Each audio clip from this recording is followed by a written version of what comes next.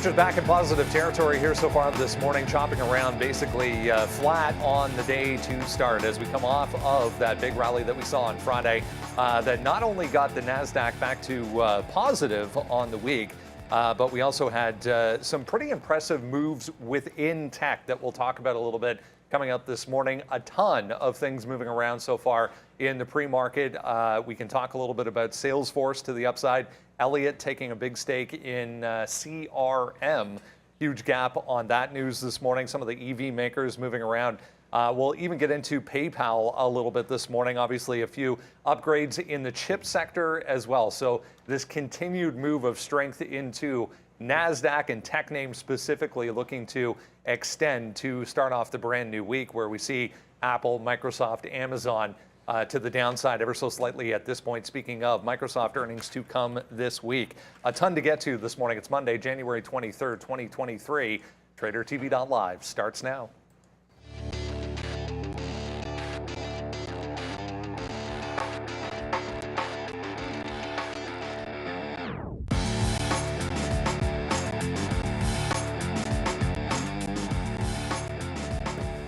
There we go. Look at, some positive numbers. Good to see here. It was all red when I sat down this morning outside of Bitcoin, holding on to 2.5% right now. 0.29 for the NASDAQ, about the same for the Dow, and the S&P 500, 0.19.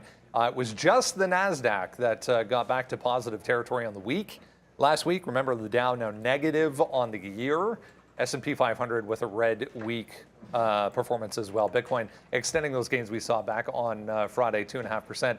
As I mentioned, going to be an interesting one setting up here so far this morning. Just having a look at some comments coming through from an ECB representative right now. We get a whole parade of Fed officials coming through this morning once again as well. Good morning, guys. Brand new week. Same old market, it looks like. The first time we got negative economic news last week, and the market actually responded somewhat negative. So back to bad news is bad news, I guess, ahead of the Fed to come in a couple of weeks here. Yeah, but there's actually, I think, a lot of good news to start the week, at least in terms of individual names that are out there. Yes, Vegemite out of here. Yeah, we don't need the Vegemite there. I don't know why it lingered there. That was a last week thing. That's a last week thing. But look, I love what's going on with a couple of names here. CRM, which we haven't talked about enough, that's definitely going to be in play today. Elliott taking a bit of a stake. I like where that's out. Every single one of the chip names looks relatively strong, with the exception of Intel that I can see. So you got some pretty key levels coming in here. Apple. Some news there. It's not super, super strong, but got a big 138 level with it. And everyone's favorite new meme stock, Wayfair, probably not, but just a plethora of upgrades on Wayfair, up 11%. You saw the rally that thing had on Friday. It's got the short interest. Now it's following through. That was much... when I looked at the daily chart on Wayfair, I was actually a little bit surprised. I didn't realize how poorly. I knew it hadn't performed well. I didn't realize how poorly it's performing. That stock could gain 25% and still be beneath its pre-pandemic support, which is pretty interesting to say the least. So suffice to say that's got room to run. I'm going to do my best not to rant. There's a lot of things I could say about the performance by the Buffalo Bills. For now, I'm just going to leave it at congrats on a great win, Cincinnati. You outcoached my Bills well, and you certainly outplayed them as well. And the Bills can look forward to next year. I'm going to try to leave it at that. Yeah. Look, I mean, at least you're looking a lot better than the Buffalo Bills did. You know, I mean, that's their thing. You got your nice little sweater on there. I told you, I remember I said earlier this year, I was like, this is setting up to be like, the problem is Joe Burrow, man, honestly. The guy's pretty much a stud there. And then yesterday, the weather wasn't... I mean, we've been to so many games like that where the weather's been so bad. And I was sitting there with my kids, and I was actually at hockey practices and things like that. And I was sitting there in the arena with it on Wi-Fi watching it there. And I was thinking about when we used to go, and it's like, you get there, the team is down, you're getting soaked, it's freezing cold. You don't want to go back to the get back to the parking lot because it's so packed there. The snow is there, and you just sit there and you watch your team like wither away. It's like, I just felt so bad. And then we got Dallas Cowboys over there as well. Like this, I was thinking like today was going to be hopefully a good day to come in and we could celebrate at least one victory. I mean, my Packers were gone a while ago, and then now we just got to wait for Philly. The thing is, though, the NFL, no surprises. It's the 1-2 and the 1-3. Yeah. And I mean, the Bills, honestly, the Bills, Chiefs, and Bengals, you can mix them up and spit one of them out. Well, I mean, except for the fact that some team, you know what? Here's the one thing I will say, and this is definitely like the smartest thing you can always think about. If you have a chance to take the #1 wide receiver potentially in all of football and put a linebacker on him, you've got to go ahead and do it. You have to do it. And you should always let him just run free and double team a dude that's sitting at the line of scrimmage. That's not a great idea. That's a garbage tight end. And when you have an opportunity to do that, that's like saying if you have an opportunity to buy GameStop when it's already up 200%, you just got to buy the top. Sometimes you got to do that. That's the Buffalo Bills philosophy right there. Huge water bottle. I'm pissed off, man. No, you're not pissed off. It's fine. There'll always be next year, then the year after that, and then the year after that. I mean, there's so many more years of Buffalo Bills football, man. And anyway, shout out to everybody out there. The Raptors got to win, and hopefully anyone, Eagles, Niners, Bengals, and Chiefs. Yeah, shout out to you guys. The Super Bowl's in Arizona. So at least you don't have to worry about going. Yeah, what are you going to do? Oh, that would have been nice. All right, Sharif, tell us your post-mortem here. It's heartbreaking, Sean. It's heartbreaking to watch that whole collapse. But they didn't play well. They didn't deserve to win. So it is what it is. But I thought we could take advantage of a young quarterback who didn't It's have so play. subdued around here today. It's like, wow. We're going to go with it. I don't know what to say. Yeah. All right, let's talk about the market. Let's get into a few things we need to know so far this morning. Here's the headline we were looking at when we sat down this morning. Elliott with a big stake. Multi-billion-dollar stake in Salesforce, so that was one positive we can touch on. Coming off a week where tech led, as we said, we got job cuts from Microsoft, Amazon, and Google. More this morning from Spotify, the latest with 6% cut to their workforce.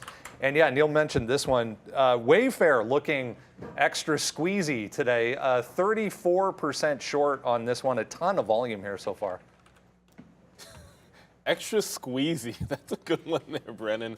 And thank you for everyone that reminds me that I look like Mr. Rogers. But I was telling Sean, I love Mr. Rogers. Yeah, so do I.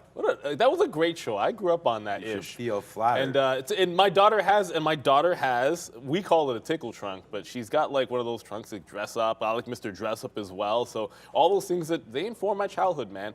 So when I can get a good cardigan on, I'm going to do so. However, when I wear a cardigan, I don't challenge the Memphis Grizzlies entire team to a fight. You know what I'm saying? Like this cardigan, I'm chilling this. Shannon Sharp's crazy.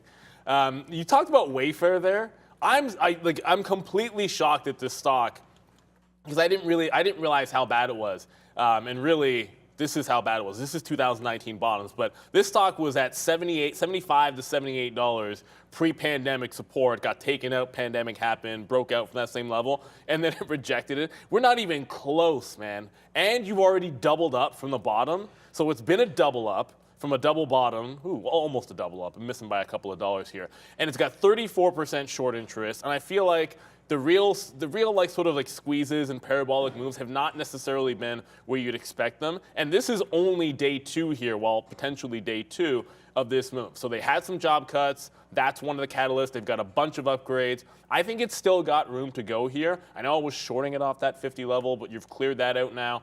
I think there's a decent chance if it can hold 50 at the open, if there's definitely room to that 55 mark, which is kind of what I'm looking for today. It's halfway there.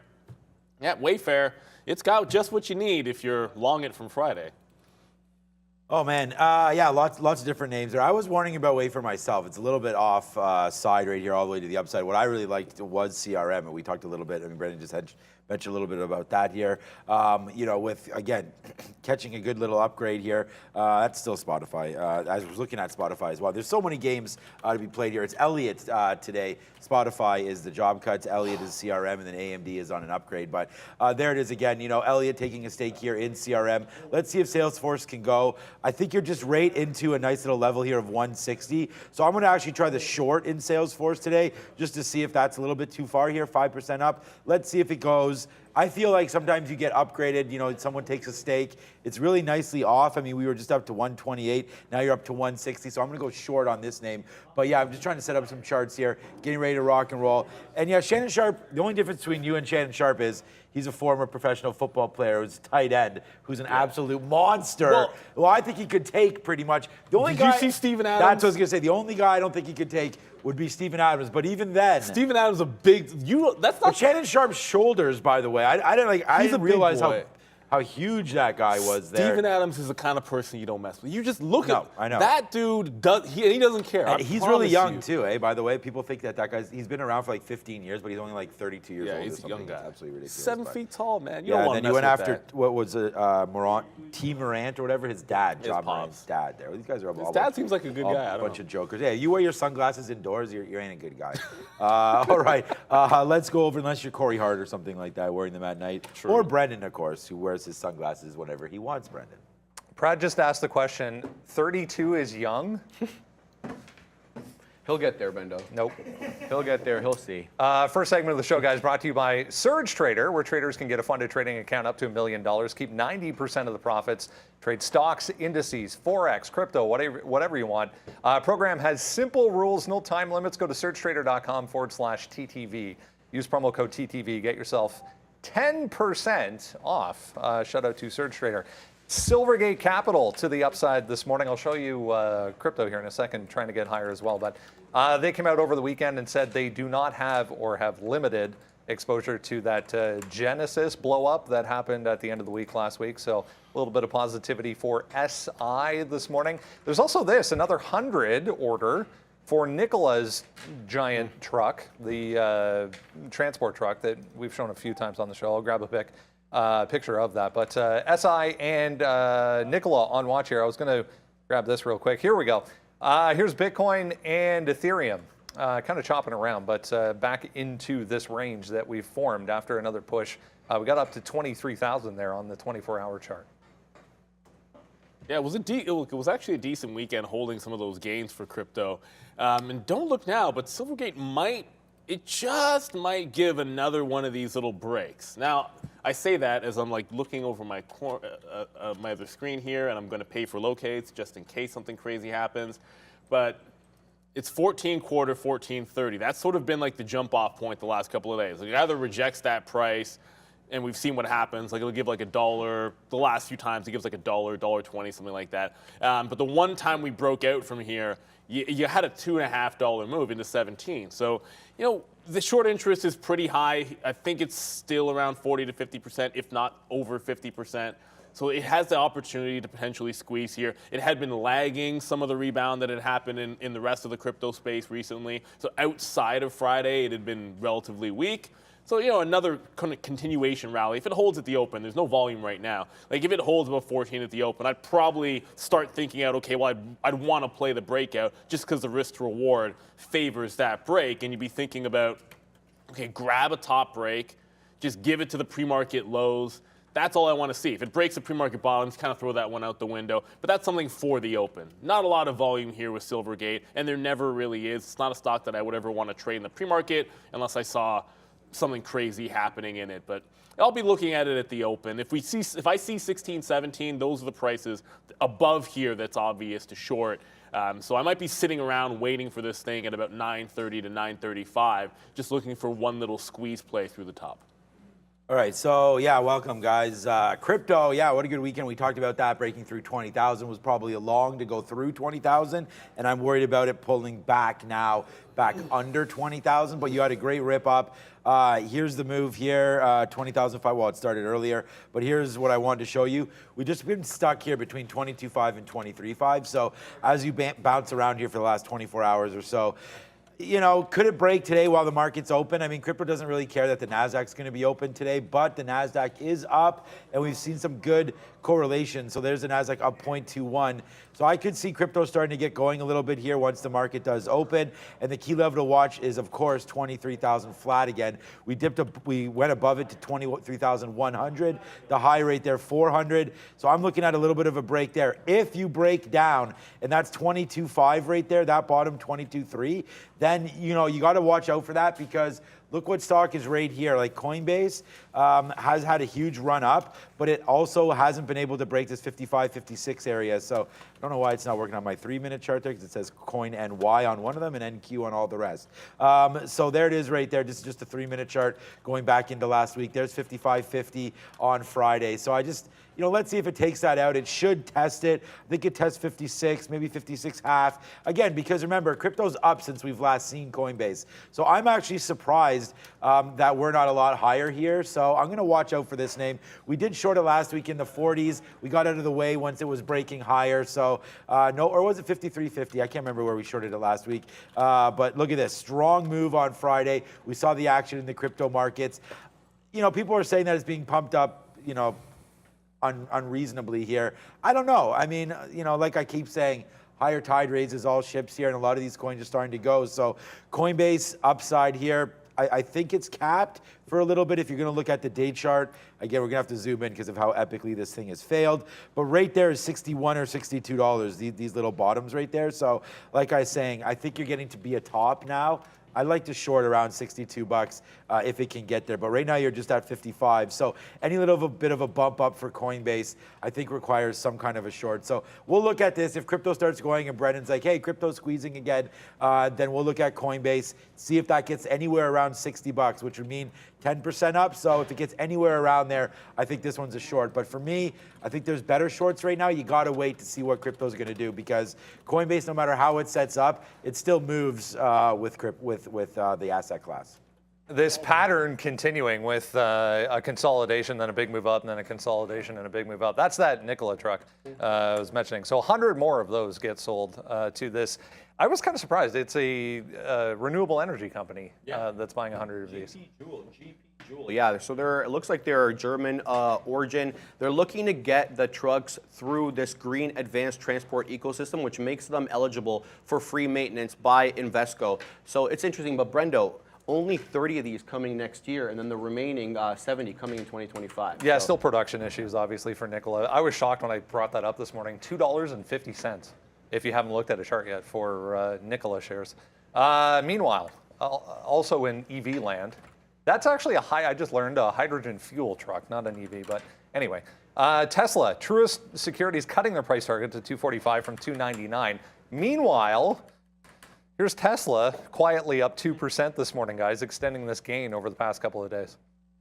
Yeah, I mean, all I'll say about Nikola's, and that one has been sort of rolling uphill for the last couple of days into a pretty key level. On the daily chart, it's like 272. It's a random price, but it's a bit of a triple top on the daily, double top going into last week. So this is set up that it could make a little bit of a breakout. I understand not a lot of people want to trade Nikola.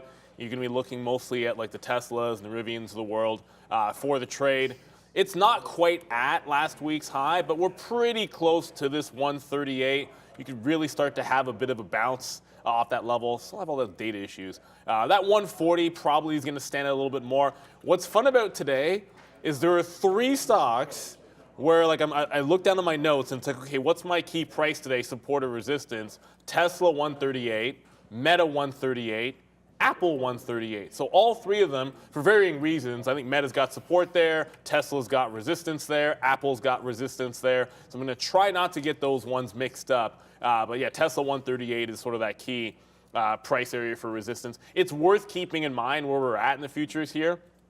Like matter of fact, we just ticked 4,000 and then pulled back a little bit. So on the ES, you do have like a pretty decent psychological level intact at that 4,000 level, which we could bounce into. That does mean if it gets rejected at the open, there's likely to be some dip buys in there. So having some resistance levels in play makes sense, and having some dip buys that I think is going to make some sense as well. I do like Meta 138. I don't really love a dip buy until we get to like 130 on Tesla, so something kind of not crazy, but this would have to go significantly red before I have a level that I would just stand in front of on Tesla. Otherwise, I'd be looking for more of a breakout style trade at 38. Yeah, we talked about last week, Tesla really getting going. I mean, that bottom of 105, 106, I mean, now you're up to 136. I was watching some traders this weekend talking all about, what's the best trade, moving forward. If you had $1 million or whatever the dollar denomination is into 2023, what stock would you buy? I don't know. Everyone's saying Tesla. And I know there's a lot of fanboys and stuff like that for Tesla, but look at the reaction that this stock's had. It's been straight to the upside here, since we've been going. Come on, like, why does my chart still stay on Coinbase over here?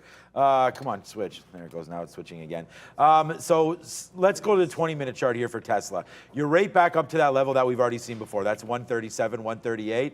So let's see if we can hold it and break it, right? This to me looks like it's setting up for a short. It's just been such a huge run upside there, as we have some bad wicks happening. But you got to watch out for 140. We're always going to talk about some key levels. This goes all the way back to mid-December where we were at 140, and then when we missed 140, that sort of cascaded it all the way down to the downside. So let's see if we can take that 140 again. I really, if you're going to get super aggressive, then maybe you're going to look at this 138 right here, which I don't think is that aggressive. I just wonder, with the market kind of flat here today, bouncing around, now you're only up 0.13.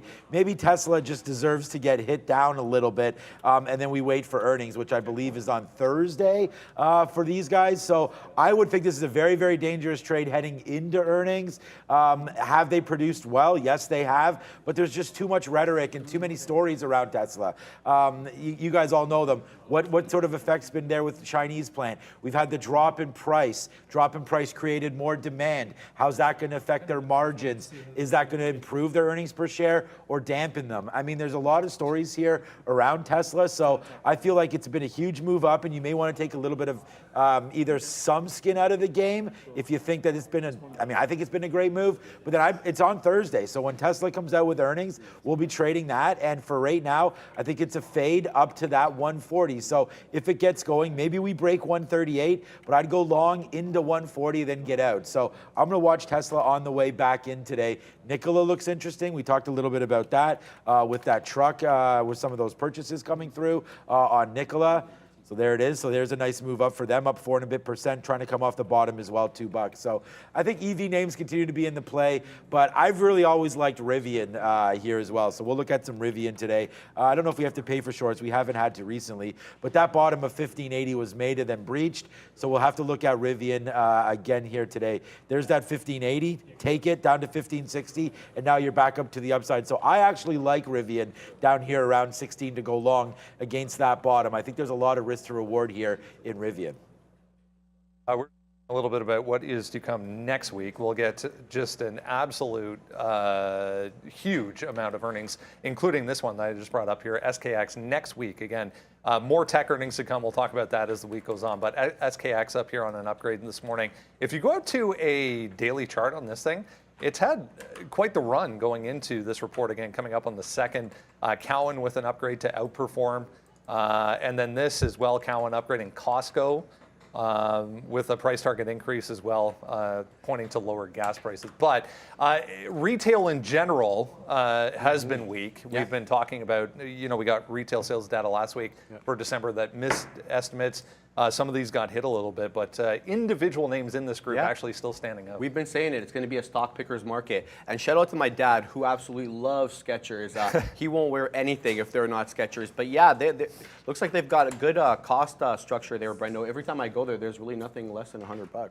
Yeah, retail earnings, guys, going to get into full swing coming up over the next couple of weeks and into February. But more and more of these looking a little bit better, it seems.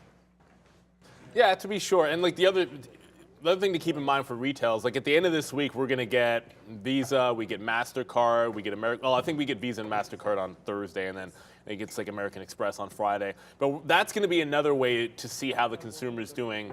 And the reaction, generally speaking, sometimes you have a bad report and then the strength of a stock tells you something. And so that was kind of the case with Nordstrom's and sort of, Nordstrom's last week had a bad report and they went to the upside and recovered. Macy's took that gap down in stride. So did Gap. Like, all of these names kind of bounced pretty strongly with the market despite some poor news in the retail space. Now, I'm still primarily looking at Macy's. I'd much rather, after sort of trying to short this off to that 23 level and getting in way too early on Friday, I'd almost rather this thing just start breaking out from here And then that way you're playing, whoops, why is that still on Costco? And then you'd be playing the long sort of off of that breakout, kind of into some new territory on the daily chart. Like that would be a pretty strong look for Macy's if it could climb above 23, start taking out 24. There's just so much room for it to run. It's got a little bit of short interest in there. However, it hasn't broken away from that 23. So if it fails it at the open, I might be looking back toward this name. It's not the first place I want to go with the experience that happened on Friday, but it's still the right price level on Macy's at 23. It's the retailer I'm looking for to potentially trade. I'm definitely geared up for when we do get the major credit card names at the end of this week. I think that's going to be a gigantic bellwether for this market. We'll see if they can hold. Let's see if those stocks could actually rally if they don't have potentially good reports. We saw some of the banks able to rally on marginal reports, at least a couple of them anyways. Can they do the same thing is going to be a bit of a key. But Macy's in that 23. I don't think we're done with it yet. All right. Yeah, look, we traded Macy's as well on Friday. They're thinking that off Nordstrom's, it would have been the other way, but Nordstrom's actually went upside. So Macy's a problem. But look, we're going to stick with Amazon.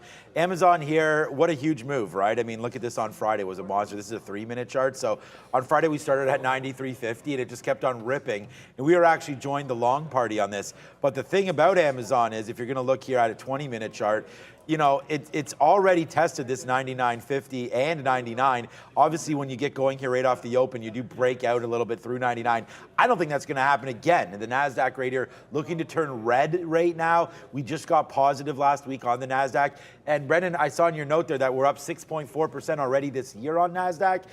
So I think we got to wait for Amazon earnings and all these names to come in. And until then, I just don't think we're breaking any huge levels on pretty much any of these tech names until you get those earnings reports. Unless, you know, you get like CRM, you have individual stories. But for me, I really like this top here of 99, 99.50 on Amazon. So I'm going to be looking short right around here to see what happens for this move down. So I'm going to be sitting here short Amazon. Right now, I have the orders in at 98.50, 99. So anything up here, we're going to go short. If it breaks 99.50, then we're going to get out and regroup that at $100. I don't think Amazon gets up there. If by any chance it does, we've got the 50 period here. We've got the 200 down here. We're coming into that. We've got VWAP right here, and we're doing decent volume, almost 1 million shares. So for me, I really think Amazon is topped out where we reached on Friday right at the close. So which is over here, $97. It's a big move up, and then you're fading it out. So what a great move for Amazon. I think we probably settle somewhere around 97, and then you break that, then it's like, see ya. But again, I don't want to hit the short on these names until I see what the NASDAQ's going to do. So we're trying to be patient. We've talked a little bit about that on our trades of the day. And as the show goes on, again, thank you for watching. Hit that subscribe button. There's already some great ideas here in the chat this morning. People want to talk about Hellbiz and some of these other names. So join the chat, become a subscriber. But right now, yeah, 97 right here is what I'm looking at, possibly to pick something up on the long side. But I'm looking now short. The market's sort of starting to make lower highs here as we go. So let's see if we bounce off the 50 period again. But right now I have an order to go short Amazon near this high. So as far as retail is concerned, I'm looking at Amazon. Did the air conditioning just kick in here again or something? It's only -3 here today. So we're getting ready to rock and roll. Thanks for joining us. It's going to be another big day with only 33 minutes now. It's about to say 23 minutes until we get my favorite part of the week started, the market open. All right, quick look here at some other analyst moves. There's a ton of analyst moves so far this morning. We'll get into this one a little bit further. It's worth noting, though, positive on AMD, positive on NVIDIA as well this morning. AMD with the actual upgrade, though. Qualcomm here, Shopify. There's Spotify as well. Skyworks on here. There's a mat to the downside. CrowdStrike and First Energy, to name a few. I'm glad you pointed out the Shopify one. I kind of missed that one on Shopify, but Qualcomm is going to get interesting. It's finally at that level where, look, it's not 130, but like 128.5 has just been a brick wall on Qualcomm the last little bit. And when I say we're going to get there today, I mean, we're pretty close, and it wouldn't take much of an up move, just a couple of dollars for it to get into that big resistance level. And it's beneath that 200 period moving average as well, which is just above that 130 mark. So I look at that level and say, okay, well, it probably makes sense to be short in front of that. If it wants to break out, you've still got overhead resistance at 130, and then on on top of that, you've got the 200-period moving average. So I'm kind of looking at Qualcomm for that. The rest of the chip space is, look, it's obviously really strong there. You mentioned AMD. I was looking at NVIDIA mostly because, like, it's just done that thing where it gaps above a big resistance point, like at 178 here, and then it's kind of trying to break out at 180. So you look at it at the top of the range. The last time it did this, I'm not going to forget, it broke 180. We spent like 1 day above it, and there was a hard rejection of the same price area. So if it holds 180, I guess, it's an obvious sort of long above that 180 mark. But beneath that 180, maybe it's another rejection of the same price area. I just saw the poll right now, and just a reminder, you heard Sean talk about subscribing. If you want to participate in the chat, ask us questions, or talk amongst everybody, generate those ideas, you actually have to be a subscriber to engage in the chat. So take a second, hit the subscribe. What earnings am I most excited for this week? As tempting as it would be to just click on Intel, I'm gonna click on Microsoft right here. I know everyone likes Tesla, but Microsoft in particular, everyone's sort of baked in, and we're going to talk big tech at some point, but everyone sort of seems like they've baked in some downgrades or some poor performance for Azure. And I want to see if they're able to, when you have the bar set a little bit lower, are they able to climb over that bar? That's going to be a big step for Microsoft. They're at a major level right around this 241 area right now as we speak, and I can show you that one on the chart. Just sort of popping to it. You're at the 50-period moving average. You've been trying to break out from here and finding all kinds of resistance up at that 40 to 42 level. Smack dab in the middle is where we're at 41. So, I'm leaning, thinking short in front of that number. It's just been a big resistance level. It hasn't been able to run away from it. But these earnings, I think, are going to be the most key for the overall market anyways. Yeah, look, welcome to the show one more time. We do have our watch list down. We do have the sticky note out. And right here, the number, well, it's not the number. We have 4 names on here. And they're all pretty obvious today. AMD, Spotify, CRM, and then Microsoft. Obviously, I already put on here an hour ago earnings this week. So for me, it's definitely Microsoft is the #1 name that I'm excited for this week. We're going to see it's above 240 now. So let's see if it breaks that 240.25. That's going to be a level here. Nothing like getting French fries at 9 a.m. at the arena there on... We just got long AMD, by the way. Nothing wrong with getting, French fries this early. And then what a sick arena it was this little barn there. But check out Microsoft. Check out my Twitter and my Instagram as we go. We are now long AMD. Came all the way down to this 71.50 right there. So we actually grabbed the long at 71.65. We talked about that on the list. Right now, I just... good move to the upside today. Obviously, it catches that upgrade. We talked about that with Barclays right now, but then there's the fade back in. So we're going to have to watch out and maybe take something out here if it does get back up through 76. There it is. It's a nice move. We'll take a little bit off right there as it's trying to get into the 80s, which is, again, hopefully going to be pretty good for us. We're already I have a little bit more shares here than I would like at this time of day, so we'll make sure that we just keep on getting them out over and over and over again. So there's another buy. And why did we dip by this level? First of all, 71.50. It was the pre-market bottom right there. So it did come in. We're taking out, I'm already out of 1/3 right there. When it goes up there, we can take 20 cents. We're doing that in the pre-market right now. So Microsoft right now extended. There's news on Microsoft. Yeah, OpenAI, ChatGPT right now, GBT opened, extended the partnership. So extended partnership, they are probably going to buy this thing out. So it's a nice move up, but it's not, who really cares about that? Well, we're going to wait to see though, but it's going to break right now. That's my high if it breaks it, by the way, 242.25. So we also have a bid in to take that out. So I don't know, I guess it didn't fill here in the pre-market, so good thing. 242.25. Let's wait now on news for that break, but there it goes right now. Maybe we'll test a little bit, but look at the spread. It's a little too large right now for Microsoft, but that is what it is. Brendan can confirm it. Microsoft and OpenAI extending their partnership. So nice little move to the upside right here. We're not long, though, on that break as we have it on the sticky note. We're long AMD instead here. Yeah, no details on that extension of said partnership yet, but I'll let you know as soon as they come through here. There's also a note on DWAC, guys. Trump looking to ditch his own social media site, according to Rolling Stone. Doesn't want to re-up the exclusivity agreement with social media site Truth Social. So watch DWAC there. Here's a quick look at how things over in Europe are shaping up so far this morning. Mostly positive across the board. Italy lagging a little bit, 0.25% to the downside. Let's get Arun in here, get a check of the overall market, and see how things are shaping up as far as futures. Holding on to positive territory, Arun, but we're still kind of working our way into this back and forth zone for the S&P. Yeah, we're just continuing kind of what was left off from Friday, which is the continuation of the trend, I guess. We went sideways, so this looks like it's pegged, it's ready to go for a move back up. The only thing I would hesitate on is north of 4,000 into 4020. There's some resistance. Now, this is going back to the day that we fell down on the 17th or 18th. The 18th, when we cleared through that 95 area, right above it, from 95 all the way up into 10, that's where we kept bouncing off of before we broke through the bottom. That was the low, right? So going above 4,000 now, there should be some previous resistance or previous support that should act as resistance. So this 4,000 break, I'd be kind of slow playing this a little bit just to see if we are actually going to break this and we are actually going to grind through that resistance level and continue this rally to the upside.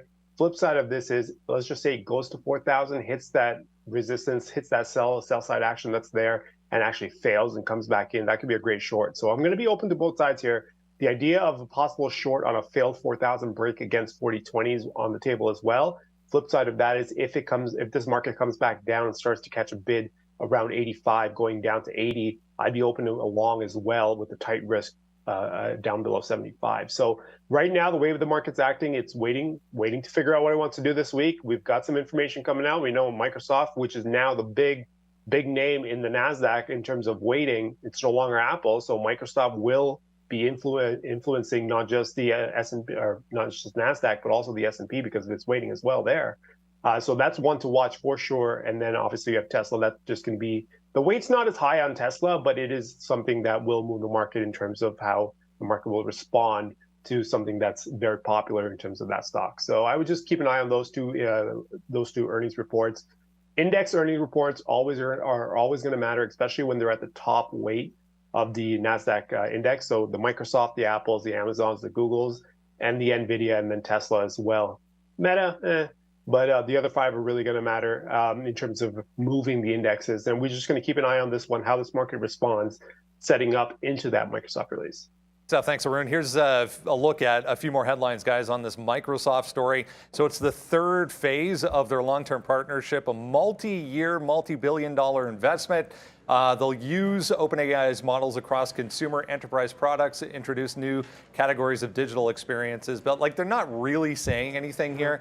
Multi-billion-dollar, multi-year investment, however, from Microsoft into OpenAI. Remember, OpenAI and ChatGPT already using Azure as their cloud provider. So yeah, third phase apparently underway for the combination between OpenAI, ChatGPT, and Microsoft. Let's get into everything else you need to know here as we head towards the open. That's the link to the watch list. We'll get it up in a sec. If you haven't done so already, make sure you grab that every single morning before we join you at 8:30 then. It's absolutely free. All you need is an email address. We'll kick things off this morning with a look at some of the chip makers. It was AMD, it was Barclays, I should say, on both AMD and NVIDIA this morning. AMD with the upgrade, NVIDIA with the price target increase, but chips we saw at the end of last week, pretty strong. Yeah, AMAT catching a downgrade, funny enough. But yeah, the chip sector, been bullish on the chip sector for a while. Looks like, I was talking about this last week, AMAT up 6% the final half of 2022, although it was down 34% year over year at that point, Brendo. So it looks like we're, catching a little bit. Yeah, some of the chips coming next week for earnings, and then we got to wait till the middle of February for the likes of NVIDIA to come through, guys.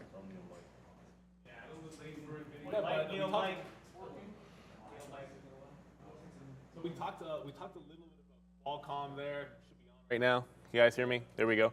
Qualcomm, I like it for resistance. It's a good level on the daily chart. And then mentioned NVIDIA as well, that 180 level. It's kind of holding forward above here. And I definitely think that if you can hold 180, it's definitely got room to run. But if you don't hold 180, like I was sort of saying there, if you were paying attention 5-10 minutes ago, I think you have room to make another one of these sort of pullbacks off this same price area that NVIDIA's seen. So we have to see it hold that open. It's a gigantic gap to be filled. I didn't say this, but I did say this, that all of the names were strong with one exception, and they report at the end of this week. Intel's basically flat on the day, so it's still relatively weak. The only problem with me sort of trading it here is it's in the definition of no man's land today for me on Intel. Unfortunate, but unless it gets up into like the 30s, which I think is sort of an obvious fade in the low 30s, or down toward that 28 level, the 29 just hasn't seemed to. It has not been that good of a level since it broke on Wednesday of last week. It's been okay it was okay for resistance one day. It was completely meaningless on Friday. So as far as Intel goes, I traded almost every single day. Today might not be one of those days. Nvidia far more interesting. Qualcomm I mentioned as well. And then I'll throw one more at you, and that's Micron. Micron, not super strong in terms of percent gain with the rest of the group. However, it has broken away from this 58.5 level. Finally, it's had that as resistance for the last couple of weeks. Room to the 200 period, room to 60 bucks obviously as well. So this one is set up pretty solidly for potential breakout style trade with a couple of levels overhead. I do prefer buying the dip just given where we're at in the futures and it looking like we're coming back in. And I'm just looking right back at this 58 to 58.5 area. Doesn't do a ton of pre-market volume, but it also isn't as violent. Typically speaking, it isn't as violent off of the open as some of the other chip names. I'm actually just going to get out there on the bid in front of Micron. I just like this one setting up for this breakout for the last little while here. Let's see if it can actually follow through today. All right, so AMD, as far as chips are concerned, is the #1 name on my list there. We were excited. We tweeted it out earlier this morning when we asked all you guys, like, you know, what are you guys looking to trade and so on and so forth there. I was all over AMD, and I think it's going to be a good trade. Let me see what else other people said here this morning. So one of my favorite trades today, up 2%, is AMD. Now it's up 2.5%. What are we all looking forward to trade? Well, there's tons of ideas on here, man. People want to talk about Tesla, JBHT, SOXL, and SOXS. Very, very good point there. Why not trade some of the ETFs to go with that, right? You have CRM here, Tesla. So thank you so much for all the ideas. And that's what we're talking about. Follow us all on Twitter, on Facebook, not on Facebook, on Instagram. I'm the only one with the Instagram right now. But, you know, follow us all and get some ideas. And thank you so much for those. But here's AMD. What I talked about on the sticky note again was just how strong this name was Friday. It just kept on going to the upside there. And it wasn't like a huge range. It was just 68 to 70, but still, $2 is decent. And we ended at the highs, and now today you're getting some upgrades. So coming into some earnings, we did get long, and we're out of half now. We got another 75 when we broke back down. But I like this name back down here to 70. I just don't want to have too many shares, especially, so I'm actually going to go a little bit lower now that I have these shares. I do have another bid down here at 71.25-ish, right near this 200 period. And then let's just see what happens at 70. But I really do like a break also of the high here of 72.25. So, you know, a few things are going to happen. Let's see if we can get into these names. But we do buy the pre-market bottom here dip on AMD on the Barclays upgrade. So it's up 2%. We know it can get going a lot more. Look, the NASDAQ is falling down and just going to turn red right now. So the fact that the fact that AMD is still holding up on the high side tells me that we probably have the right name here, but we are going to lighten up, and we do expect it to fall down just a little bit here with this NASDAQ about to turn red. So I'm going to try to be very, very careful and watch out what we're doing here on AMD. I might, in fact, actually get out of some more right now, as I don't really like this action that we're seeing here on a retracement back down to Redsville here on the NASDAQ. All right, let's go to Wayfair here, up 11.5% on, I think it was almost 6 times relative volume. In the pre-market, we were discussing that with Michael Noss from Trade Ideas back on Friday. Nice look after a huge move on Friday, if you remember as well. There's a short interest on this, 34%. There's all kinds of retail interest as a result. And then we get this morning. JP Morgan, a very rare double upgrade on W shares, going to overweight from underweight. Add that on top of about 4 or 5 additional price target increases from other analysts. Somebody know something here, or what's going on? I guess. Well, it's cost-cutting measures. That's been really sexy lately. That's what analysts want to see. They cut 10% of their workforce, 1,750 employees. That's in addition to the 870 that they eliminated back in August. But it looks like analysts are still looking for further signals of revenue and customer count stabilization, Brendo, before they're willing to kind of, you know, look a little bit further down the road. Yeah, daily chart actually looking better on a higher time frame for this thing, but 2-3 days in a row here, guys, back above 50 and holding nicely. Yeah, look, for a name like this, I'd have at least a little bit of caution with regards to a bunch of analysts upgrading it a day after it went like meme crazy and sort of spiked up. It was a Friday. Obviously, you understand that there's going to have a little extra volatility when options are expiring, and it's got that heavy short float. So, and then on top of that, then you get the upgrades coming after that. I'm a little bit skeptical, but when you're just playing price action, you want to go with the momentum until you realize it's broken. I'm looking at the 58 level and the 200 period moving average before I think about shorts that are above the $50 mark. 55 will sit out there as like a psychological level. So if it's above 50, I don't mind buying dips in here. It's kind of floating in the middle of no man's land. So either it starts going, breaks out the top, and maybe just work some kind of a long above 53, or just wait around to see if it actually dips down into $50, and you can take an easier long with an obvious out just beneath that level. So that'll be my first look on Wayfair. It's a pure momentum style play. It didn't halt, so it was a very orderly move to the upside on Friday. I kind of expect a little bit of the same thing. As crazy as a move as it wasn't really one of those like GameStop or Bed Bath & Beyond type rallies where you're into a couple of halts sometimes. So there's lots of liquidity to be had over in Wayfair. So I'll be looking to try grab a dip at $50. If it can't hold that level, forget about it. 58 would be the place I'd short. Yeah, I'm going to. Yeah, 58. Yeah, all the way up there, fine. I don't want to use the word short on this name yet today. It can get going. We talked about the short interest. They're involved in this name. I just think we dip back down to the $50. If we can look at that, that'd be fantastic. I was going to say 52, which kind of sucks because that was a level that just touched down to, but I just don't want to be involved yet. It's still done a million shares today, which is very, very decent. $51 has been that nice little bottom there. So I think if you're going to go long, you might want to test it around 51. I haven't traded this name in a very, very long time, so I do understand, obviously, that it's breaking out to the upside here, but I'm going to stay away from Wayfair until we get down to 50, 51, and then have a look at that. I love the scream through 53, though, but if this market starts to go back to the upside and this goes, I'm obviously going to have other names long. As you already know, we're already in the AMD long, taking some profit there. But yeah, I like a 53 long break here on Wayfair. Just get it going, man. Get this going to the upside. Did you show the short interest, or you just mentioned it? I mentioned it. I don't know if I just see what's been updated here a little bit. 35% with trade ideas here on their float. So 35% short there. You can see 34% rate there with a small market cap of just 5 billion, 5.6 billion. So let's see. Pre-market earnings Feb 23rd. So we got a little while before their earnings day comes through. But yeah, why not take the shot here at a possible breakthrough, $53, and then we'll see if we can get that. So that's a level that I like, 53 here on Wayfair to break the long, or a dip buy, probably starting at 51, but not holding it through 50. So I think there are some awesome opportunities here.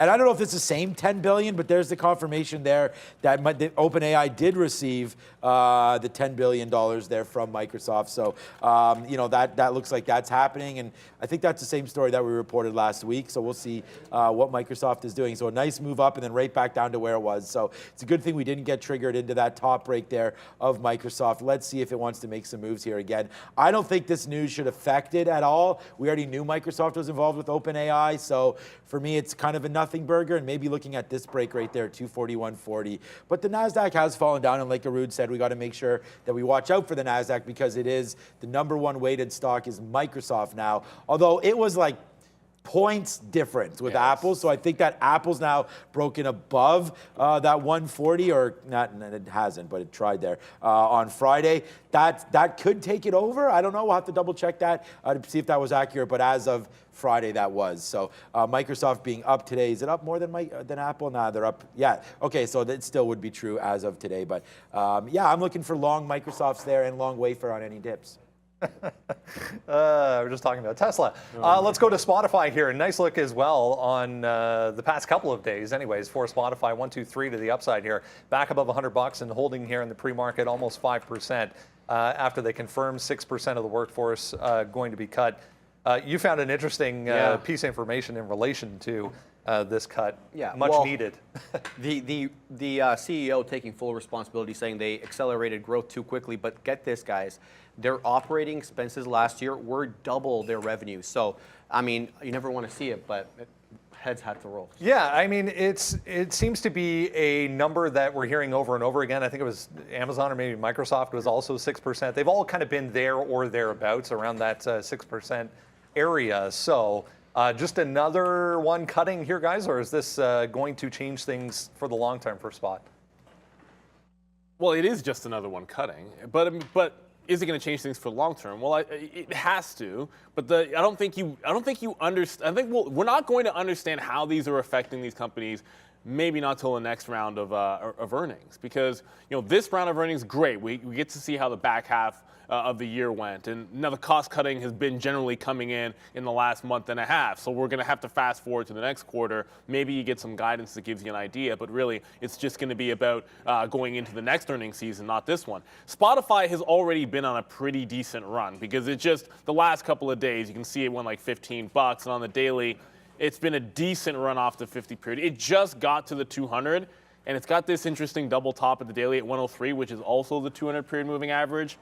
Like the first thing I see when I get a big gap up, the market's kind of at some pretty key resistance levels, and then you're right at the 50 period sort of gapping through on light volume.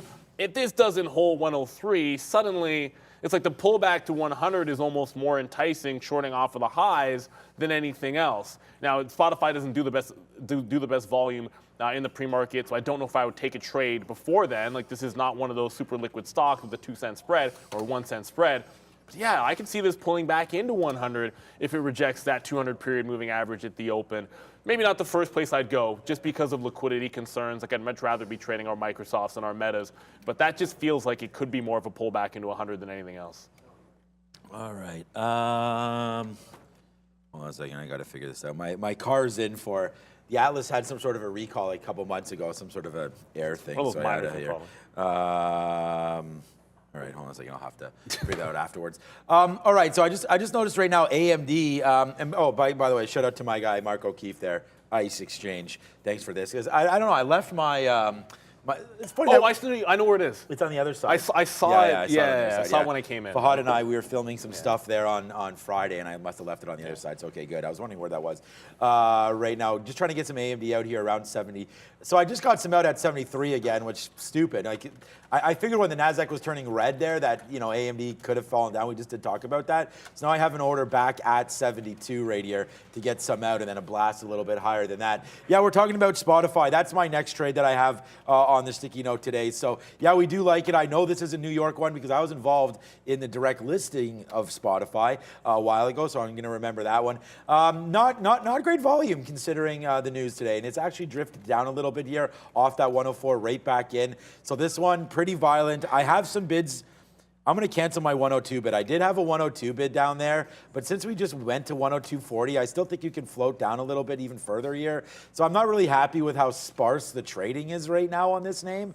So I'm going to wait for it. I mean, if we come down, always watch out for 100 breaking. I'm going to wait for Spotify. Now that I talk about it, you can see it's starting to go back up to the upside. It has nothing to do with me. It's just saying that it was just out, like just showing how crazy it is. You just could have got a 102.50 print, and then right there, it just printed 10. Now it's printing 103.50s. So, back and forth $1. Too risky for me right now. But you got to love the 100 level. You got to love the job cuts. I don't love the job cuts. I hate trading companies when all you're reading every day is job cuts.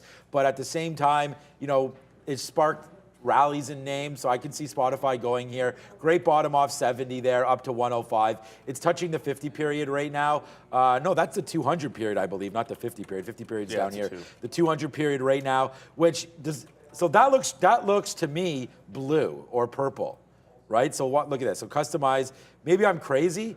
Is this not green? What the hell? Right there, 200 period green. What the hell? And then when I go like this, I go apply, and I go like that, and then this is the color that it shows up. So I'm gonna have to figure that out because that's, I don't know, but maybe it's just mine works though. Yeah, I'm gonna have to figure that out. So I don't know, but anyways, I like Spotify here. I like it at $100. I'm just not sure about sort of what's going on here with some of these candles and just how sort of. Not violent, but it's kind of been all over the place here. So let's let it open up, get some real volume in. I mean, you're going to take 20 or 30 shares, fine, but even then, do you want this to drop down? You're long at 103, and then it drops down. You have 30 shares, drops down to 100. It's still a $100 hit for no reason. Let's let it settle down, and if we can get it, we can get it. AMD's really cruising. We're doing really well on that one. So here into the imbalances. I'm good, thanks. 120. I would love one. Thank you, Randy. I was just saying to Branko, I was like, wow, I need to get woken waking up here a little bit. We will, though. Trust me, at 9:30, the market will wake my ass up. 120 right now on Shopify for the bid size. Not huge, but not paltry either. It's like the 10th, 7th or 8th biggest one right here. So we'll watch out for that, but nothing exciting yet. We're going to wait until the NASDAQ comes through in just about a minute and a half, and then we'll start to rock and roll here. Oh, AMD just bounced off 72. Oh, where did that go? I'm at 97. We had a 90. What was the best print there? 96s, 92s? Oh, there was a 97. We missed it. That's okay. We'll wait to see here as AMD. I'm pretty sure we'll get that 72. Market's starting to get back up to the upside here and try to take the 50 period. So let's go, man. Only 4 minutes left, and we're only at big tech along. Oh, yes, boy. it is. Let's get into that. A ton to know, a ton to understand as far as big tech is concerned this week. We talked about the Microsoft news there this morning. Earnings to come from them coming up this week. Here's a few other headlines to digest. Amazon was the strongest when I sat down this morning. They've officially, now there was rumblings of this happening going back to the end of last week. They've officially launched a dedicated air cargo service in India as of today. That gained a couple of positive analyst notes this morning for Amazon as well. Here's Tesla coming Thursday, I believe, for Tesla. Truist cutting their price target, as we said, but Tesla is strong today. The India trade minister, meanwhile, saying Apple now targeting 25% production of iPhones in India. That's up from a prior 5 to 7% estimate. So a huge increase there going from China over to India for Apple. And then Citigroup with a price target increase for Netflix as well. Another one, Sharif, that you were liking. Yeah, it has nothing to do with the fact that they may want to buy the dip, Brendo, right? So No. We wouldn't be so cynical. I'll take a little bit of a different view on this. Brendo giving you the headlines with respect to some of the big tech earnings coming up. I'm looking at it more from a technical side. If you come to my chart, basically, you saw Michael Noss talk about this. I've been talking about this ad nauseum as well. I'm looking for the breakout and a hold over this resistance level and then to make a new high. Where do we make a new high? I think above that 4,100, maybe 4,110. We do that, we have a higher low, we have a higher high, and we're cooking. A ton to digest in this group this morning, guys. Netflix setting up here pretty nicely, but so are Apple and Microsoft as well, as we said. Yeah, well, we talked about Microsoft. That's always the problem. Already, but I'm going to get on the bit of Meta 128. So 128, 138. That's the level on Meta. I just threw it out there. It's not the only stock where 138 is going to be a key price. We talked about Apple in India. 138 has been a bit of a resistance zone for the stock. Last week, it was able to sort of breach it, get like 50 cents, and then reject. You got there on Friday. This is setting up pretty well. If it breaks out from here, I think it can drag the market with it. This is the one that's almost like the litmus test for the market. Meta's already gone like $1. I want to see if I can catch that on the bit. I don't want to be chasing this. Netflix was so disappointing in terms of its trade on earnings because it ended up being an inside day. However, it held the breakout at the mid-30s, and now you're just sort of lining up. You have a triple top up here, or a double top, however you want to call it, to try and make that next move into 350. It's a pretty good setup for Netflix on a 344-ish break. I actually think Disney is just as interesting off the 102 area because that's got a good breakout going on the daily chart. But I'm much more interested in Meta today off the 138 level. We're already looking at some NVIDIA as well. I don't want to extend too far. And then Microsoft, this one gets so interesting because we just, on that OpenAI news, you wicked the top, rejected that 242 plane that we're looking at, and you're right back at that 241. So this level's just as important, actually doubly important now, because on positive news, you found that resistance in that zone at that 42. If it gets taken out at the open, Microsoft's got a ton of room to run. If it completely rejects it, then what you've got is an ultimate wick high and then a rejection to the bottom. So this is going to be real key at the open here. I don't want to diddle with the 41 level at the open. You're just likely to get rinsed, washed back and forth. So no need to get caught up going long off of 41. Let it carry that 42 level before I think about getting into a long trade on Microsoft. All right, Microsoft again, one of the 4 names that we have on the list here, and I'm already long into AMD, as AMD right now is a 50-cent winner right now, so let's go. There's AMD, there's the break. Obviously, I'm going to look back and be like, oh, man, why do we only have less than half of what we have right now? AMD already a 70-cent winner out the gate right now on AMD. I mean, sticky note, man. I mean, you guys gotta look at that. If you're not yet, please do that ASAP. We're at 72.40 right now, looking to get a piece out here on AMD as it's climbing with only 2 minutes to go. I'm not gonna go over too many stocks right now. Let's just look up. You already know what's good. Microsoft at 240 is something that I'm waiting for. Let's take a look at this. Shopify, a lot of that's not Shopify. Shopify right there. A lot of traders want to trade that. Scared me there. I'm long Shopify. I better not be a penny stock yet. There's Shopify on here. Hellbiz with a big sell for Hellbiz. That's up to 30 cents. So I don't know, man. I saw a lot of people in the chat saying they want to get this thing back down to 20. So do I. That'd be a great buy if that got down there. There's CRM with a bid as well. So I have a 160 short. We're waiting for that to come in. Don't know if that will be the case there. But that's all that's on here right now. So it's just over a minute to go right now. We do have some high takes happening right there. That's 157. Bring CRM back in. We have that 160 top. Microsoft on a little bit of a bump. I thought we were around. Yeah, so not much there. AMD is really the one that shot up. So we're close to half our day goal already on AMD. So that was just stupid there, that trade. Microsoft, AMD, Spotify was the other one. Quick look at that. We thought volume might pick up into Spotify. Yeah, back down. Okay, so good. So look at that spread, guys. $1. No, thank you. I'm just really worried about AMD. Other than that, not much else, as that's the only name I'm in. And then Amazon on any fade. We talked about that, but that's going to have to get up here back to 98. All right, man. Neil, it's only 20 seconds to go. Let's rock and roll. I see Fahad. He's getting the mallet out. It's Monday. It's going to be a great start to the week. Got tons of earnings here. We got Microsoft later this week. We get Tesla on Tuesday. We got not the banks, but we get the credit card names coming on Thursday and Friday. So it's going to be a wild one. Let's get this party started. Fahad in 5, 4, 3, 2, and ring it, brother. All right, let's go. Thank you for watching again, man. Hit the like button, hit the subscribe, hit all of that. And hopefully you'll like the show that we're about to put on for you right now. We're trading real money, real time here. So let's get going. Nice out there. We did get that. We got 72.40. We told you we were sitting there. There it is. Nice little win to start the day there on AMD. But we got to get some more shares. Let's go. Yeah, when AMD went to the upside, note that we didn't get any break on NVIDIA, so it's still challenging that 180 level. If it can't hold this, I think it's a bit of a more of a retrace through that to 178. Looks like it wants to take out the bottom. I do want to get to Wayfair in a second because Wayfair is already at 55. Whoa. So it's gone.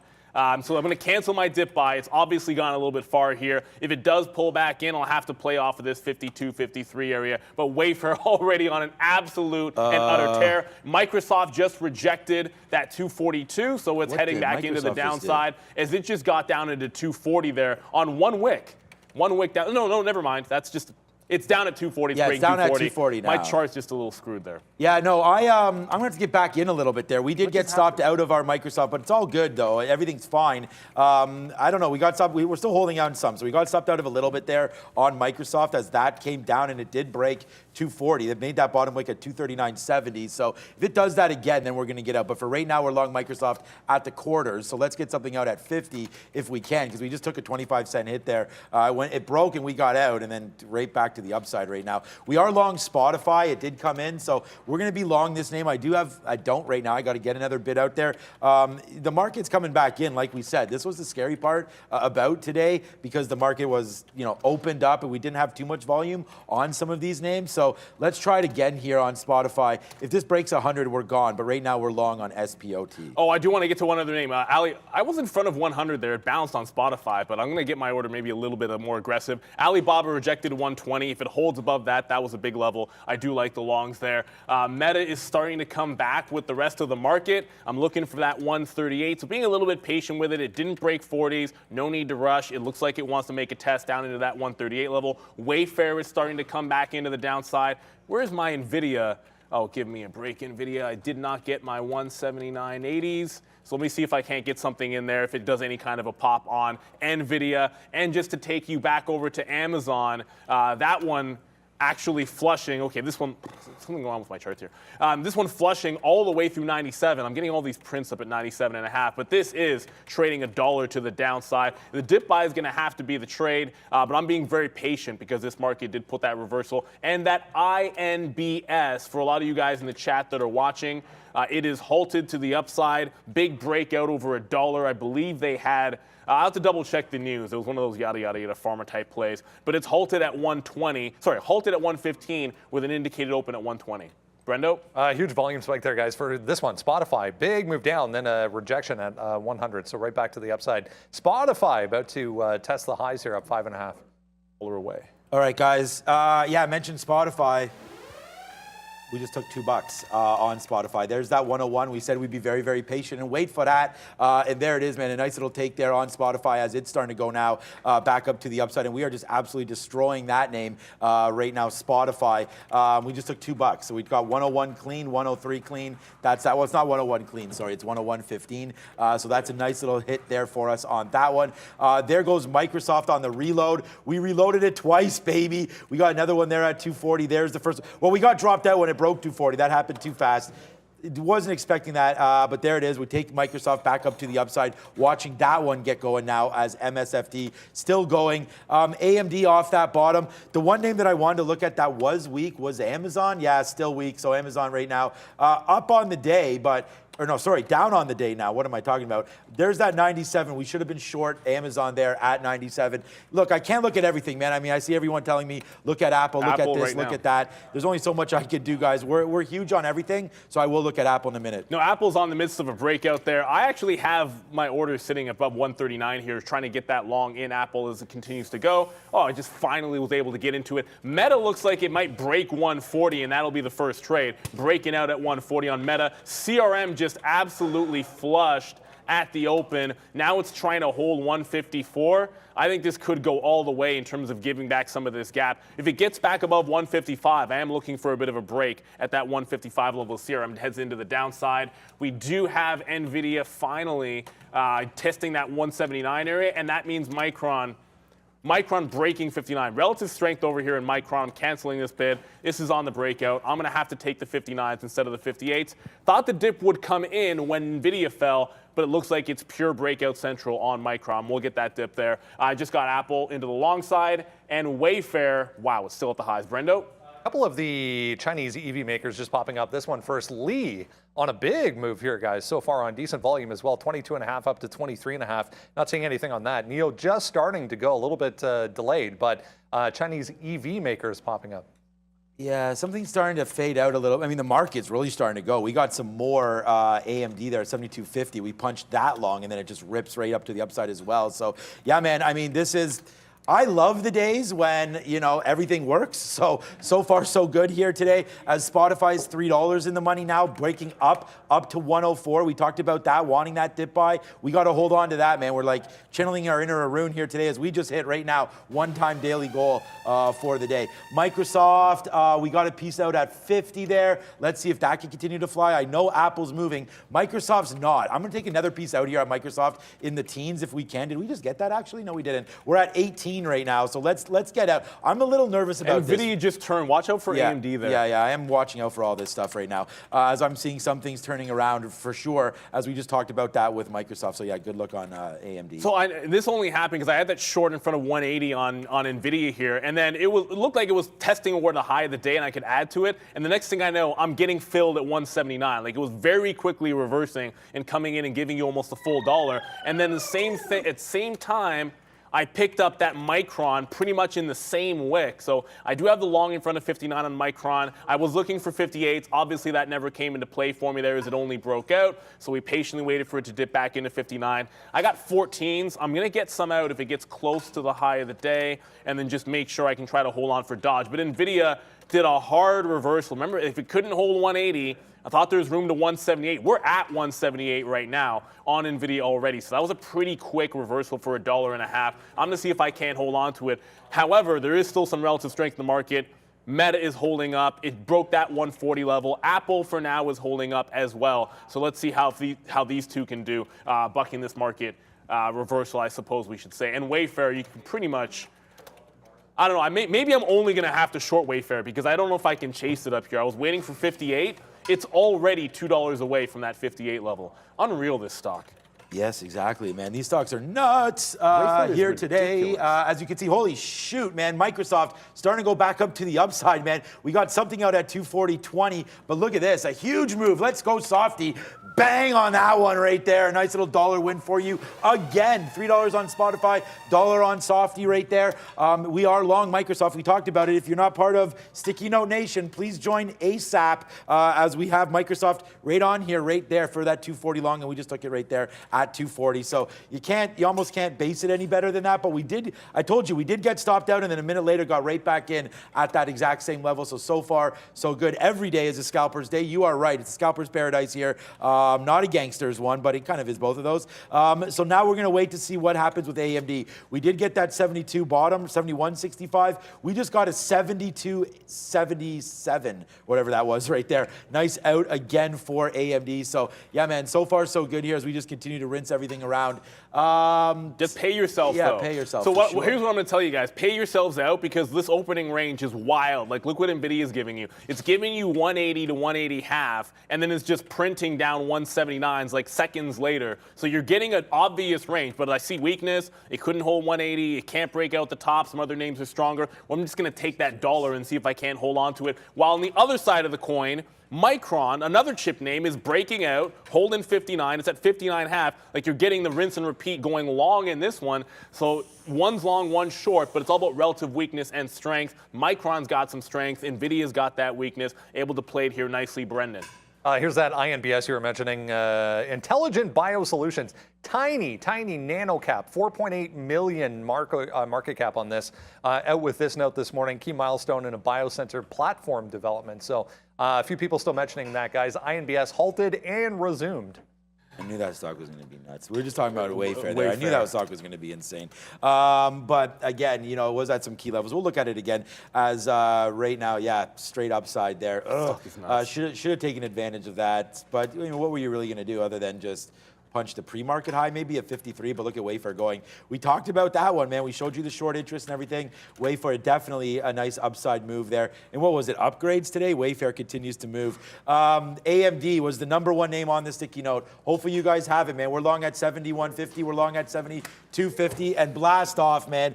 If you're not, whatever, you guys can be part of whatever the hell nation you guys want. But right now, there it is, man. Sticky Note Nation continuing to go back up to the upside as we hitting these stocks, baby. Look at Microsoft right now, $1.50 in the money. Spotify, $3. AMD, $1. Like, these are the only names we have. And the other name we have on here is CRM short sell. So let's see what CRM is doing right now. Short sell for CRM, yeah, that might have been good. Right there, just went down $4. So we don't have it, though, because we were waiting for a little bit higher. So we're going to continue with that. Keep on waiting. Thank you very much for the talk there. Thanks, Rolling Records. Thanks, John. Thanks for everybody there on this call here. Look, I'm just glad that some of you hopefully have this with me, man. We hit Google on Friday with vengeance and fury, and we do the same thing again here today. As I told you, we're a changed man. We're gonna go 3 for 3. One good trade, how about 3? So right there, so far so good. Let's just continue. Baba right now pulling back off of 120 as well. We have to look at Amazon, that is correct. What's up, Brendo? With this move in Wayfair, guys, some of the other highly shorted names just popping up as well at day highs. There's Carvana, big volume spike there through day highs for CVNA.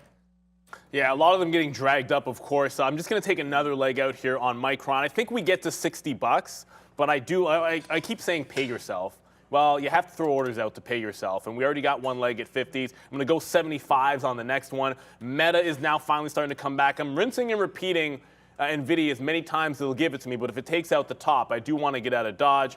Meta, this is still inside the range. It just failed. It actually failed 140 if you're looking at this thing. Failing that 140 level, it could take it again, and with the market screaming, I might just go for the 140 break the second time. Sometimes the second break, even though you have the wick top, can be just as good. I did just finally get Spotify there in front of the 100 level. I thought I was there the first time.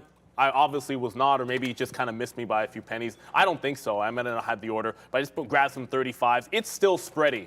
20-cent spread on Spotify. A little bit more than I would have liked, so I'm not going to hold it through this low. That's kind of ugly. I don't want 20-cent spread is way too much on this stock. I was kind of expecting a tighter spread. I'm going to scalp some out around 101 and then see how far it can go, and we'll see about that Micron. It is NVIDIA, however, with the market screaming, the one short that I have on, it's paid me out. But if it cannot hold beneath that 181, we'll just have to get out of Dodge. All right, so just a quick update here because Spotify, okay, there it is, yes. Spotify just came in and we got our 100 bids. So now we're long at $100.25. So let's see where it goes now. I think I'll take another piece out here at 101 again.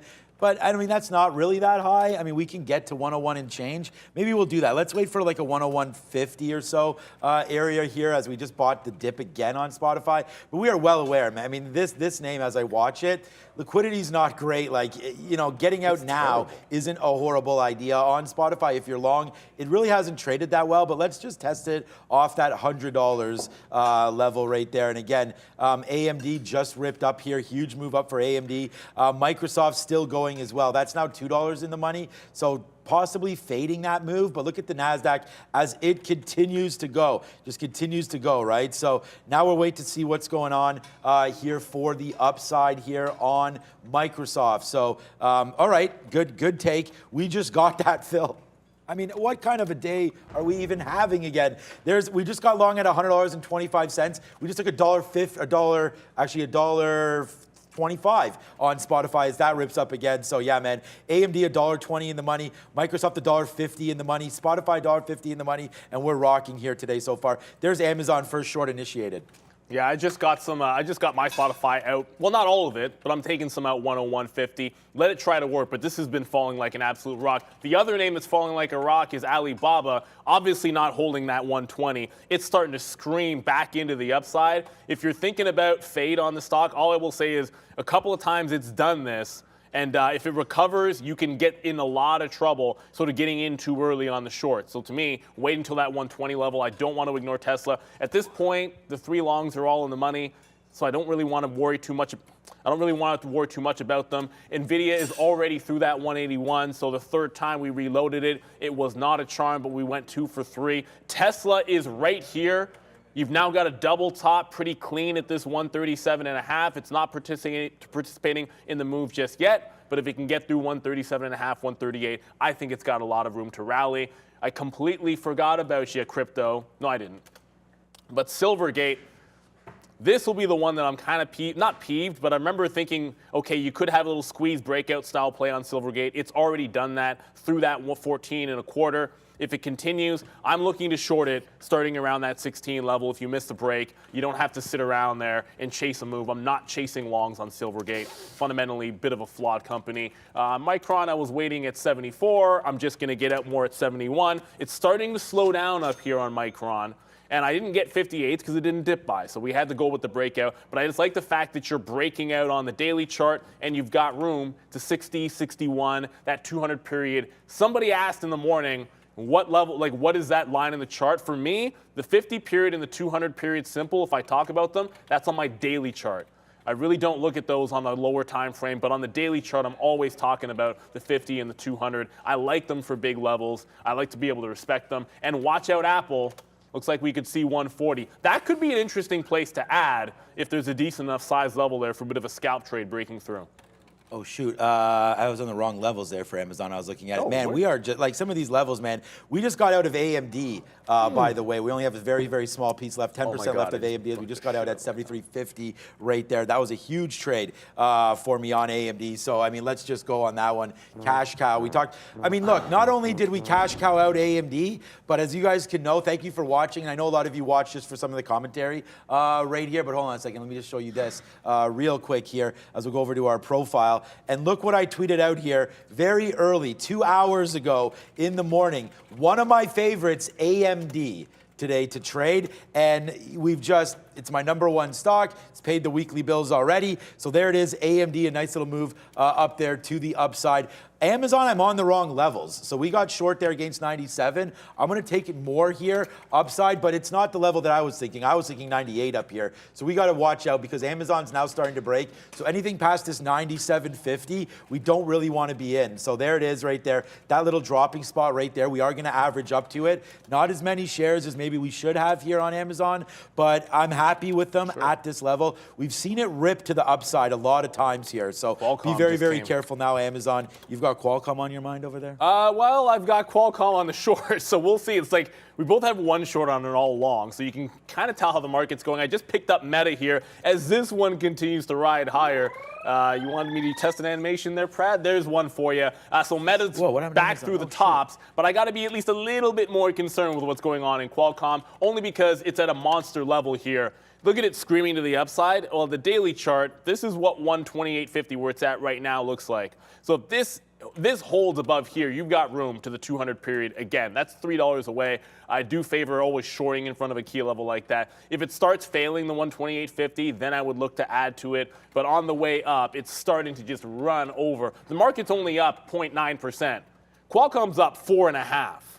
So that kind of gives you an idea of the relative strength here. That's why I'll be very, very cautious to add to it. It is only one short into only longs at this point, but that's not a reason to get run over as we go back to Brennan. Just seeing Meta popping back up here, guys. Extending Oculus, extending their partnership with the NBA and WNBA, according to Bloomberg here. So day highs for Meta.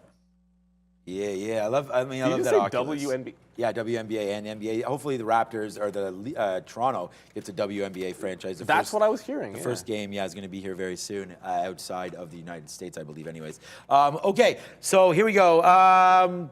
We just got in, so we got in and we actually made a keystroke error there. I meant to get more short and we punched out, so now we have a different price in Amazon. So unfortunately, we will fail there. And like we said, man, sometimes managing these positions. So we did get out and back in. So Amazon's a loss for sure, but we did take money early, but we still should be net short about like 97.10 or so. But we did get out and we had to punch right back in. I just hit the wrong key. So, being as honest as I possibly can, we got in and we got out and we got right back in. So like instead of right there, that little green tick was mean to average into the short. So I still should be net short. I am net short, but we would be at a worse price. So if that's what you're wondering, and sometimes you guys ask about the prices that we have listed on here and stuff like that. So there it is, me explaining it to you. Look at AMD, man. We talked about one trade. AMD huge today, needless to say, and then Spotify up to that. It's just bouncing around. I'm debating just taking a piece now and then letting the rest ride. Like it's not really reacting as well as I thought it would. The volume's not really that great. It's only 1 million shares. So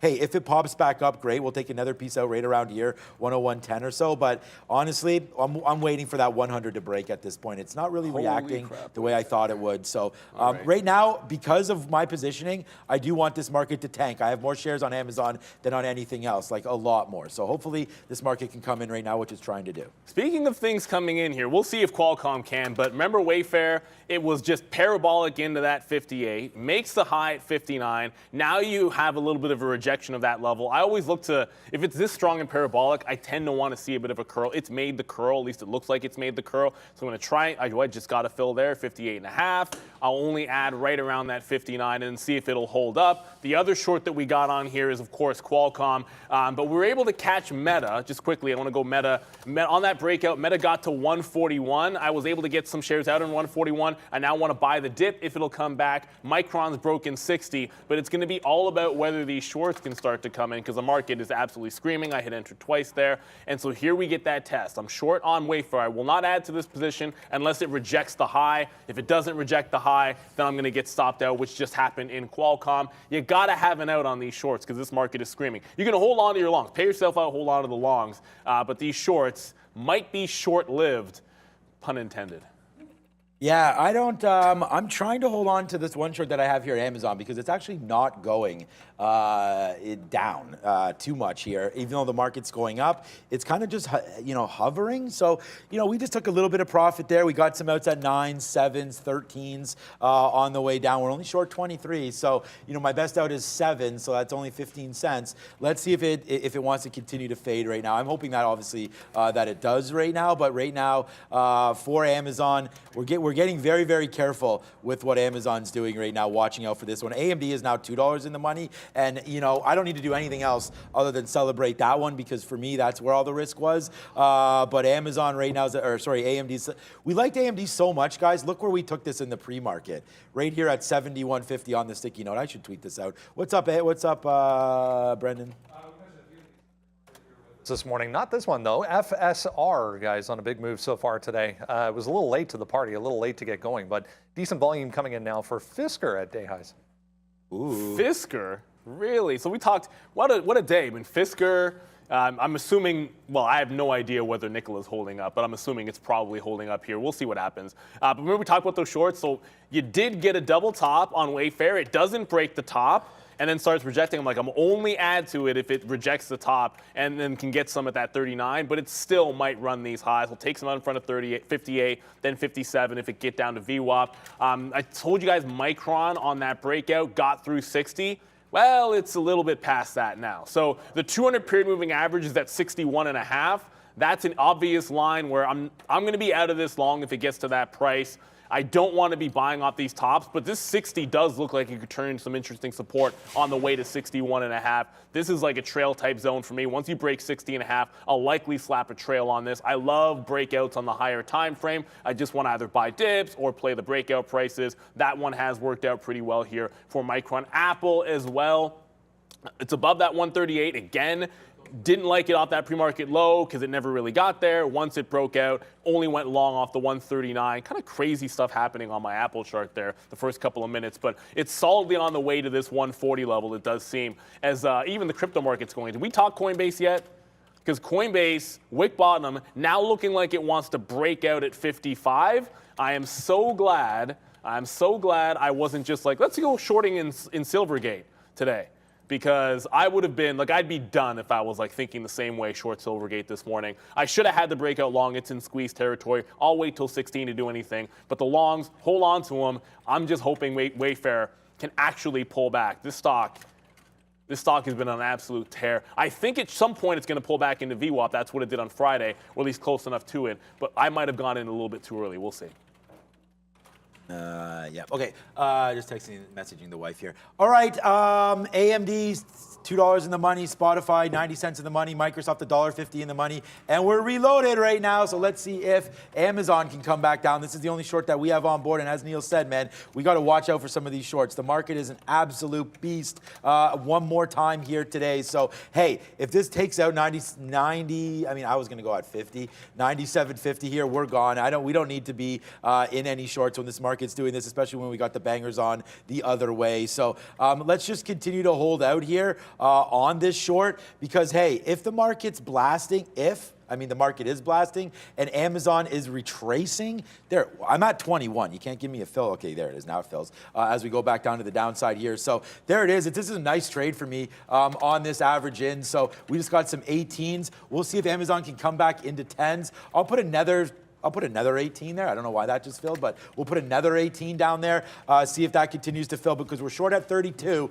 and really trying to ring some registers one more time here on these names. I don't have any idea, like AMD, I didn't think it would be 7%. Of course, when we talked about it early there on the sticky note this morning, why did we like the stock, right? I mean, this is what we're trying to do is teach as much as we can to you guys out there. It's the #1 name here on the sticky note. There was mention of it from the chips on our watch list, but there it is right here, right? 72.50, buy and he dips to 71. Upgraded from Barclays. We saw the movement there on Friday, and now you're seeing the movement here today. As there goes AMD, wow, 75 now. I mean, just continuing its march to the high side. So we picked up AMD on that upgrade. We picked up Microsoft because it's above 240. That's why we liked it. And then Spotify today on the change, right? On the release of employees, unfortunately, to the upside there for that name. So, yeah, we're going to be pretty good here. We just got to make sure that we watch out for this short. Amazon, I don't know, man. Maybe just get some more out. I'll put a 22 bid. There it is. This name's tricky. My net is like up and down here, like absolutely insane right now. Let's see if this rug pull's coming. If it does, then I'd be happy for that because we got this big short on. I'm literally 5 to 7x my short on Amazon than any of these other positions. Oh, finally, just a little bit of a pullback on Wayfair. Not much, but we'll do at least the first leg here is we'll get a little bit of a spike. I'll do some football animations today. Why not? At 58, I like 57s. If this does break VWAP, I will try to hold a little bit more on Wayfair. So thank goodness that's actually starting to come back in. That's counter trend, right? Like you're always a little bit more worried if you're counter trend. Microsoft, man, it cannot. Look at it just reject 242 over and over again. It's not a random price. Go to the higher time frame. Your 50 period has been in line, and then it could not break 242 in last week's trade, I should say, not yesterday. Couldn't break 242. Looks like this could be coming up for a short. but I need to get it to the top end of this range. It looks like 242.5. I think I want exactly 242 and change before I even think about shorting that one. Relative strength everywhere else, but Microsoft is feeling at least a little bit weak when I pull up against some of these other names out here. I see you guys talking about some other names like Mullen here, but that INBS, it did reopen. Halted. Now it's on another up halt.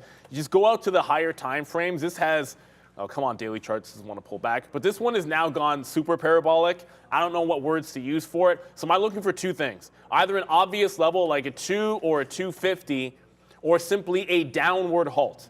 And then I'll be trying to trade this. The volume is off the charts. It's actually 50 million shares, so it is tradable. But I do want to see this either halt down or get to just an obvious level like a $2 or $2.50 before I even think about it. Okay, Meta's starting to pull back here. I've only taken one leg out of Meta, and I got that double top breakout above 140. It's the 140 price I want to be buying any dips here. So I'm just going to get on the bid now that we scalp some out. Try to take some 140s long on Meta if it wants to give it to me. Apple is a very similar story, but it's not nearly as strong. I want 139s.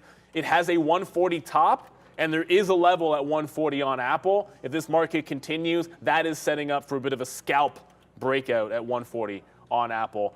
Thank you, Houdini, for the super chat in there. We only ask you hit the like and subscribe, but we appreciate the super chats. Retracement play, micro float as well. I'm assuming that's in reference to INBS. I'd have to assume so because nothing else I've talked about is a micro float. All right. By the way, okay, so just a quick update there. We are now out of AMD, so spin it right there. We'll take our $2 or whatever that was. It was actually a little bit more than that. We got out at 97.05. That was Amazon, as Amazon's right now 40 cents in the money. 94.93 for $2.41. $2.41 on that part right there. So we actually got much more from the bottom, but now we're out on that one, and holy shit, it's Bank City right now, as Amazon is open for business on the short side. Wow, did we ever call that one too, man? We talked about like, hey, if the market's going up and Amazon ain't, then we're going to take this to the downside. So there's a nice little move downside. We did get out of Spotify. Peace out, Spotify. Still, yeah, lots of stocks. Disney, you mentioned? Oh, no, Spot just broke 100. Yeah, exactly. Yeah, so I'm out of Spotify right there. So we will also say awesome trade for that one. Multiple dollar winners on Spotify. One of my best stocks, actually, Spotify. We're actually up more on Spotify than we are on Softy today because we had that drop. So, so far, so good. But it is now time for Happening Now or something like that with Brendan over at the Big Desk. Just be aware there's a Eurozone consumer confidence number about to come out here at 10 o'clock, guys. So just watch the market again. Eurozone, so might not move the market, but we'll keep an eye on that. Here we go. Anyways, nice green board for you to start things off so far. 0.57 for the S&P 500 right now, 0.25% for the Dow, back to the upside after what happened on Friday. The Russell small caps lagging ever so slightly. It's been all about tech, 1.04, 1.17. For the NASDAQ Composite and the 100. If you're with us to start things off this morning, Netflix, Wayfair, and PayPal among those discussed in the first hour of the show so far this morning. There's PayPal trying to go green here after the gap to the downside for PYPL. Tesla, yeah, we said it was quiet 2% when it was here. Now 4.3%, guys, straight upside for Tesla. Wow. Yeah, strong move for Tesla there. Apple just broke 140, so that continues to absolutely power itself up. I just missed the bid on Wayfair by like 5 cents. So I'll have to adjust my order there. And Microsoft just got back to 242. So that'll be the second short I'm in here. I have the Wayfair short. We just got Microsoft. I said I'll wait for 242. I don't want to short it sort of in the middle here. I was able to get some 95s.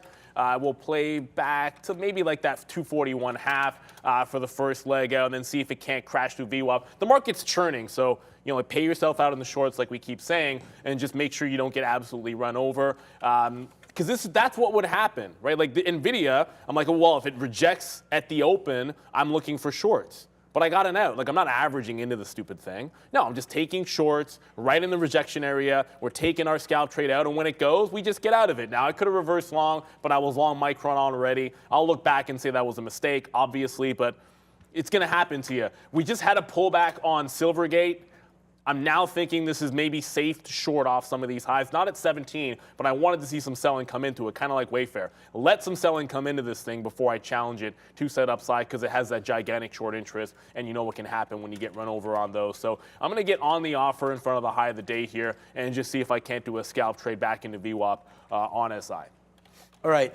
Once again, guys, thanks for all the love and the support, man. It really means a lot to us both and all of us here at Trader TV Live. Make sure that you do hit the like, subscribe, and all that, and send us some posts, man. Of your trades or what you guys have been doing here as well. Microsoft just got up to that 242. I'm guessing this is where I got to tap out. We did tap out of AMD right there. We should have tapped out of Microsoft, I guess, as well, as it's not breaking that 242, and then we could focus on something else. So I'm going to put an offer right there on Microsoft to that high side and take a piece out if it gets back up to 242. Although the market is screaming here, the only position I have really on is Microsoft and Amazon. Not really. The only position I do have on are Amazon and this Microsoft long. So Amazon short, Microsoft long, all that we have on as Apple just continues to make moves higher and higher here as we called it up. Breaking that 140, we're going to have to wait. I don't know. I like it, but don't love it up here right now as the market's trying to slow down a little bit, I feel like. So let's wait and see. My eye's still on Amazon over there. CRM did bottom out there, so that could be a nice little bottom take, especially on Elliott came in, had that sort of stake today. 153 bottom, held. So let's go long again. We're going to be patient with this trade. So we're going to take CRM. We're going to wait for it to get down to that 153 one more time. If it does, we'll buy it. So 153.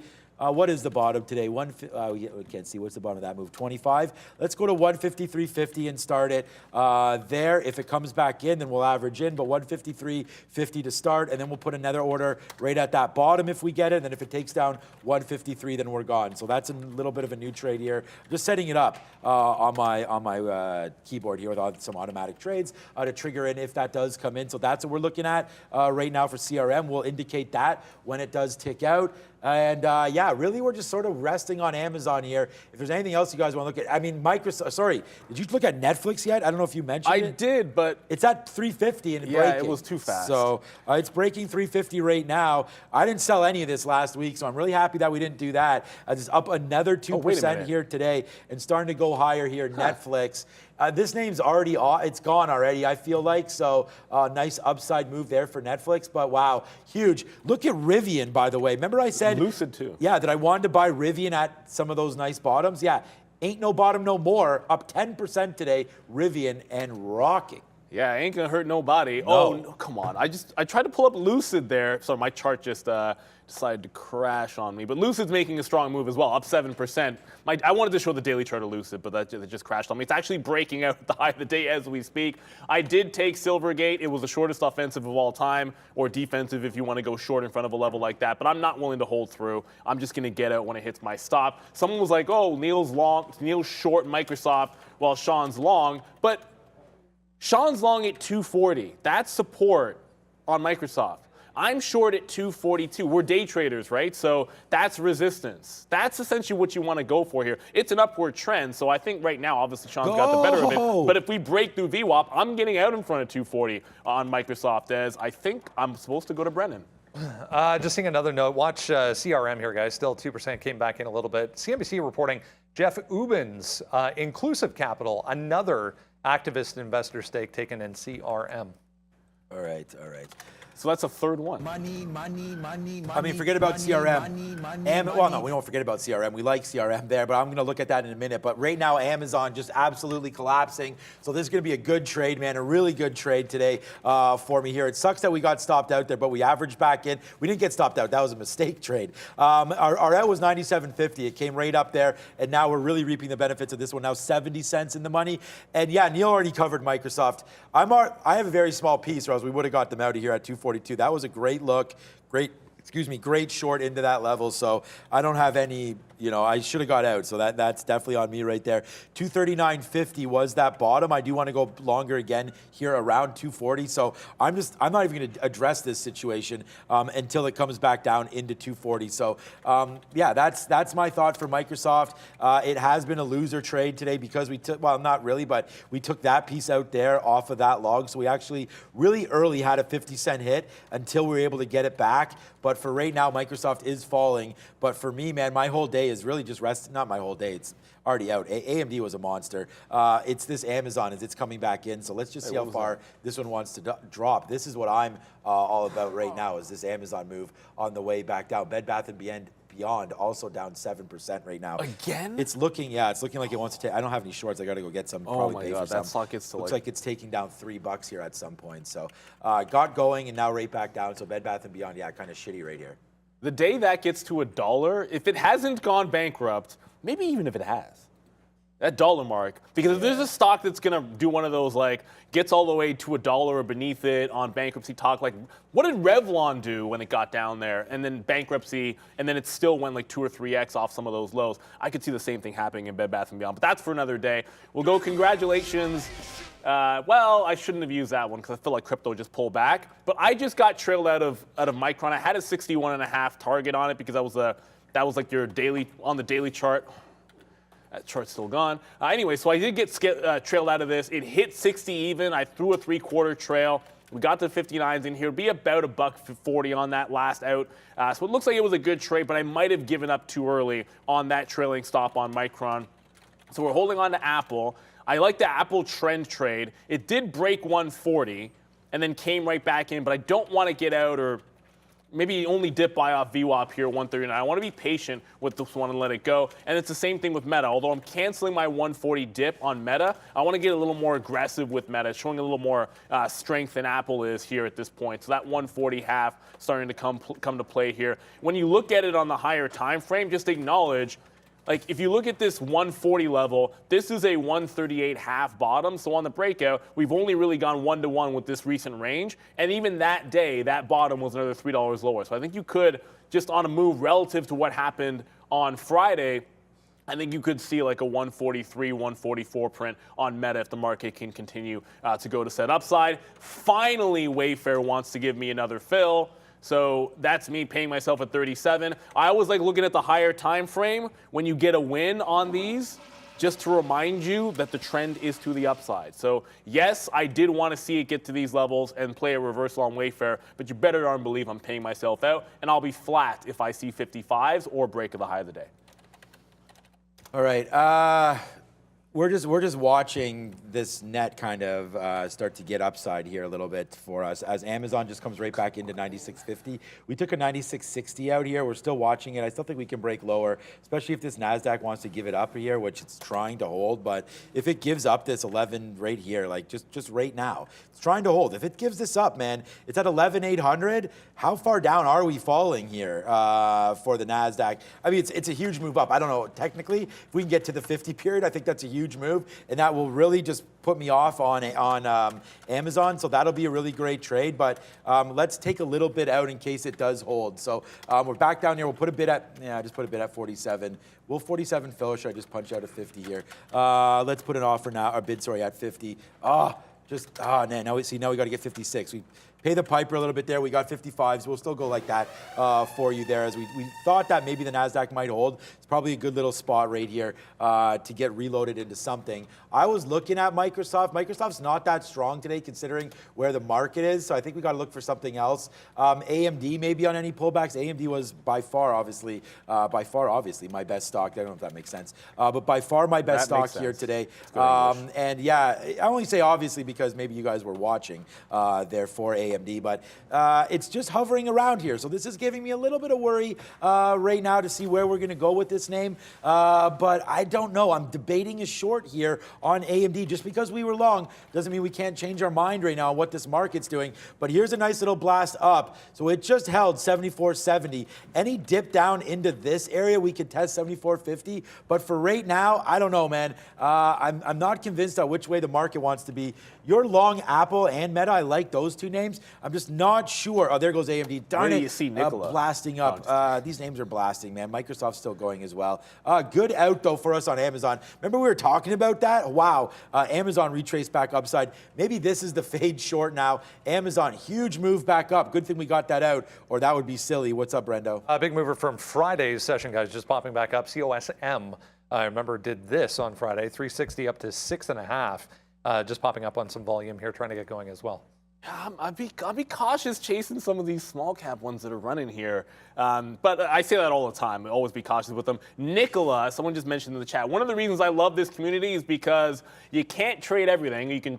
But you can try to track and see all the best opportunities out there. Remember that level at 272 on Nicola? A couple of days here on the daily chart, double top from last week. It did reject there in the pre-market. This is my stop order. My stop order isn't to go long at 275. It is a 272 long break. I just cross limit long at 275. Wayfair, I've actually tightened my stop on Wayfair because and it's hilarious. I was just sort of saying how that was working into the downside. If it breaks VWAP, I'll get some out in front of 55. But I don't want this going top rake on me. I'm going to go, to me, if it breaks 59, it's probably going to 60 anyways. So waiting for a 59.50 is just throwing away an extra 50 cents.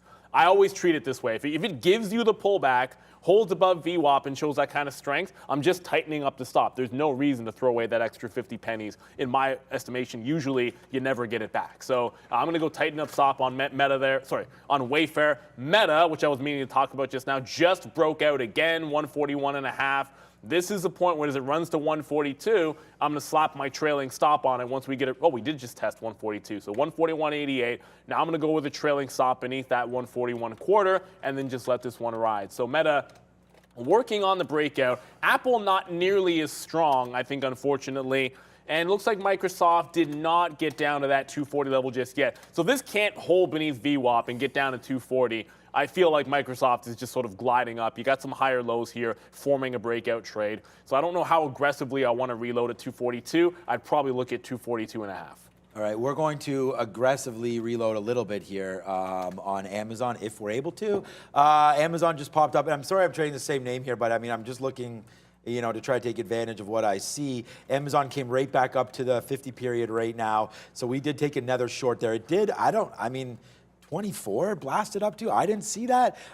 So if it did, good. I'm going to try to take that short again. I don't know. I was looking at it, but I was also watching Microsoft because that's blasting. So maybe it did. I'm now sitting at 24 right there just because that's a good short. So I don't know if that actually blasted up there or not, but we're going to wait for that 97. And then we're still here for 97. I've upped it now because we've taken some money off this, like 97.60 for sort of a break there on Amazon. If it does come back up to the upside, that's the break that I want to take. But there's the reload right now on it, so hopefully it can fall back down. I'm going to put a bid like 83, 80, maybe a little bit higher than that. High 80s, see if we can get something out because VWAP's at 87, so if it does drop back down, if we can go 50 to VWAP, that'd be pretty sweet right there back down to the downside. So we'll continue to watch that one. Yeah, you guys are you on INBS? I mean, I know I just pulled it up. Oh, it's halted right now. It's in that Buck state 30 where halted. It's doing that thing where like you're just getting halt after halt. Yeah. And I find like when it does this, I almost want it to settle down a little bit. It could always settle down and maybe make a bid above $1, and then you're just looking at that like 105 to 110 long in front of a buck, which I do like. But I want to see this thing trade for more than 5 to 10 minutes without going into a halt, considering how much volume it has. The problem is cheaper stocks, it'll halt so easily now because it doesn't have to move very far. Like percentage-wise, it's a good move, but when it goes like 20 cents, it's like, what the heck? I always feel like they should just be changing. If a stock is doing this much volume, the halt bands are a little ridiculous when it's priced between $1 and $3, but you don't want to hear me rant. Brendo? Just working my way through a relative volume list. This one popped up. Western Digital on an interesting look here. Bloomberg reporting late on Friday, in fact, that Japan's Kyosha Holdings in advanced talks to possibly merge with WDC, just on a downtick there through 41. Still 6% though for Western Digital. It's almost Intel short time. We're not there yet. We're getting close. Down. I'm sitting here and I'm like, okay, Intel is not nearly, it's up 2%. And the market, the NASDAQ's up 1.2. But if you look at the other chip names, I mean, go look at NVIDIA, go look at AMD, go look at Micron, and probably just about everything else, it's not nearly as strong. And it's got a ton of overhead resistance above that 30 level. So once it starts getting into 30, I'm going to start looking for shorts. I already said that. It's just, I want to be patient. When the market is screaming to the upside, make sure you're shorting at a good level. Make sure you have a reason to get in. Make sure you know where you're out, and be patient about letting it come into you. I just want to revisit Shopify for a second. Spotify for a second. So at 100 level, good dip the first time. It bounced right off 100. comes right into 101.50. I reload, got stopped out, but it's actually still holding up down here. So there is a bit of a bid forming around that 100, but it's still got a bit of a spread. Could be worth a second look. I just want to see this market maybe consolidate and bounce higher. Maybe even withstand a pullback. That might be the better way to play it. Hasn't really happened just yet, and I don't want to get too far out in front of it. CRM, that's been a pretty good bounce. I did miss my opportunity to get like a 155 breakout after it made that double bottom. Let's see how it handles 155 on the way back in. That could be another decent long off some of the lows, given the fact the market does not want to pull back too much here. Be careful with your shorts, but this could be that spot where we're looking for some pullbacks on some of these longs. And then just to go back over to some of the Chinese, I almost said EVs, ADRs. Alibaba is right up on that 120 level. It's just over and over again, it tried to break that on Friday. There you go. So 120, pretty big level support. The question is, can it hold above now? It feels like it wants to reject, but I just want to favor the long on Alibaba, given how much room there is to run. So I'm going to wait for this thing to hopefully make a breakout at that 120 and see if I can't work along into 121. If it never breaks and holds, then I just don't trade Alibaba. I'm not really looking to short this name. If I short something next, it's either Intel or Silvergate, which is not quite up at that 16.5. Maybe we have to look at Coinbase again at some point. I just said LOL in the chat because Amazon just did exactly what we were looking for. It went right to the 50 period and right to VWAP. So in and out. Now we'll wait to see where it goes now and see if we can get a little bit higher. As it bounced off VWAP, I don't like that bounce there. So yeah, I don't know. We're gonna have to wait to see. I've just sort of canceled all the stop orders here on a name like Amazon, just because I don't really know how far this name could run. So I'm waiting for Apple dip buys. That's not going to come in. I was waiting for 139.50 right now. It still could. We'll still wait for that. So that could still come in. Microsoft, like I said, man, be patient with this. Still back up to the upside. Definitely missed that reload there at 240.50. Should have been reloaded as it came down to the 200 period. As now the market is blasting to the upside. Getting out of AMD. Look, I mean, I'm a little somber in my voice here because we did get out at 75 and now it's at 75.30, but still, I still like it. I really think that Amazon is really the level that I want here. This is the name that I want to short it. The market just keeps on bouncing. If it takes it out, fine. But let's put on some more shorts up here at 97.40 if it does go, and that's the one I'm going to wait for. Microsoft, Amazon, we have all them all figured out here. We also have CRM. It's funny because Brendan, we were looking for that long, and then Brendan came with news that there was another interested party. So now you're getting down. I don't think we'll get that 153 as it just popped up on that news. So yeah, so far not so good here on CRM. No trades. We did like to short at 160, but you can see what's happening right now for CRM. I'm going to cancel all those bids and offers and just deal with it when it comes in right now for CRM. But yeah, Amazon's on my mind. Microsoft's on my mind up there again. We'll see if they can both break a little bit higher. But for now, it's Brendan over there at the big desk. Hey guys, brought to you by Seeking Alpha, the world's largest investing community and your one-stop shop for all your investing needs. Subscribe today to unlock all of Seeking Alpha's premium features, including access to their quant rating system. You can now receive a one-year subscription for 50% off. Check out the link in the chat for Seeking Alpha. Shout out to them. Here we go. Busy morning in small cap land. Here's one of them, PLRX. Bit of a fade as soon as it popped up here this morning on some positive news. 35.50 was that last low on the dip before the open. So I tried it versus basically 35.50. It's now above that, so out of the short. I actually turned this long to see if we can't get going back to some of these levels up here. Ton of range on this, very, very thinly traded. 38.40 might be possible for PLRX on the long. This one as well. Remember from Friday, GNS put in that top and then kind of faded the rest of the day back below $4. So 380 was a level throughout the midday anyways on Friday, and then $4 to the upside for GNS. CVKD, I was sitting here watching as well. It popped up and halted around 6. I was really hoping for 657 to get back closer to this pre-market high, but didn't get there. Volume already dying for CVKD. Still up 12% though, guys. Oh, that's a great retracement one there. Good catch there, Brendo. Looks like Meta might be pulling back. I do have a trail on Meta here. I was able to get some 41s and then have like a 41.35, I think, around there for a trailing stop. It's triple topped at 142. If it breaks out, great. I'll just move my trail up. Apple just broke out, so that looks like it's finally through that and holding above this time, that 140 area. Yeah, look, if it starts holding 140, this one could really drag the market. Microsoft, I did say if I reload this stock, it's got to be a little tighter to that 242.5 because it's starting to follow the market here. Never really got those 240s again. We're going to let these longs try to ride here, but we're starting to approach it. Yeah, am I going to get your name wrong? Abhishek Desai asking about Intel there. Abhishek Desai there. Is it time to short Intel? I don't want to chase this move down when the market's trying to make a fresh top. So I almost wanted to get back into those highs. I really would have liked 30 a bit better, but I might take a shot off of this high. I'd prefer 30s. You want to be very patient when you're looking at anything to the short side against the grain. That's going to go the same thing for Silvergate. I do want to check back in on Wayfair. Wayfair has really been, it's been about as solid of a textbook short back into VWAP, but now it's consolidating almost for another break. I moved my stop to break even at 59. I don't want to give it too much room. But the other thing I'm going to do here, which is a bit of a change, is if it does pop back down into 57, I'm just going to take the 57.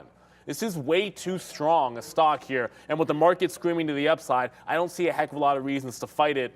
If it does break, I might be looking for even like a 60 long or something like that on a Wayfair. Here comes Tesla. I've been sort of resisting this one for a little bit here, but it does feel like a 140 break is going to happen. And new position alert, I just got Nikola. So Nikola finally broke that 272. It's been a long time.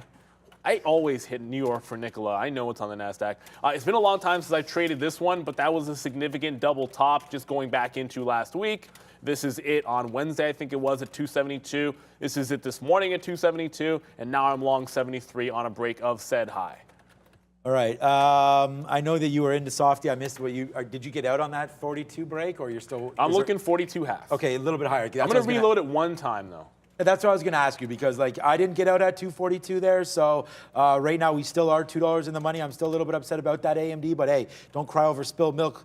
But there's Microsoft, 240 long up to 242, just retraced all the way back. So this is very, very tempting to get out right now on Softy with this move upside. But I don't I keep saying the same thing over and over again. It's like I get out and then you can't get back in, right? I mean, it's like AMD gave us a dip, but not a dip enough, right? And so it's like sometimes when you get these huge moves upside, it's 1030 though, so I could see myself possibly getting out as we tick around here. Let's get out if we take down 242 again. That's basically the call. And if it takes it out, and we'll get out. So that's going to be my trade. All we're sort of doing right now is topping out everything that we've been doing today. So, I'm going to put an out if it breaks back down below 242. We just put our stop in. So stop engage now for Microsoft. It'll be no less than a $2 winner right now on Microsoft. Neil, I'll leave it to you because every time I say this stock name, you think I'm talking about you anyways. So why don't we go over to Neil's screen and see what stock that sounds. See, if you guys are playing at home, think about what stock this possibly could be that Neil's going to review in a second. No, I mean, Ashwin in the chat just pointed out, like, hey, look at Neil, guys. I'm like, yeah, about that. Should be ripping. It's up 11%. So, okay, caveats aside, it just broke $12. It's at 12.25. Chase a move like that. Obviously, on the daily, that's a pretty clean break. It actually still has room. And so I'm not saying punch long NIO. I'm absolutely not saying that. As Softy's really close to stopping out for me there. 120 to 1250, maybe a bit of a turning point, but when the Chinese ADRs go, you typically want to join the trend. Look at this move on the 3-minute, however. It's like there's room to still go, but I just can't join something like this. It needs to maybe show me a dip back into 12 even, or I might just have to sit this one out. Congratulations. If you got it long at this point, I mean, you're just thinking about trailing stops and all that other good stuff. You got all those good problems to have, but I can't chase it. I'd be more concerned with Microsoft in here. I said I wanted tighter to 242.50. It looks like it's right up at that level here. The high is 242.62. So when I was saying I need to re-enter this trade a little tighter to the top, that's because I didn't want to risk 50 cents again, so I want to risk a little bit less. This time, if it gets to VWAP, I'm just going to get out of the darn thing because I could have taken more shares out there at 240.5. Did not do so. I'm going to rectify that mistake by being a little bit more aggressive with my dips. I'll go some out at 1-to-1, and then if it gets down to 41, we'll get all out of Microsoft as that screams to the upside. I am now out. I said I was doing it, and I did it. So I'm a man of my word here. Wayfair, VWAP, it just felt like it wanted to make another run at the high of the day. So we waited patiently for it to breach our key price area, which was 58 up to 60. I like 58 on the daily. 60 is obviously psychological. It got through one, could not break the other. Short the consolidation, stop at the top, short into VWAP. It's one of those setups I like on a parabolic mover, but it has to show you the top first. I'd like it on NEO, but NEO hasn't shown you any kind of a top whatsoever. Come on, Microsoft, just give me a little bit of a push beneath 242. That's just continuing to scream. Meta, I was just mentioning, I've got a trailing stop. It just touched 141.99. So 142 is proving to be a bit of a wall here on Meta. I'm not at the point that I want to tighten my stop up, but I'm getting really, you know what, forget it. I am at the point. I'm going to just move my trail to 141.50. No reason not to just, I think it makes all the sense in the world to do that on Meta here, so I'm just going to tighten up my stop here on Meta. If it gets through 142, fantastic. And I told you guys I was only looking for longs above 120 on Alibaba if it can finally break this level. I don't know what's up with 120 on Alibaba, but it has a lot of trouble moving away from this price. So I'm sure someone's looking at the chain right now and just probably has a good solution. I'm not doing so myself, but this is what happened on Friday, and you can see what's sort of happening here today. Maybe I should be thinking about, if it rejects this level, I should maybe think about a short here because the risk to reward does look pretty juicy. And clearly, there's resistance at 120 if you can't tell on Alibaba. Ew. I was going to say, yeah, is it all the way back up there? That was a But good... it breaks it. It's weird. It's like resistance, but it's like 20 cents worth of it. Right now, Amazon, we actually did get that short. Amazon right now is going to break higher right now and squash us on this trade, it looks like. That break, it's right at that level that we don't like right now, 97.60. So it just came all the way up there, man. So we've got a position on right now for Amazon, watching out for it. Yeah, it's going to break higher and then give us a losing trade now all of a sudden. So yeah, this market, just got to respect it. So like I said, man, learning every day different little aspects here. Excuse me. No matter what happens, you got to really try to respect the big dog here, like just the market itself, right? I mean, it's just like why I'm sitting here still holding and why I should be holding AMD. Like the market ran. You know, Microsoft ran, Apple ran, AMD. I mean, this AMD call was 71.50 in the pre-market we had, guys. Like, I mean, these moves, and then they're right there. We had 72.50 was the mark, and then it got upside, and we started to see it delay a little bit here at 75, but then it just kept on going, and now you're up to 75.60. So, yeah, it's hard to respect these markets sometimes, but that's really what you got to do. Despite finding a name here in Amazon and that fact that it's pulling back a little bit, I am going to take a little piece out here at 45 if we can bring this down into the low 40s. My average price is 42, so it's not the end of the world. If we can get something out around this 41, 40-ish area, we should. I just talked about respecting the market. So as this starts to blast to the upside, let's take a little bit off here in case the market does want to give that high take again here. So a couple outs. We're short at 42, so we just took flat outs. Now let's see if it can come down. If we've taken a little bit of risk off, but not a lot off here. Let's see if we continue to make high moves here on Amazon and go over to Brendo. Hey guys, choppy day so far for crypto markets. Quick update for you on how things are shaping up so far. Remember this late last week, we got that DOJ announcement of an investigation and seizure, in fact, of this website, BitsLotto, Russian website that more details coming out of now. They converted over 1 billion apparently in crime-linked assets through that exchange. So BitsLotto, not with a good look to start off the new week. Here's BTC. We had some wild price action as equities started to get going this morning. 1650 was the top there for Ethereum. We got all the way down to 1585, now back into the range, but same price action for BTC and Ethereum. Back and forth we go inside of this range. Here's the overall board, 0.25%, 22,859, 1621, now down negative on the 24-hour period for Ethereum, just 0.8%. XRP looks like Ripple having a nice day, 4%. Dogecoin up 2.3%, but a mixed board to start the week for crypto, guys. Yeah, mixed board for crypto there. Mixed board right now, not a mixed board for the NASDAQ because that continues to go up. We did get a piece out of Amazon. We're going to hold one little more piece here to see if it continues to go to the upside. Microsoft, of course, breaking day's high as well, up to 240.50 right here and breaking.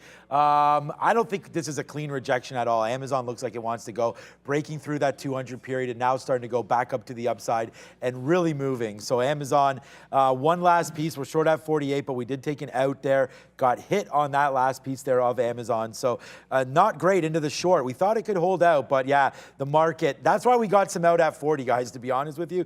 We should have. I mean, you know, hindsight is what it is all the time, 2020. We should have, of course, got some more out at 40, but I'm happy that we did, and at least we could sort of sense that, hey, this trade was probably in trouble. So it's pretty good out there. Wow, Netflix is now 354 and still going up. That's huge. I'm so glad we didn't sell any of that. Sorry that the professor sold a little bit. I don't know if he got back in as that name continues to rock and roll. He'll talk to you guys about that in about a half hour as it's Ian and the professor today as Luca not in today.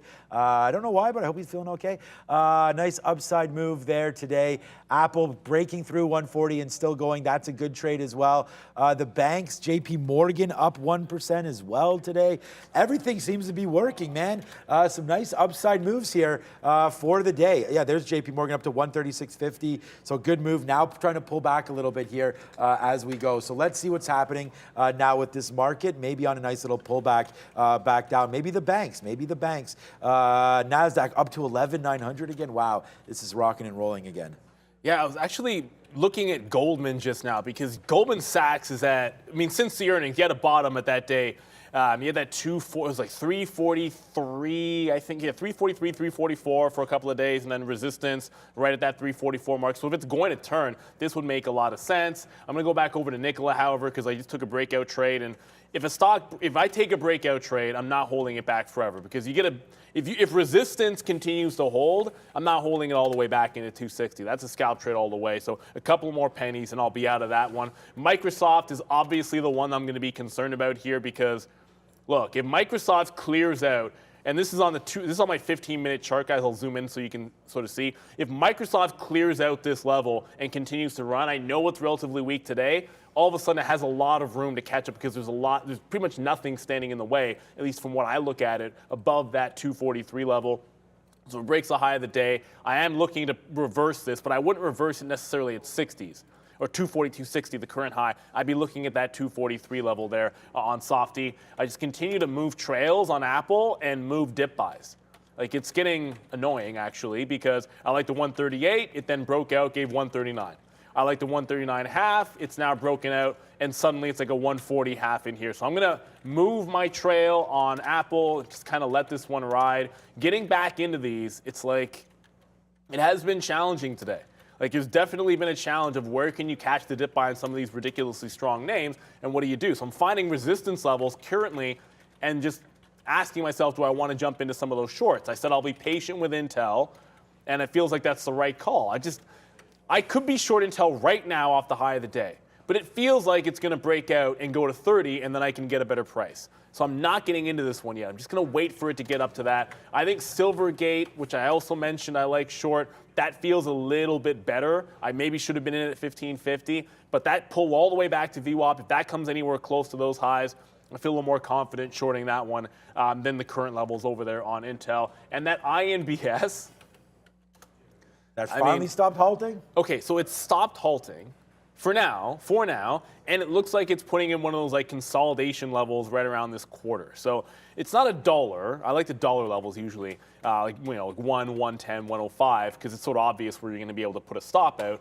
But that 125 looks pretty solid. So as I say all of this, it's probably going to break out and halt to the upside before I can actually get anything in the long. I just want to see if I can grab something in front of that 1.25 on the next little dip. So I've waited till it calmed down, stopped halting every few seconds, and then made a consolidation level to go long off of, where I know the risk to reward. That way, if I take an L on it, I got no issues with the L because it sort of fit a pattern that I like to jump into. Going to slap another trail on Meta because that continues to go, but it is Microsoft that I think is going to finally come out here. So my last short is in Microsoft, and I'm not sure it's going to last the high of the day. I might get even more aggressive on this bid. This just feels destined to make a breakout. Yeah, what's up to whatever. We don't talk about religion here, but I'm going to say shout out to Soldier for Christ right here. I remember when we talked about Rivian at 16. Yeah, I did talk about it. It was just this morning. You just grabbed that and got it out at 18.30. So that's a great trade for you there. If you talk about Rivian, we talked about that. It looked like it was a nice little bottom there. We're still long Microsoft, looking for that same break on the opposite way, of course, as Neil was just talking about it. And as Neil talks, I know the scalp demon is not in the building here today, but I'll try to make it up for him a little bit. I told you we were holding a little bit of Amazon, and we actually got more just about 5 minutes ago. So there's a take at 36 as we just punched short more 63s. Look, it went up to the 200 period, ripped it, and then came right back down. So I don't know if it kept on going up. That's why we held a little bit, because we did have a 98 talk earlier today. But now that it's just dropping down, we make that money back right now, baby, on Amazon. And I'm looking to see, like, if you take away these ticks, you'll be able to see more. But that's 90. All right, that's 20s. I'll put something, I'm just using like the BATS gateway or whatever gateway tends to pay. I like ARCA gateway as well to get the fills. So we'll just sit there, and I'm at 32 I just put in. So hopefully it rips down and fills up these levels. 30, there we go. I mean, just as easy as we did it right there. Trade good for me there on that name. I'm going to take out Microsoft. I'm already in the money, $2. I feel pretty confident at this high. It just keeps on coming back and forth. It's $2.50. It just keeps on coming back and forth at this level. It is holding up. I'm debating a 20 break. You know what? Let's get out if it breaks 20. We were going to get out if it broke 242. That didn't happen since we put the order in. So now let's just look at this. I want to capture some profit. Like I said, here comes the day's high break on it. So all good. If it breaks it, fine. But it still doesn't change my opinion that we want to make sure that we capture at least $2 on this move. We're now $2.50 in the money. So far, so good. Off again, another name that we had right here on the sticky note as Microsoft takes out, I don't know if it took out the day's high is what, 65? So there it is, there it goes, breaking it out. So big winner right there. I know Neil got dropped out, which is fine. And Neil and I will always do that, man. We're taking trades based on levels that we see. And like Neil mentioned already, I was long from time on here, right? So it's not like we were going back and forth with each other. Nice move up there for Microsoft. I'm going to still be able to hold on to this one. Now I'm going to give it back to, wow. Now I'm going to give this back to 250. Amazon is 50 cents in the money as well. Wow, cannot believe this. Microsoft ripping and we're long. Amazon tanking and we're short. Today is a good day. Hit the like, hit the subscribe button. I don't know if there's anything else you're working on, but I've only had 4 names all day. Well, I said I was going to take a shot at Alibaba. Look, the 120 level, I'm like, yeah, I just feel like I want to short it if it can't hold it, just based on what happened on Friday. So if it had broken out, probably a good long, but I was waiting for it to really reject. Once it did, so there's your rejection finally. I shorted the next consolidation, which is at 80. I'll place them to VWAP, and then you can see all afternoon, let me tighten that up a little bit. All afternoon it held 119.20. You have some, I guess, wicks around here, but I'll go 119.25 to get the next leg out. So VWAP 50s and then 119.25 there on BABA. Obviously you'll see, I'll show you, you probably already know, but I said I wasn't going to hold through the high of the day on Microsoft to short. That's me getting out. So we reloaded and then lost 25 cents on the reload. You got to have yourself an out, especially when you're going against the grain. You can hold on to longs when they're in the money, but your shorts, when they go against you, you get out in a market like this. Brendan, that is one heck of a board up there. I'd love to see what that gigantic red spot is on that sector watch. Yeah, I'm just interested in that myself. XYL, the one standing out here in the industrial group, back to the downside this morning. A couple of negative notes actually on XYL this morning, down 10%. But otherwise, pretty good looking board here. 0.88 to start the week. It is tech that leads, guys, right across the entire board. The entire tech group in positive territory so far. All of the semiconductors, all of the software names, all of the hardware names in positive territory. Good to see. Yep, that's AMD, 7.9%. QCOM right behind it, 4.9. NVIDIA, 4.6 to the upside. we discussed that positive note this morning for AMD. I mentioned Western Digital on that possible M&A activity this morning, up better part of 6%, STX as well. Industrials, they're positive even with that 10% move to the downside for XYL. Some of the travel-related names showing some positivity as well. Casinos, cruise lines, airlines, all positive. That's Domino's. DPZ, there was a couple of price target cuts I saw for them this morning. Not a lot of volume, though, just down 2.7. Financials having a nice day. Not huge moves, but banks are strong. Communications stocks are strong as well. Netflix there, 3% on an upgrade as well. So good way to kick off the week. 0.9 for the S&P, guys. Netflix might be getting a little bit top heavy there. Well, I'm looking at 355 because, heck, when a stock goes to 355.00, sometimes you just say, okay, well, maybe it's a little bit of resistance. If you go back on the daily chart far enough with Netflix, there we go. It's filled in almost the entire, this was filled in the gap, but if you look at that last, remember that disaster day on those earnings? That was a top of like a 361 or so. So 360 stands out, obviously, but you can't get to 60 without hitting 55. If it bounces up there and I see the market still stalling out, like a tight stop short at 355 always makes sense to me. But as the market pulls back in, a little bit of a top being made here. I have trails everywhere, but I only have one short left. That's Alibaba. Come on, I'm literally on the bid right now. When this happens and I'm just going to cross the spread here, see if I can't get, it's like you step up, just pay an extra 2 or 3 cents sometimes. Like it's at VWAP, but I'm sitting at 55. It's like just take 58, Neil. So we got VWAP there in Alibaba. We'll see if we can't get some more at 119.20, 25s or so. Apple has made another rejection of the high. But like this could be it with like a real pullback on Apple. I got a 140.50 trail on this, so that could finally come out of that 139 long. And it's the same thing with Meta. Like once it starts going, you know, I'm looking for dip. I never got the dip buy. Not really taking that breakout, just letting it run. I do have a trail here. Same thing, like 140, 150. Like these stocks, I look at my chart and without looking at the name, I can get them so easily mixed up because they're trading at similar prices. But very similar moves happening on both Meta and Apple up there. I am looking for that pop in Silvergate to short, but it's just broken VWAP. I'm not sure I even get it. Intel, congratulations if you took that short up at the high. I elected to think that it was going to go to 30. It's still sitting right here up at the top with the market pulling back a bit. So that's kind of enough for me. This is risking 5 pennies if I shorted here. I gave it a chance that it was going to break the top and give me a 30 short. Well, it hasn't broken the top. So I'm just going to sit on the offer, see if I can get some 77, 78s. The high of the day is 81, so you're not really risking a heck of a lot here. But that's like a day trader, almost scalp trade. The bigger levels, and I think the better levels overall, when you go to the top in Intel, would be it breaking out here, getting you into the 30s, and then there's bigger risk to reward. But if it doesn't want to break here, then I'll try and short these mid-70s.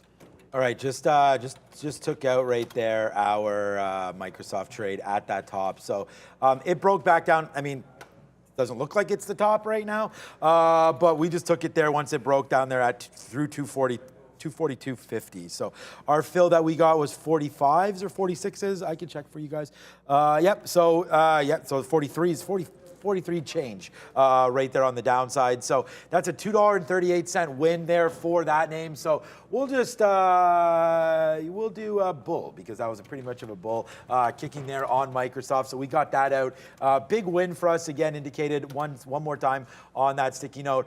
We just got a note from Rahim Alani talking about how, you know, AMD, NVIDIA, some of these names are going to be possibly the bigger winners on the ChatGPT. And of course that they are. It has nothing to do with ChatGPT, of course. It's just the talk of AI. And that's why we talked about having AMD long.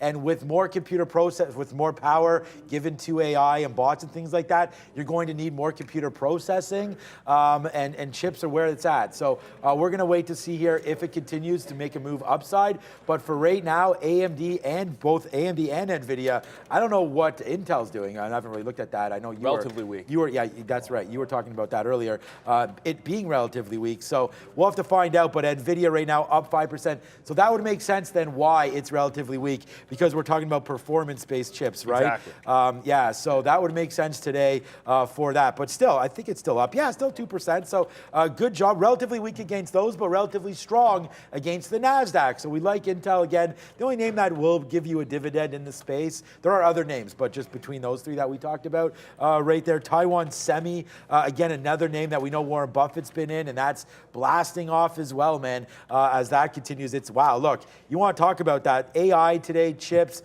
all that kind of stuff. Look at Taiwan Semi. We just talked about this last week, man, down here at 80 bucks, 85, 95 and going. So this is probably the winner out of all the chip names, considering where we're at. But yeah, congratulations to anybody that was playing any of the long chips today. And congratulations if you have that call that we made. Still have that call at 72.50 for AMD as that's continuing to rip up, man. Getting out of some of these longs will always haunt me, but we still got a good short here on Amazon as that's faded back in. Amazon zeros on the day, and we are short this name. Oh, we just got out of Amazon, by the way. More of them here. 24 is my best out on Amazon. 15. Let's see if it can retrace even lower than that. Yeah, I moved my trail up again. Apple just made another high of the day, but that's actually not why I'm saying. I said wow under my breath. It's not because Apple broke the high. It's because Netflix is already at 355 again.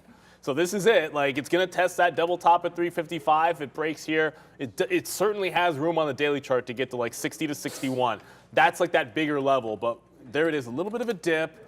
That's what I'm looking for, and they'll see if I can catch a reasonable risk to reward. I don't want to chase this because I'm tight to like 355 is going to be my out for sure. So I'm going to actually have my, I don't know why I didn't already have my stop. I want to have my stop in before I even get into position. If I get filled up here in the 50 range, 54.50, I want to have my stop in place. I am now short Intel as well.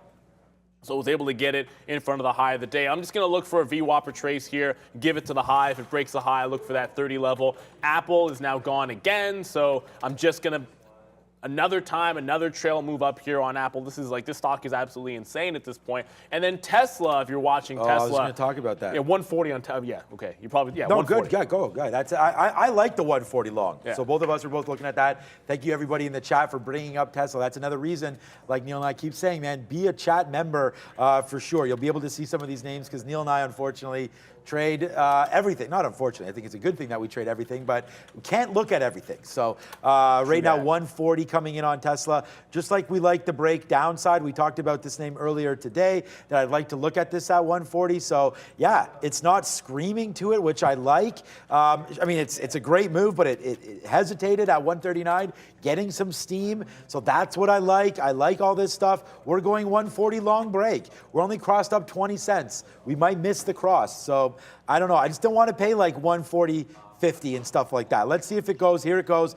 And if it does drop out, I mean, we can get out. I was actually looking at like 139 as our out. So trying to hold this one for sure $1 back down there. Level. So, you know, that's kind of what we're looking at right there. Here it goes. So here's Tesla. Looks like it wants to break. All good, man, on that. Wow, Microsoft. Holy crap. We talk about possibly reversing into softy. I got out at 240, 250. Yeah, that's nice. 70 cents higher right now. All right, we are now in Tesla. Tesla broke, and so we're in it. We're now long at 240. The best price we got, sorry, 140. I wish it was 240, maybe soon. 140.02. We got a great price. That was what we wanted. What? So nice price there on Tesla. I got 5. Yeah, no slippage there. 5 would be, I mean, I would be doing, cartwheels as well at 5. But here we go, Tesla. Look, you're not scalping this out for 20 cents. Let's see if we can get at least 50 on this one.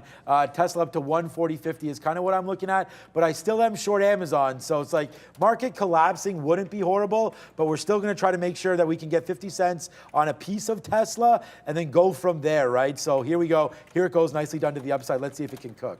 If you have any guesses where I got my first out on Tesla, then you watch the show. I just took 30. I like 32. I got 5s on that break, but that first quarter, I always like that first quarter, and then we'll see if we can get to 141 on a breakout. I want to get that order out there, but you can probably imagine if Tesla took the top and Microsoft took the top and Meta's taking the top and Apple took the top, well, Netflix took the top too. So I had that short right in front of like tight to 355.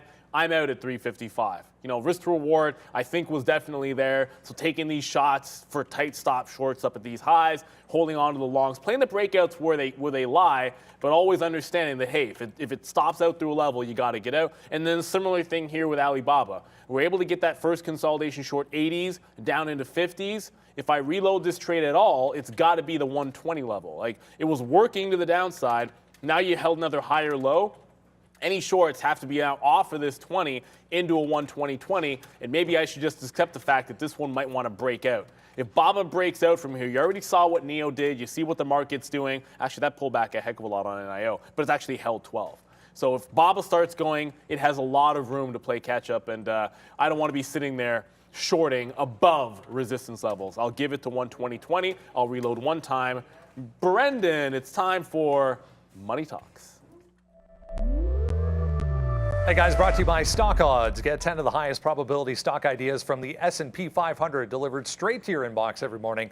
Try the top 10 odds daily from Stock Odds. Check out the link for 10% off. Interesting move setting up here this morning. It was a positive day to start things off for the U.S. dollar. We've seen a bit of a reversal come into play back to basically flat. This is the euro, actually, just showing some relative strength here, back to the upside again. For the euro, took out that high from back on Friday on the daily chart. So nice look, but back below. Still green on the day. Back to flat for both. Otherwise, pretty negative on this board, including our Canadian dollar. I noticed back to the downside after a positive day to end the week on Friday. Choppy otherwise. There is a couple of moves going on. Japanese yen back to the downside, probably the biggest one right now, back below that low from Friday as well, after, again, starting the week in positive territory. But DXY continues its slide. If you zoom out a little bit, guys, we are now below that low from back in the summer of last year, tested it anyways. For the dollar, showing weakness once again today. So yeah, that's why you're getting so many of these tech names just bouncing like crazy now in the last couple of weeks. And part of that is, of course, because we have the U.S. dollar getting a little weaker, which is nice. So when you repatriate, when you do a lot of business outside of the U.S. and bring that money back, it's nice to see it worth 1-to-1 or better, depending on your currency. So that's always good. All right, look, Amazon just touched 97 flat. We do have 70 cents in the money. Sorry, 60 cents in the money on that. Would be 70 if we touch that again. So let's do it, man. We're rated here at 05 right now, 97.05. We're waiting. We just talked about it, so. Trade there. All right, possibly not an awesome trade. We're going to wait to see. I'm still holding. Honestly, I don't want the market to fall down, but like this Amazon trade is pretty much this, like bringing it in right now. But we do have to watch out for Tesla, because it's not like, it's still here at 140, but it's not moving. It's like pegged to this 140. The highest spot, Neil got a grade out there. The highest spot for so far today, of course, was 48s, or what was that? Sorry, not 48s. 38s. Yeah, it says the high 35. So yeah, so 35. So good take there. We're now gonna wait. Sure, the show's almost over. I'll grab it. Thanks, Rob, for that. But I was gonna wait at 148. Well, I am at 140.50.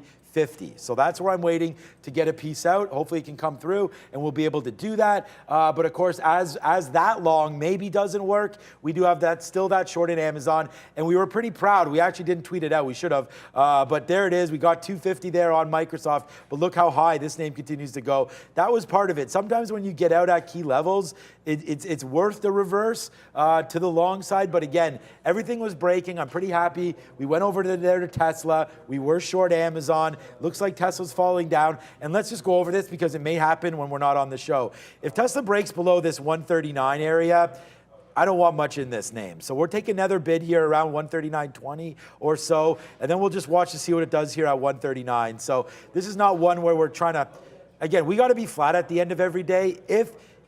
And we're still very, very far apart away, but my style is more to scalp. Like, I'm looking to take, like I just said, 50 cents on half of this trade. So I'm not going to hold it $2 downside. So, that's a good level, 138, but I just don't want to get caught up in this. So if it breaks through 139, I think a lot of traders are going to be looking at these levels. So we're going to get out of it. And then, we're not going to be the stubborn ones that hold, which might be right. The problem is, if it breaks this and doesn't come back, anybody that didn't get out in here may have to get out in here, which forces this name to drop even more. So I'd rather be flat than worry about that at 138. So here we go. I say that as we're in the money, but let's see if it can continue to go to the upside now. Of course, Tesla, my offer is at 140.48. So if it does get up there, that's what we're going to get a piece out. Like I said, 50 cents one spot, and then we'll work from there. But it's not really doing too much here. Yeah, and so this is what I love about the show. Well, I love a lot of things about the show, but I love the fact that like Sean's not taking anything out till it gets to 50 cents on Tesla and is willing to give it back into 138. Now I have a tighter stop on my breakout trade where I'm giving it a $0.50, but then I got my first out a little bit tighter as well. So if I'm willing to risk less, then I want to get out a little bit earlier on my first leg. That's what risk to reward is all about. And I know someone just said, Neil, make sure you look at that INBS or whatever. It's calmed down a little bit. I did. And I'm on the bid, and it's getting close to my, you know what, I'm seeing it bounce at like 32s and 33s, and I'm waiting at 31 here. I might step up just to get into it. I'm going to have a stop at the 125. But we're about to go to Brendan. I'll maybe talk about Alibaba when we come back, but it is earnings season, if you hadn't noticed. Yeah. This week, you start to really see earnings season come full fold. A lot of names on this board here to digest for tomorrow, Brendan. Yeah, if anyone saw the week ahead video that was out yesterday for us, a ton mentioned in that. Busy board here, guys, for earnings tonight and tomorrow morning. So I was about to literally, now I just got filled on INBS. It is flushing into VWAP here. So I put a stop in there just to make sure I don't get crushed. But yeah, J&J is interesting. I'll be interested in Danaher. You guys probably won't be. And let's not sleep on Lockheed Martin. That has been a pretty good volatile stock. I know we don't day trade it very often, but you know Lockheed has been interesting. GE could make some moves. They just had that recent spinoff, which did very well, by the way, GE Health. So you could see some volatility in that, and not usually something we trade, but it actually fared much better after the spinoff than I thought it was going to. But the bigger names later this week, probably just GE, and then from a personal level, I care to see how Danaher does, because that's more of a growth name in the healthcare sector. If they don't got enough growth, that could struggle. Yeah, in the oil sector there, we had Halliburton reporting. I'm just trying to watch Tesla here because, yeah, man, it's moving around and it doesn't really want to go anywhere. So both my stocks, both Amazon, 70 cents short right now, and Tesla, a dime in the money now. So I don't know. Do we? No, we don't want to take it out. Let's be patient with Tesla here, see if it can go back up to the upside, although I'm getting close to wanting to take that out. Union Pacific, a good name that was on there. I love me some J&J. You guys know that we've been buying that name for a while, so hopefully that can continue to go to the upside as well. J&J right now. The staple name that, you know, again, big Dow component here, always working, trying to get going to the upside again. Big move, not big move, but yeah, it has been hit. So we'll wait to see. It's not really necessarily setting up for like a perfect storm here for J&J. So let's wait to see what's going on. Might want to pick something up here, but I never like to trade something ahead of earnings unless you sort of get that inside look somehow. And you know, you're not supposed to have inside information. But there goes J&J, nice move there. I would look at that name. Amazon bouncing off 97. That's all good because right now Tesla, and I actually have more shares in Tesla right now than I do in Amazon. So hopefully Tesla can climb here and get to that level that we need it to get to, which is 50 cents. So remember, we're not going to hold this too much past 139. That's going to be about $1 worth of a hit there if that does come out. So yeah, we are looking to get a little bit more upside here in Tesla. So two things. First, I promised I'd mention Alibaba. I did reload. It tested 120. Got a better entry the second time there. Took some in the 90s. So see my price now 88s instead of actually 80s. But it's still bouncing off VWAP. So I'm taking that 25 to 30 cents. Still looking for 19.2. But that INBS just absolutely smoked VWAP in there. So I did grab the long, and then once it broke, I think it's headed down to $1 at this point. So if I take another chance at this, I wanted that dollar mark. I know it gave you those opportunities early. I'm always looking for that consolidation late in the day or maybe late in the morning session, and then another run at the high of the day. That way, if it breaks the high of the day, I'm in the long, in and around the 20s, as opposed to like trying to take 50s and 55s long. I just find that never really works out for me. So next stop, potentially $1. We'll see if that happens. Intel short. Less than a minute to go here. Ooh, Intel wow. just sort of gliding to the downside. I have a couple of bids for my first outs here in the 60s. I'll do the same thing down at the 50s on Intel because that's just how it rolls. Relatively weak as the market screams. on a retrace, this should have no trouble getting back into VWAP. As it is now 11 o'clock, bit of a treat for you. We do have Ian stepping in for the scalp demon along with Sharif. So we'll be back at 2. Let's go to the midday, boys. Go. What is up, guys? I'm Sharif. That's Ian. This is the Midday Show. The scalp demon is off today, but we got Ian, guys. So let's get right into it. It's been one hell of a morning on the futures.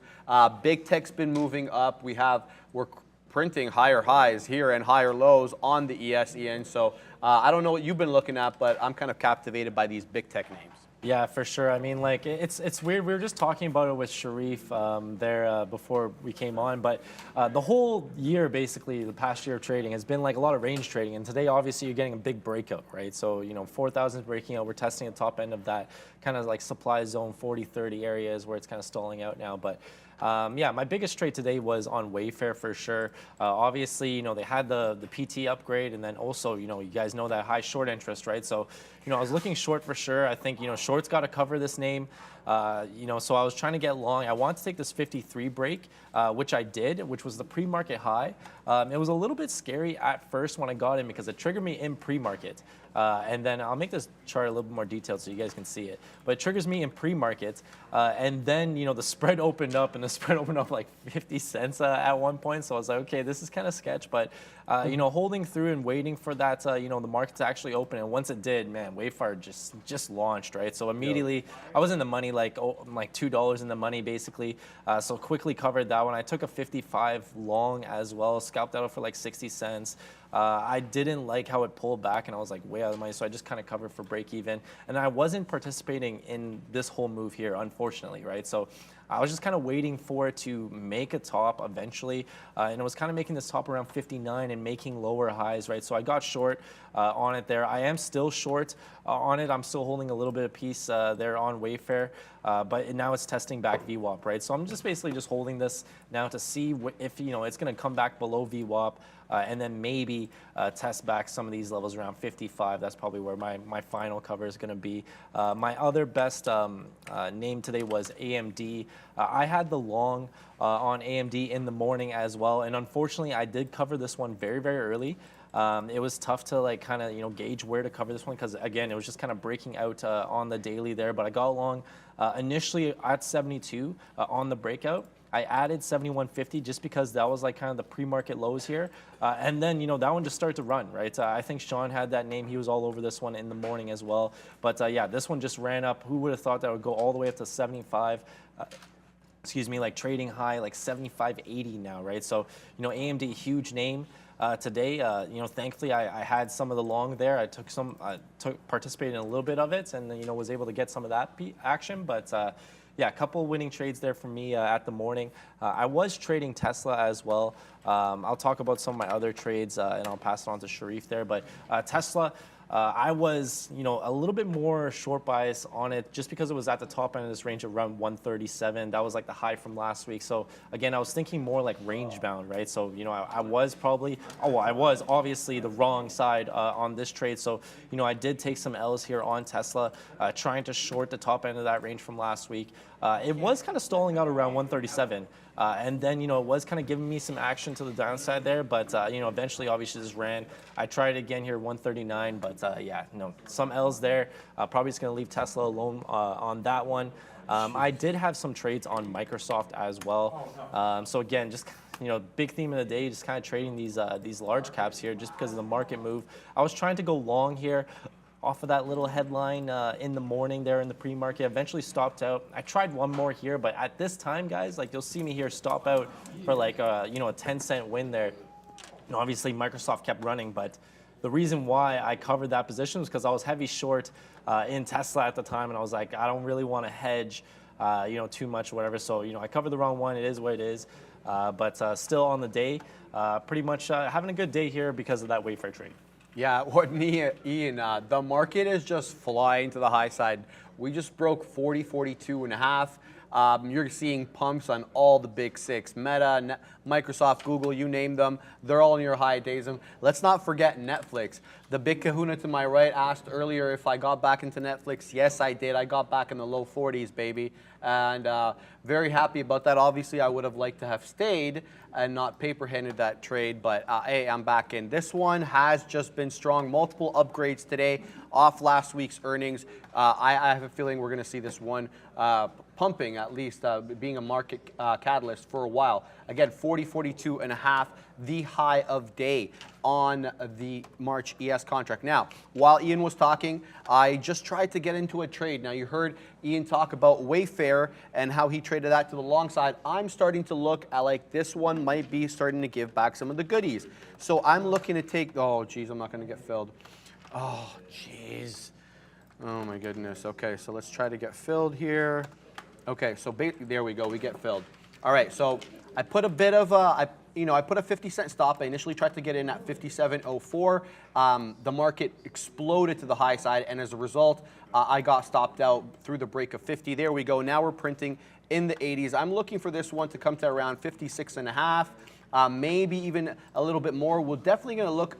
We're going to look some support in the face around that level as a result of this trough right here. This one broke through VWAP and kind of bounced off that. I want to say 57, high 40s area. So expect some support down there. There we go. Now we're flushing into the low 80s.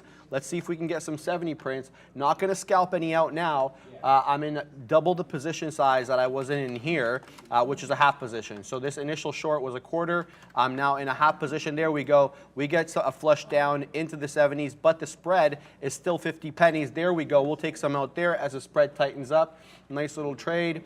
Waiting for, obviously, a breakdown, like I said, into the $0.50. Let's have a resting order sitting around there. I'll put it for this many shares. Did I get that right? Oh, geez. Okay, there we go. So now let's go ahead and buy to cover at, we're going to take it at 60. So we'll see what this one does. And, the market is still very prone to the high side, so I may get whipsawed here, which is why I'm going to give my stop a little bit of room. I mean, it's obvious this stock is obviously benefiting from the pump we're getting in the market, but it's consistently making lower highs and it wants to break through VWAP and about to make lower lows. So that's my thinking on here. The break of VWAP, this one's going to give up the ghost, as Ian likes to say. That's the thesis. How much is it going to cost me to find out? Probably through the $0.75. Okay. Now that I've scalped out a little 30-penny winner here for a scalp. So my thinking on Wayfair. Now, obviously, all the hype right now is these big caps. Tesla is at high of day.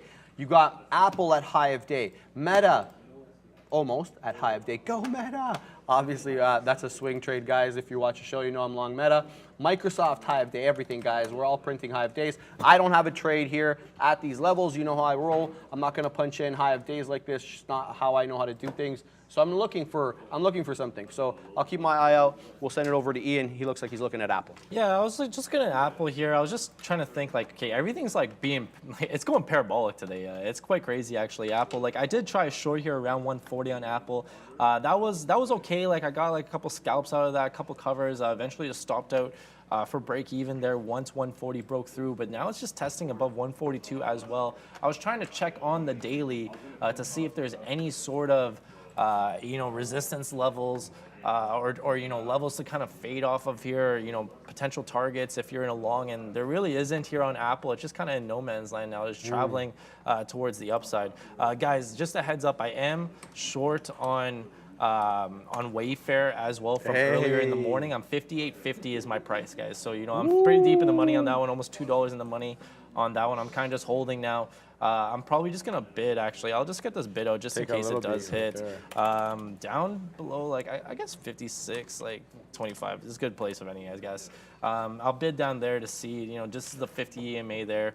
It had this nice breakout at 56, so, that's probably, I guess, a good enough target there to close out that position. But, the position board isn't updated yet because I haven't taken another fill, guys. So just kind of keep that in mind. I was looking at XOM as well this morning, just because it's kind of getting up to this 115 area, and I wanted to show you guys this on the daily because this level is quite interesting here.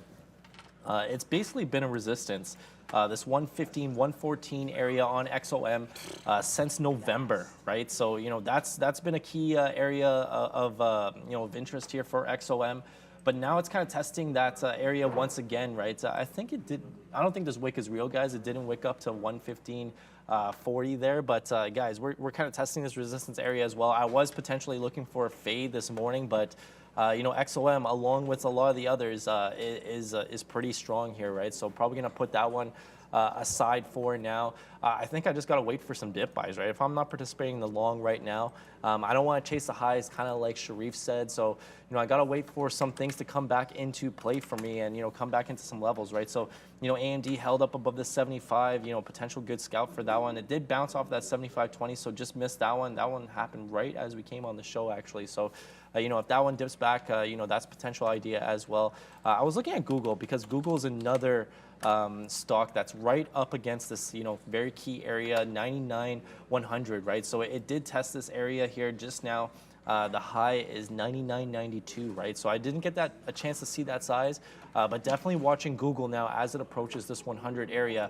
The market, though, is still going parabolic. So, you know, I'm not anxious to kind of jump into a short just quite yet. I want to see some evidence that, you know, potentially that, you know, a short will be good at these levels. But regardless, you know, the market's breaking out. If you are going to be in a short, I think it's got to be a scalp for sure.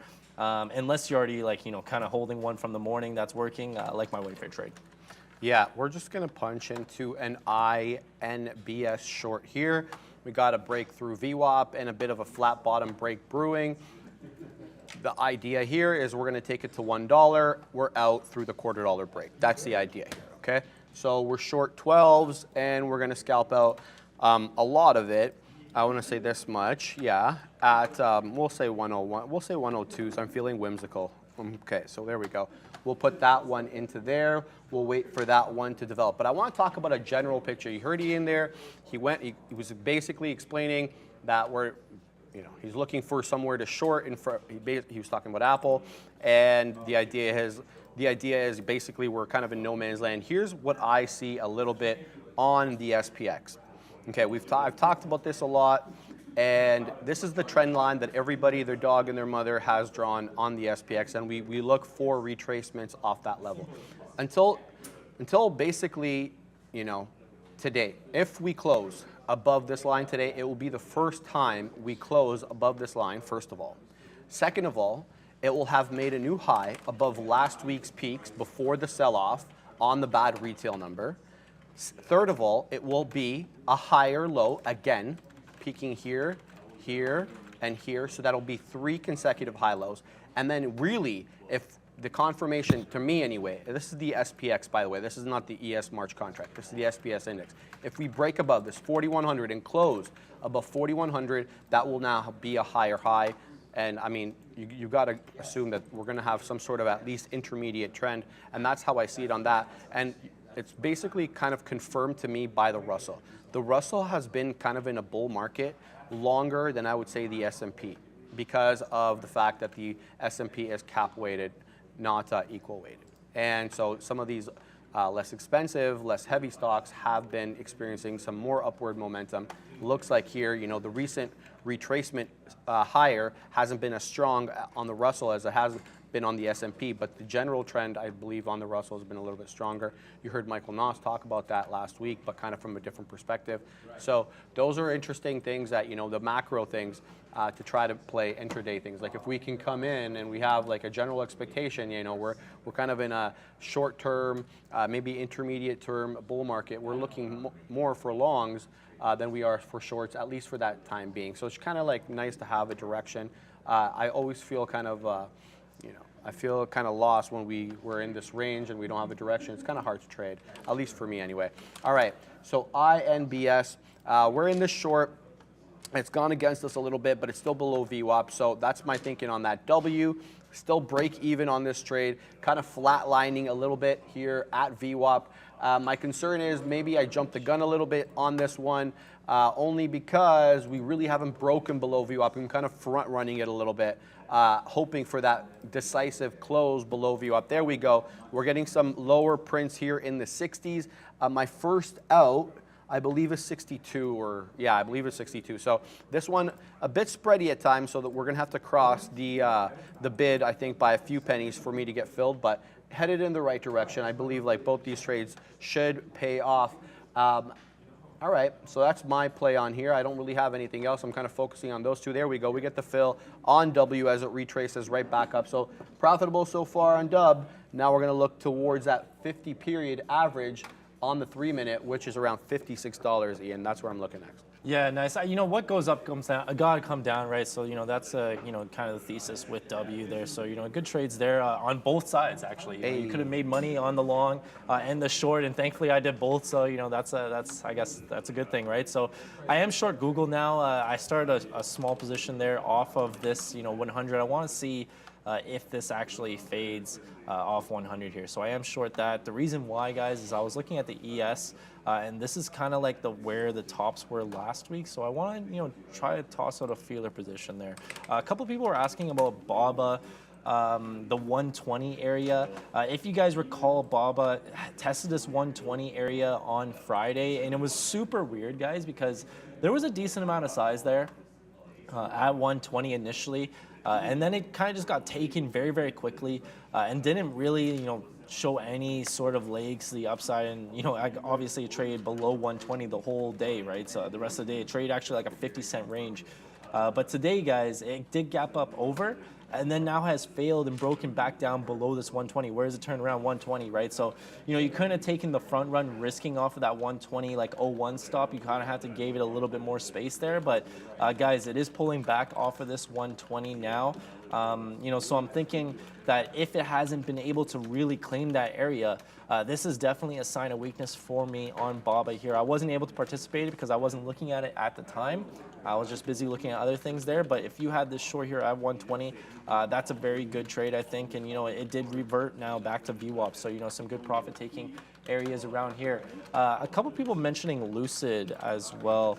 Let's take a quick look at that. Honestly, guys, I haven't really looked at Lucid too much since it's kind of failed below this 10 level. And it's just been showing a lot of weakness. Obviously, it's up, you know, it's up pretty big today, actually.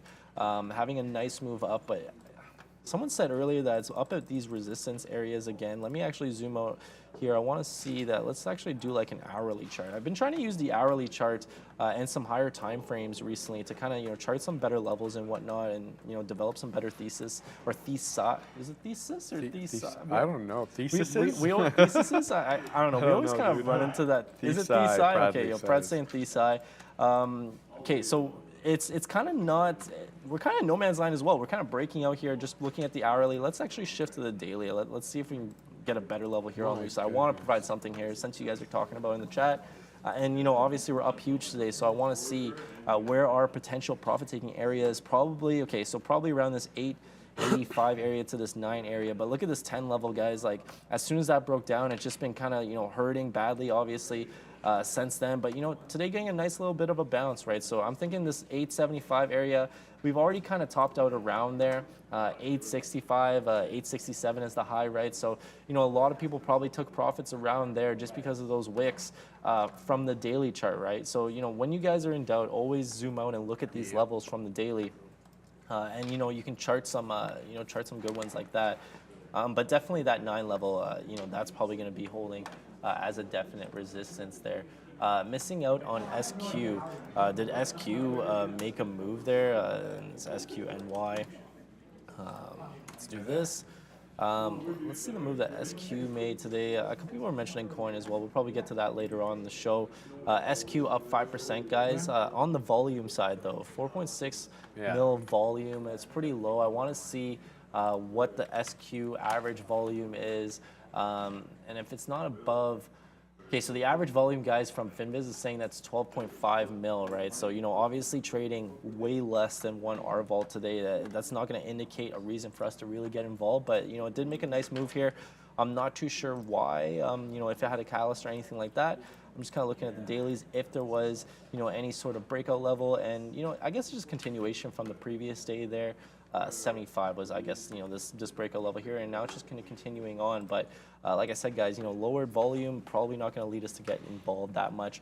Google is, you know, working a little bit for me there. GOOGL and Q. is working a little bit. And then let's do that there. Yeah, so this is starting to run into some issues here around 100, but I'm going to be watching this one very closely. Let's send it to Brendan at the big desk for social sentiment. Hey guys, a pretty green board shaping up here as far as social sentiment is concerned. A lot of positive names being discussed. I want to focus on this one right now, though, because the CEO right now of GNS on Benzinga, if you remember back to last week, there was that story regarding illegal short selling and a special dividend that they were coming up and some measures that were taking place on how they were going to combat that. So GNS, big one on here right now being discussed as the CEO still on Benzinga. Helbiz, SPY, Mullen, Tesla Q's, COSM still on here as well. Yep, AMC as well, all to the upside, but a ton of green, including Netflix, Amazon, some of the bigger names as well. Meta over here green, Apple green on the day. Big day for the market on the green side of things. This board reflecting it. BBBY, however, one notable name downside so far as sentiment is concerned. We're just expressing the fact that these high of days seem to keep getting higher and higher, Ian. And I'm not sad about it. Yeah, I guess it's like, it goes both ways, right? Yeah, It for just sure. keep dipping, the highs keep getting higher, right? So I guess, the highs getting higher is better. The trend's going. Definitely the trend is your friend here, guys. So far, anyway, I don't know. We're at high of days. All right. I'm still nursing both these trades. This INBS short, holding below VWAP, looking for that $1 break. It's taking its sweet time. Likewise, as W, we've scalped out twice on this bad boy already, so we're holding a smaller position, but still flirting with our entry point is W at the moment. Getting all sorts of FOMO here as these big companies, these big tech companies, I can't even get my words together. I'm so excited. As the futures skyrocket, the big six are all skyrocketing. And, I was telling Ian I want to punch through Tesla here at 141, but I'm like, no, come on. You're at high of days. Don't be punching here. And then we had an aggressive candle wick coming on the futures, obviously lifting the six together simultaneously, as is the case often. They're all really strong. I mean, the obvious laggard, you saw Sean shorting this one this morning constantly, which was Amazon. It's clear, and he's short again right now, updating you guys on that. These other five, though, they've all been strong. They've all been decidedly above VWAP. They've all been trending to the high side. Tesla is a leader, obviously 5.9%, followed by Apple at 3.45. Apple's at high of days. Meta, no slouch, 2 3/4, up 1.4. Sorry, at 143.22. Likewise, Microsoft and Google. Like Microsoft usually a bit of a more aggressive mover. Google not so much, but Microsoft still at high of days today. We're gonna just continue to kind of enjoy the move up. I don't have day trades on them. I'm not gonna be punching in at these levels as I keep saying, but in these shorts, Ian, and looking for maybe something to show up on the scanner.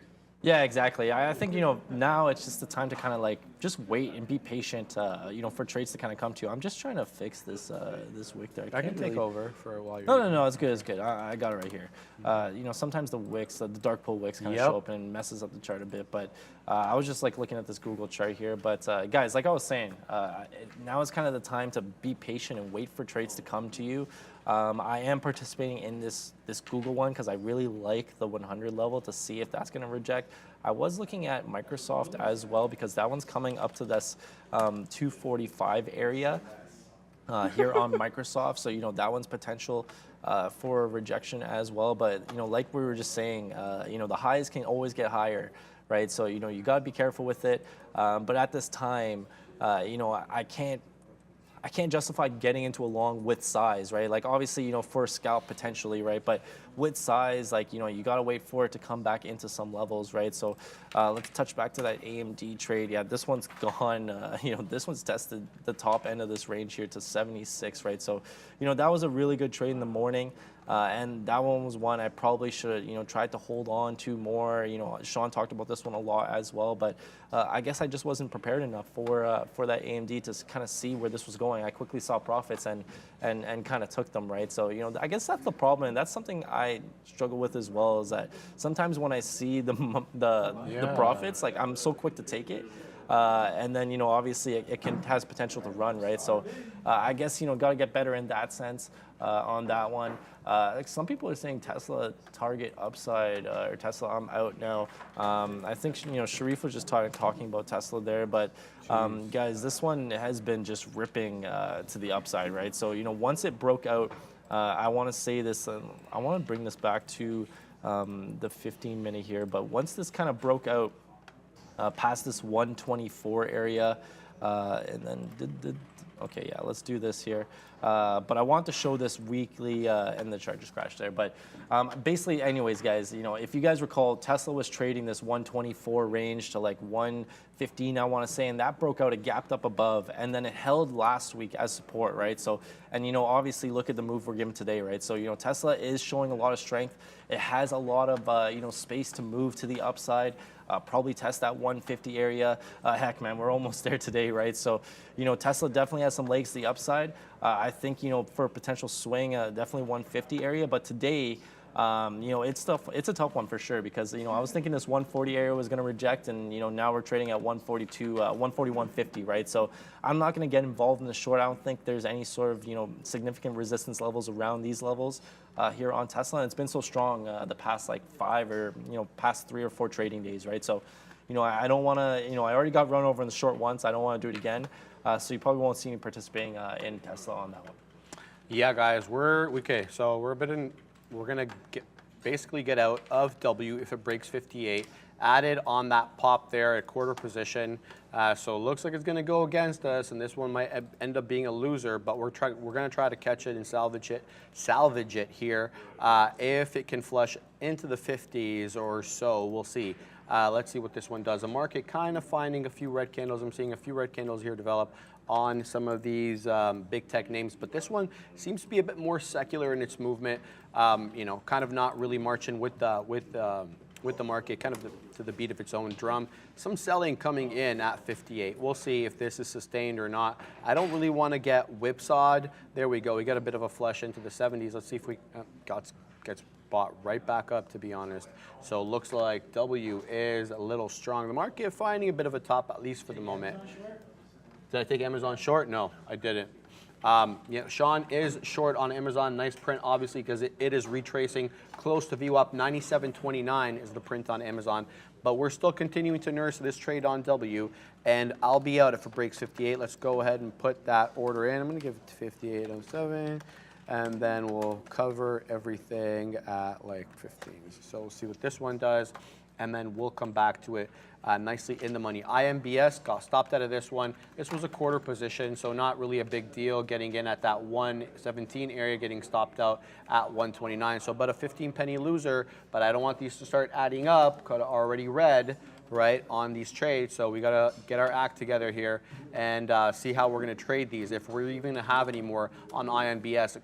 Lately, it's been kind of like, let's short these small cappers because they're so relatively weak with kind of a declining market.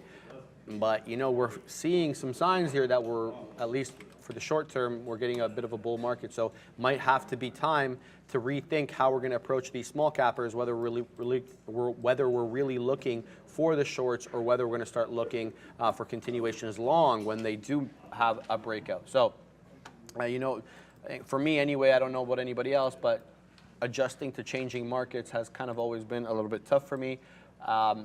Takes me maybe some time. So looking for a change in trend on these small cappers to see if I've got to trade them differently. All right, let's see what some people are talking about here in the chat. All right, Neil's in there talking to people in the chat. All right. Tomorrow, people say Microsoft 225. I don't know about that. That insinuating that Microsoft misses. Okay. I saw that comment as well. Yeah. One thing I wanted to touch on is that, guys, we're obviously getting into earnings season now. We were just talking about this before we came on here. This week is definitely a very, very busy week, but you don't want to gamble on earnings plays, guys. If you are holding positions through earnings, you got to accept the risk. You got to realize that, hey, man, these ones, these large caps can definitely move a ton off of these earnings plays, right? So, just got to be careful with that one. Obviously, when we're talking about trades today, we are day trading, guys. be known that we do have to close our positions by 4 o'clock.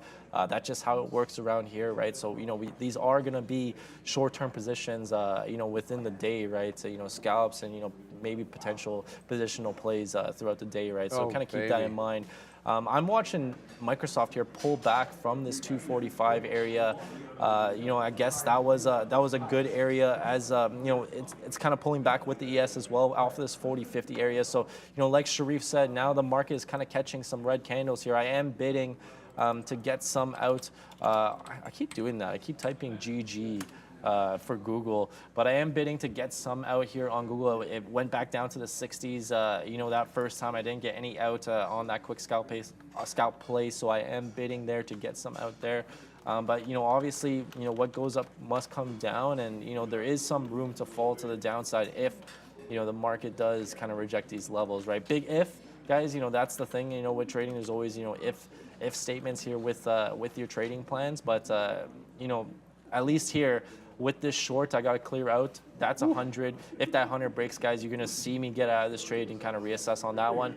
But that's basically the only trade that I'm really kind of focusing on right now. I did like that Microsoft 245. If that one comes back into play, I'll probably hop in short on that one.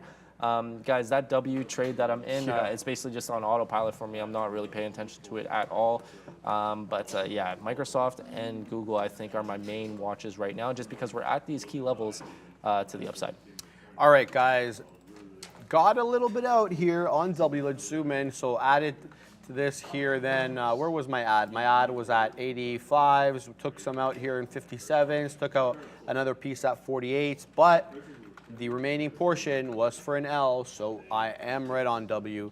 Ian's trading it better than me. I'm kind of coming in a little bit late here to the party and getting chopped up a little bit. But it looks like there is a discernible trend to be had here. I mean, like, we are bouncing very clearly off VWAP. We did have these wicks below it, right? And where, would kind of give the idea, at least it gave me, that we kind of were brewing for a breakdown. We're bouncing up and we're creating, we're about to create new highs. I think if we break through that 58.37, that'll be a new high above this peak. And, you may have to be looking for a trend change or even maybe a high of day test. I believe the high of day on W is 59.39. So I have a little trend line going here on my side chart for W, and it's broken through it. So I'm starting to look at this as maybe another high of day break. Otherwise, it's going to be a trending stock. Hard to tell right now what it's going to do, but we'll continue to watch out. But that's another L for me on the small cappers. Not looking good for me today. 0 for 2, INBS, red, W, red. Let's try to take it easy here and figure out what we're going to do here. Yeah, sometimes, when you do take some L's, you just kind of have to step back and just, be patient, reassess, right? It's okay. Losing is definitely going to happen. Like, you're not going to be, obviously, everyone hates losing, right? But, you just have to step back and just fall back on your processes, right? When you do take losses, make sure that, you are, doubling down, so to speak, on your processes and, doubling down on what has proven to work for you in the past, right? So that's the thing, that's very, very key. I did get that fill here on Google around 99.60. I'm thinking, like, where are my next targets on this one? It's just gone so far here, but I guess as good a place as any to kind of turn around is going to be this $100 area, right? Which is why I like this trade so much. So I'm thinking that if it, bids back down into the 40s here, below 99.50, that's where I'm bidding next. But I guess 99.20 area, this consolidation area, that's probably going to be the key target area for me to get most of this position out. Into that one just above 99. I talked about how the range is kind of this 99 to 100 area for this resistance, right? So we're kind of in the middle of that range now, kind of fading off of the top end of that range, right? So that's why I'm liking this trade here. Microsoft is not really coming back to that 245 area. It's basically testing low 244s here. I don't want to risk $1 on Microsoft, right? I feel like that's a little bit too much to kind of risk on it, because in terms of R&R, I'm gonna have to hold it back down to like basically VWAP, right, to get that like kind of 2 to 1 R&R on that one. So I'm not liking that trade too much, but if I have to let it go, you have to let it go. It is what it is. I was looking at Tesla again just to kind of see where this one's at, and this one is still holding above 140, right? I want to see this action around 140 to see if this one actually holds, because it was trying to there was some selling there above 140 when it first initially tested there. And then obviously, got the big breakout and, moved to the upside, right, on some volume there. So, I'm watching this one closer to 140, going to see what happens around there. But I want to be patient, like I said, guys, and, wait for trades to kind of come to me. Big fake out today, massive market pullback coming. I mean, who knows, right? Who knows? It's always tough to say. Obviously, the market has been breaking out, today above this 4,000 area. I think Neil mentioned how this was a, very key area in the morning, right? And, look at us now at 40.50, kind of pulling back from these highs created last week, right? So, kind of keep that in mind. But I don't know about a fake out. I guess time will tell. I'd like to know why they feel that way. Yeah. Maybe like put your position, because like we could always have a dialogue, right? Because I see it a little bit differently, but we'll talk about that. IMBS, we got short 22s. We're up big now because we took a big position here. We'll take another little piece out. So trying to break even a little bit on this, but the thing is, it's kind of at that VWAP. So we'll just finish it up here so that we're all done on this trade. Make up about half of what we lost last time. So we'll take little moves on this. I missed it though. This one kind of really gave me a topping tail candle that I should have been aware of, and the idea would be to take the break of that topping tail candle. So I would have gotten in 130s instead of 122s. I fumbled at the keys, so yeah. Adding to my awesome day. All right, back to W now. This one continues to trend to the high side. So W looks like this one, I don't know. I see at least a short-term trend making new highs here. Obviously, the next level we're looking at, for me anyways, that 58.80 kind of area, right? Because you have a couple of peaks here, and then the ultimate high on W is that 59.39. So this one's, it's bouncing off VWAP. It kind of had like this opportunity for me to get short because of the result of the back-to-back-to-back higher lows and back-to-back-to-back lower lows. But this one kind of really holding up on VWAP and bouncing. All right. No other trades. Yeah, GNS is the other one that I kind of wanted to mention. I picked up shorts on that this morning, but it's kind of been tricky a little bit to get into today. It really hasn't given you an idea of which side of the fence this one wants to end on. I mean, it's been below VWAP for a long time and then breaking above it and then breaking right below it again, kind of faking you out, showing you that the shorts are still in play. And then it completely reversed.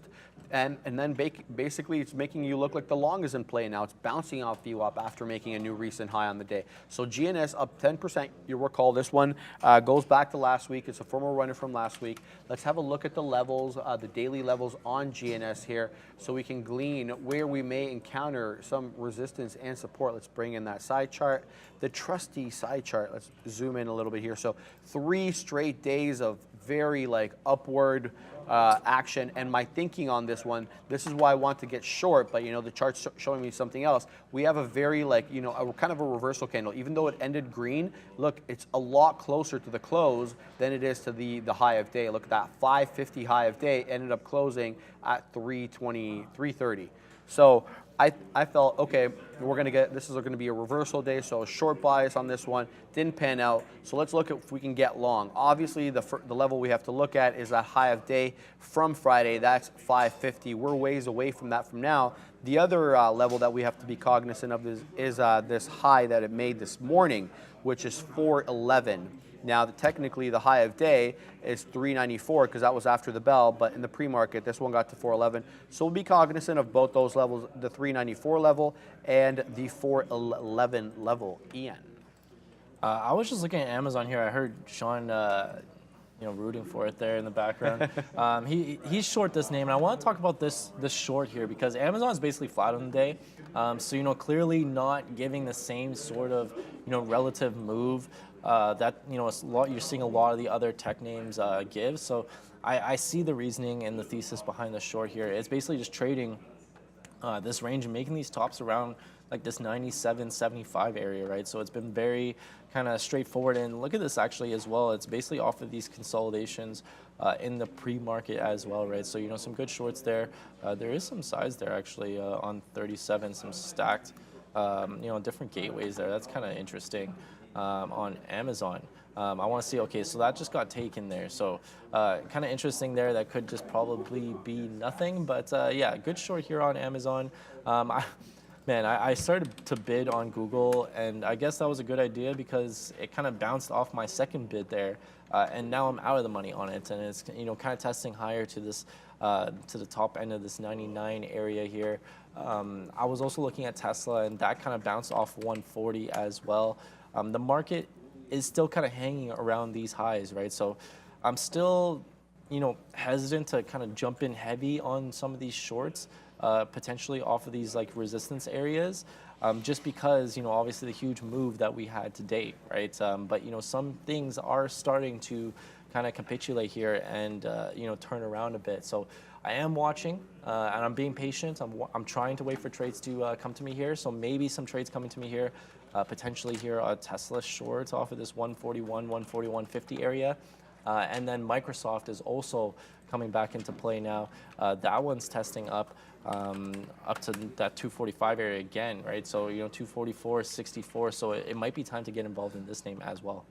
Yeah, I'm starting to look at this Amazon short here that everybody's talking about, and it looks like it's brewing quite nice, to be honest with you. So let's get in here. We got VWAP coming at 97.20. We have a bit of a consolidation sideways move in the market on some of these other big name stocks. You're seeing Meta consolidate sideways, not so much for Microsoft and Google though, as they look to close in on high of days, but you're seeing a bit of a pullback here on Tesla and kind of to some extent Amazon.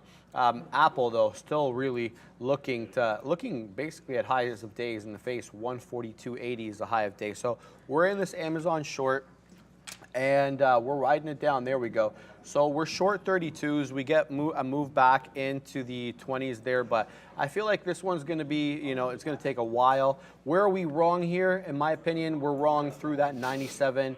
97.70, 97, yeah, 3/4 area break.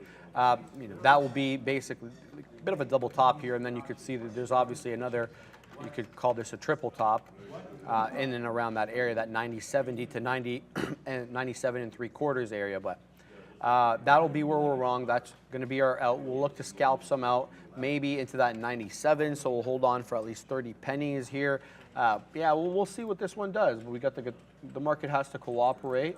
It has to make its move down. Obviously, it can be helped by some of these other players. So short Amazon and looking to print. Let's just let that one develop. The other short that I keep eyeing is this INBS short. But I say to myself, Sharif, you don't have to be first, right? Let this one break down. It's up 350% on the day. It's likely to give some back. All right. Now, it's setting up nice, but if you were to classify this, if you were to categorize this on a scale of like 1 to 5, where would it be in terms of like how good is the setup? And right now, because it's still flirting with VWAP, it's not a decided short to me, at least using my system, right? So let it break down. Yeah, you may miss 10, 15 pennies on the breakdown because the breakdown is going to be super aggressive and you're unlikely to catch it. But then you're going to probably have the consolidation sideways like we've seen on many occasions, right? And then you might even have a retracement back into VWAP, being able to add and get a better cost basis. So don't get too crazy and want to punch into this one, but INBS still on my radar for a real aggressive short, maybe sub $1, maybe into 75 pennies in. I'm kind of thinking about how to, I guess trade these levels here because essentially, like Sharif was saying, you got to be patient with picking your spots here if you are going to jump in a short, right? So, it's almost as if when you are going to fade these levels, you got to let it test and then, put in like that lower high to kind of give evidence already and also just an area for you to risk off of as well. Otherwise, you're just kind of picking tops, right? So, I want to refer back to my Tesla trade here in the morning because that's essentially what I was trying to do here. Is just trying to pick tops when it wasn't really showing me evidence that the short was going to be good, right? So obviously got run over on that end. And I was looking at Tesla here, and it's also not really giving you that evidence here that potentially short is going to be good, right? Just because it's now testing back these highs again, and the market isn't really giving this big up move to the upside, breaking out highs, but yet Tesla is as well. So Tesla clearly is one of the stronger names in the market today, up 6% on the day. I'm probably not gonna, jump in short on this name. I think, the long was obviously very, very good. Once it broke out that 135 area, it never really looked back. But today on Tesla here, it's been tough to kind of pick that target to the upside or that resistance level to the upside, right? So That's my kind of take on Tesla. Microsoft is kind of going against me here, testing to that higher area of that 245 area. And it looks like it is gonna, potentially break out that 245. I want to see it actually show its face and show what it's going to do here at 245 and see if there's any. I'm looking at my side screen. There's like 300 lots there, so that's obviously not going to be anything on that name. But still, potentially for a pullback there, I am short that one. I'm also short Google. Let's check on that name. That one is about 10 cents out of the money. I did take some profits there at 99.60. So good on me there on that one to get some profits on that dip there. We are testing the highs once again here. So going to be careful with this one. I have some clear outs here with Microsoft and Google. If they do start to break out these levels, then you're going to see me hop out and just kind of reassess. We talked about that a little bit earlier. But yeah, that's basically my game plan right now going forward with these two positions.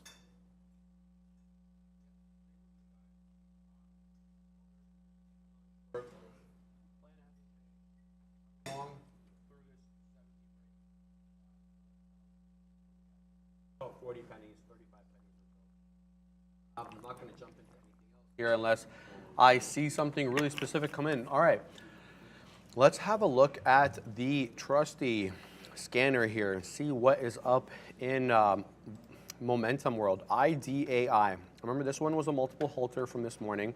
Let's have a look at this one. Yeah, so this one halted once to the high side. Pardon me? They're saying the mic, your mic not be on. You're good. Okay, my bad. Yeah, my mic was on, guys. All right, so basically I'm looking at IDAI. This one was a halter from this morning. It had 2 halts to the upside and 3 halts to the downside. And then it kind of like just hung out below VWAP here, but reclaiming it for the moment, holding above it. There we go, get a big move up to 136. This level here, 140, is going to be a new high. But can we get to 140 without halting? That'll be the question. I haven't done the math, obviously, on this. And I would really wish these charts would have our halt level so that we could kind of know where the halt level was. But yeah, not such is the case. But this one, super interesting. IDAI, about to break through this peak right here. I want to say 141 is the break. And then we could be looking at 152 again in the face. This one is up already 112% on the day. Definitely on a lot of people's radars right now. And it's up 102% since the open. So this one's really kind of made its move after the bell. Let's flip to it real quick. Let's switch out. Wow, Tesla's going a high of days. Kind of like, which chart am I going to switch out of so I can look at this one? And then you look at Tesla, and it's like going a high of days. So I don't want to change it. All right, let's have a look real quick. IDAI. Yeah, now we're getting to that double top area. So we really got to break this 140, 141 in order to get that new trend. Then we can look into maybe the 160. So what we'll do, we'll take a quarter position here and we'll set it up through the 141 break so that if we do get that break, we participate a little bit in this mover. Ian. Microsoft actually did break out that 245 there. It's showing me 245.02 as high. I am bidding here on XOM. I talked about XOM a little bit briefly earlier, and it's one thing that I was looking at the chart over the weekend. It's just been kind of making higher lows pretty consistently, right? So I want to try to get involved in XOM here. I'm trying to see if this 114 area now can hold as that higher low. It is also VWAP 50 EMA, so a couple of things kind of going for me there. So you see me bidding on that name. I don't know if I'll get filled. I'm bidding 05. I'm just going to be patient on that one. Let me show you this Microsoft. Because it did tick there 02, so it looks like that did actually happen because that size now is gone at 245 there on Microsoft. So I want to watch this one. This one I'm watching very, very closely. I don't want it to get away from me because I am short. I'm about 40 cents out of the money now on that name. But it hasn't really shown me evidence that this 245 area is gonna continue to hold and break out. Now it's it got up there again and flushed a little bit below. There was some sellers up there, right? So watching this one very, very closely. Google is basically flat for me. That one's not really doing anything. Google has been very, very slow today actually. Obviously it had that nice up move last week. I believe it was on Friday. And today, a little bit of continuation here. But again, testing this 99 area, testing up to this 100 area. This is going to be obviously a huge psychological level, but also, just a key area of resistance for Google on the daily and, the hourly chart and whatnot. I think I got to stop out here on Microsoft. I think this one's just getting away from me here. So did I not punch out of that one? Why can't I do that? There we go. Oh, it's because that's a stuck bid there. Okay, then there you go. So I punched out of Microsoft that one. So that's going to be a loss. Probably just going to leave that one alone for now. That one looks like it is, showing some strength there above this 245 area. I don't want to get away from me. Let me just cancel that other. All the orders there. So, quick L there on Microsoft, that's okay. The Google trade is still working for me. I think if there's any short that's going to work, it's probably going to be that one, just because of that $100 level being such a big psychological level, I feel. Tesla bouncing, I mean, Tesla has been, I wouldn't say it's bouncing, it's just kind of ripping to the upside, just, with no regard for human life. Yeah, no. Apple 143. Yeah, we just broke through it. 143.15. It just broke. Okay, I was looking at Apple at 142, and I was thinking about the short back there, and now it's back at 140. It's all the way up to 143. So, a lot of things just continue to rip to the upside. Tough to get long now because we're kind of chasing highs, but I guess you could take these breakouts. But breakouts haven't been really working that well, right? So they got to be scalps, or you got to have tight risk management, so to speak. And you see that's why, guys. That 143, you could have taken that breakout. And now it's flushing right below that 99 again, guys. So, gotta be careful with those ones.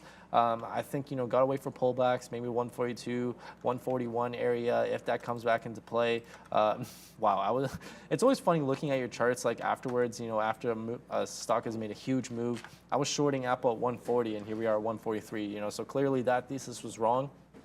That being said, yeah, I think I lost overall maybe 5 or 6 cents on the trade. So, who cares? But it's just kind of funny seeing that I was trying to short there, and now it's all the way at 143. So, clearly wrong on that name, but that's okay.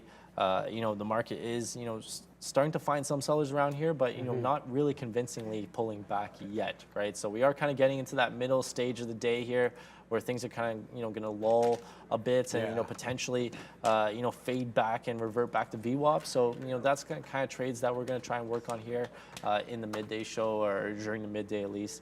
But if you guys see anything, if you guys, have been trading anything else that we haven't really mentioned yet, feel free to talk about it in the chat. And on that note as well, we're only seeing at 1.8K likes, guys. Let's get that like count up. There's been some great days, I think, on the morning and the midday show with some big like numbers, right? Right. I guess that's a testament to Sharif and Luca. They've been absolutely crushing it. I think the show has been great. The past couple weeks there, or actually just overall in the new year, right? It's been really exciting. So, we're obviously always trying to grow this channel, guys, and we always thank you for the support. Smash the like button, guys, if you haven't already. Awesome. Thanks, Ian. That's very nice of you, man. Noticing that too. NVIDIA says chill vibes. This one is moving. Sure. Chips are moving today. Where can we get NVIDIA? There we go. It's near high day. So NVIDIA's high of day, I'll tell you real quick, is there we go, 190. 190 on the dot. A bit of a double top there, but on the 1 minute chart. So don't really take that too much to heart. 189.70s now. There we go, printing in the mid 70s. So we're closing in on high a day again. We're in a couple of new positions. We're long. We're short Amazon. They're moving. They're flipping back and forth. W, I'm looking for a high of day test. This one I got in on the 1 minute chart here on the retracement. That's the idea here. It's not just a random punch, but there's a method to the madness. INBS. Sorry to move these real quick because I have to manage them. INBS. This one I'm still setting up to go short. Amazon, we're already short. I've got a profit taker here sitting at 97.20. So if we get about another 7 penny move, excuse me, to the downside, we should fill on that. But lots of things going on here. What happened to this IDAI trade that I apparently got into here? It looks like I got into a trade that I need to manage. There we go, IDAI. Okay, looks like I had a resting order there. I definitely didn't want that, but gotta manage it now. So let's see what we're gonna be up to here. What I'll do is I'll take this out if it breaks through the $0.25. This one's in a range, and to be honest with you, it kind of looks like it's gonna flush to the downside. So I got to be ready for this one, 124, and we're gonna cover. How much do we have in terms of size? We got a half position here. Okay, so if we break that, we'll be completely out of that. This one looks like it's gonna flush. Let's see. Oh, I put the wrong order in. That's nice. So 124, and then we're going to cover everything at 120. There we go. So we'll let that one pan out. If it ends up panning out, great. If not, we're in the money. on our W long. This one moving nicely to the high side. We're long 64s. We just got a print there in the high 80s. So this one should be interesting. But managing, I never typically manage more than 2 positions at the same time. Looks like I'm managing 3 now, which is kind of making me a little bit flustered. I'm not gonna lie. You gotta push yourself, man. I know, man. You gotta push yourself and try different things. Yeah. I like to do that on the midday because obviously the midday is not really the time to for those home run plays per se. Exactly. Right. So you gotta obviously size down and risk accordingly and whatnot, but. What better time to kind of work on things? I am long here on XOM. I got that one. And this one is working nicely here. It was kind of reserving at 114.05 a bit, and that's exactly where I placed my bid. So got long there and, scalped out 20, 25 as well. And now I'm kind of just offering back at these consolidation areas. So, potentially a good one here, a good long here on XOM. I told you guys about this trade. I want to participate in XOM. It's been kind of just making this run up and testing these like 114, 115, supply zone area that has been, a thing since back in like November, right? So that's kind of the thesis here on XOM. But yeah, good. It's always nice when you get into a trade and it immediately starts working for you. Google, I did get some more out there on Google as it dipped back down into the 60s. I don't want to get too frisky with this one just because, you guys saw me take the L on Microsoft there. So if Google is going to give me some of these profits, I think Neil said it like a bunch of times this morning. You got to pay yourself, man. You gotta make sure that you're taking advantage of it and not holding it for it to kind of go against you and stop you out, so to speak. So this trade is still valid. My thesis here is I'm risking off of that $100 level, so it's still valid, guys. But if it's gonna go into money for me and test these lows around these 60s area, which it has been really struggling to get below, right? It's been really struggling to get below that area, and obviously part of it is because the market is kind of consolidating now at these highs. But I want to make sure that I'm getting some out there to kind of protect myself, or at least if I do end up getting stopped out, if $100 ends up breaking out, then at least I'll probably break even on the trade, right? So that's kind of the thinking behind that one. Let's take a quick look back at Tesla, just because I want to see where this one's going now. And this one's breaking out highs again, man. Like Tesla just every time I flip back to Tesla, theme here? it's just like breaking out and keeps going higher and higher. Now it's breaking out 142. Originally I was like thinking, 141.50 short. No, that was wrong because now it's at 142, guys. So that's why it just continues to push further. All the markets are green. Why you guys go short? So so here's the thing. We were kind of talking about this before, right? So if you aren't already long, guys, what are you gonna do? It's either you don't participate or you wait for dips back to consolidation areas, support areas. So for Tesla it could be 140, right? So that's how you get into the long, right? Like if you're gonna see me buy 142, I could have bought 142 there, and now I'm getting basically rinsed to the downside, right? So. It's gonna exhaust these stops, I guess, to the upside, and exhaust these levels, and then potentially push higher. But I don't know. It's like buying the highs. It's always like way sketchier than buying support areas.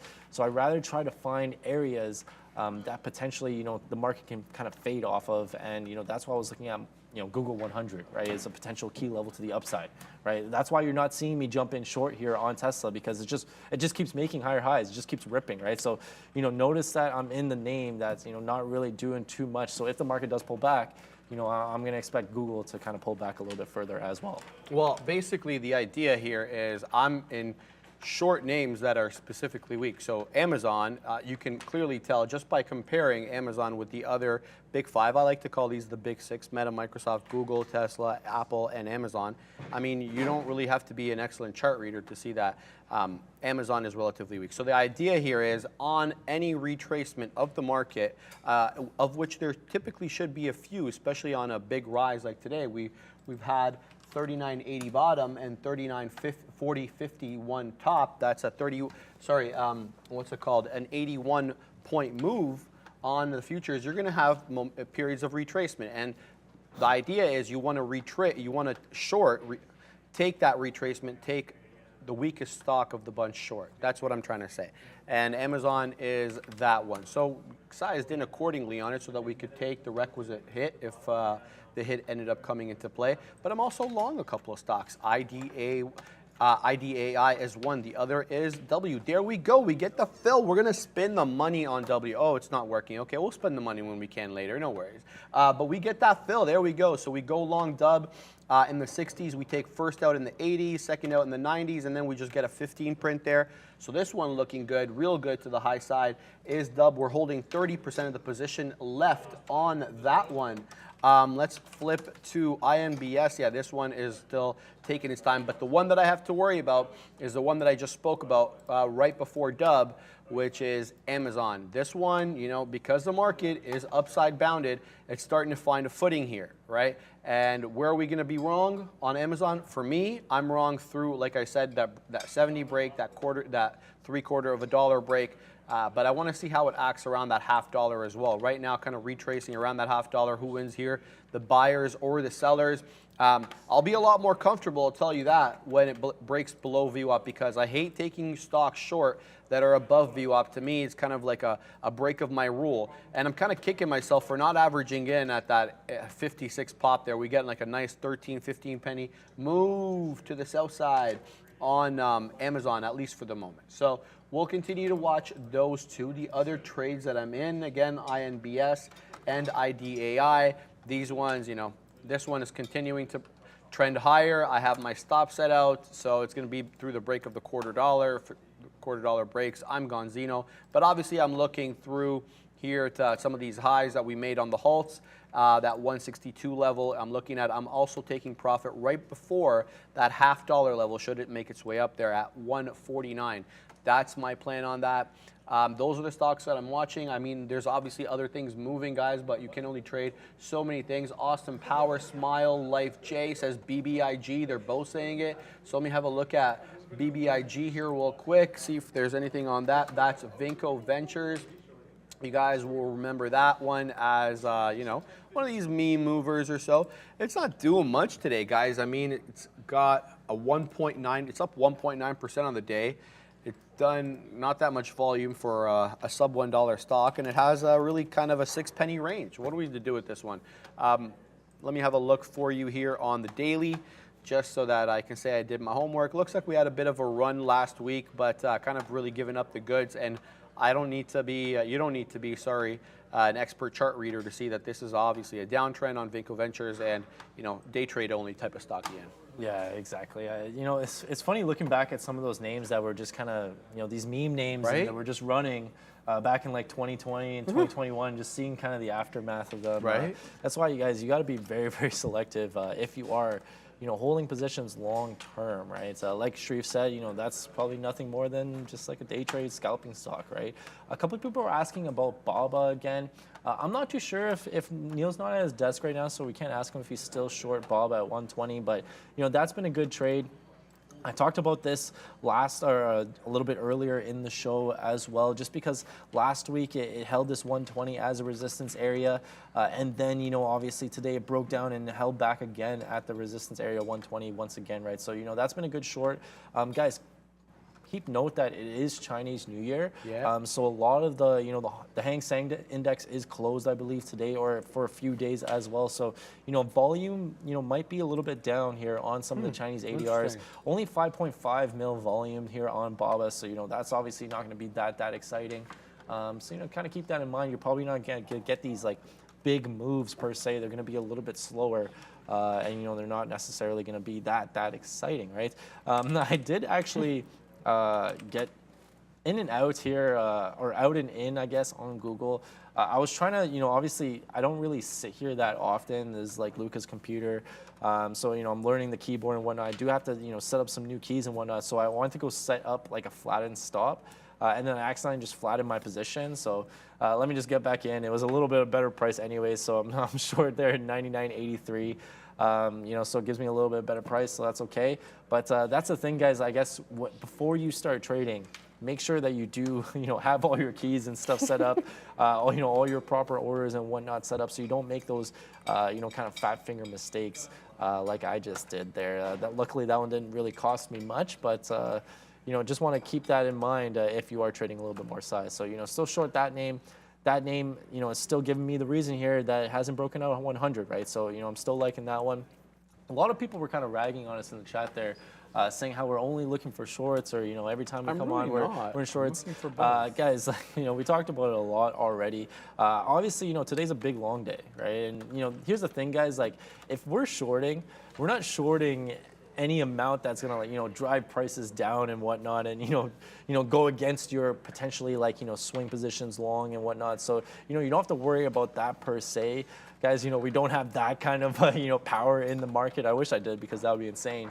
Cool. But we don't kind of have that power in the market, guys. So don't get offended like that if we are shorting. If we are shorting and you're long something, so to speak, we're day traders, guys. We're going to day trade off of levels, and that's what we're going to do consistently each and every day. I am in one long, guys. I'm in this XOM long. I talked about this quite a few times. This one's going to be not that exciting, so I might not you might not see me talk about it or get too excited about it, but it is kind of holding above this 114 area, right? So I got some out in the 20s. It's continuing to work for me. I think I'm just gonna try and get most of it out if it comes back into like the 30s and the 40s. It's not really showing me that it wants to kind of just continue to rip to 115 or something like that. So I can't hold it for those kinds of moves. Let's actually see if it reserves again 114.05, and it kind of did there again, because you guys are seeing this, right? So I want to talk about this, because I do mention, and I know Luca mentioned a lot on the show, reserves, guys. So basically, reserve is when you see that there's, so you see there's 3 lots or 1 lot there, which means there's 100 shares sitting at 07, right? If you see more than 100 shares print on 07, it means there's more size there, right? So potentially a reserve there. So that's what we mean when we say reserves. Yep. And it's kind of telling us that on the tape at this 05 level, right? So that's kind of interesting. I am long that name, so there's a perfect example, guys. Okay, so now it broke. So that reserve at 05 is now gone. Let's see if this one holds 114, but yeah, that's the one long that I'm in, guys. Probably just being patient still. I was talking about AMD a little bit earlier as well. This one's not really coming back in for me to want to get back involved on this one, just because it's kind of consolidating up above 75.50, testing the 76 area. I don't want to short it because, one, AMD has a very positive catalyst. It was upgraded today, and obviously chip space is giving some nice moves to the upside. And then obviously, I don't know what topside levels there are here on AMD. I know that was breaking out 72, but if we look at the daily, it's probably just it's probably no man's land, right? So yeah, I guess the next level is 78, right? So why would I short here at 76? I guess I'm trying to pick this top in this consolidation area. Probably not a good idea, right? So if I want to get involved in AMD again, I did have that long in the morning. But if I want to get back involved here, I think I've got to wait till 75. Maybe, if it retraces back to VWAP for a little bit of a bounce scalp play there. But again, just got to be patient, man. Just got to be patient and wait for trades to come to you. All right, we're going to drop some cash down for this IDAI trade. There we go. Well, we punch in here through 43s. I'm just going to manage this one real quick. There we go. So I got to get out of that. How come it didn't get me out? There we go. Hello, computer. What's the computer doing? Why is it not punching me out? Okay, computer. Do you want me to take back over? No, it's cool. Just got to figure out why I'm not getting punched out here. There we go. Okay, something's going on. I'm not sure exactly what. Am I still in the position? Yeah, I'm still in the position. That's really weird. Okay.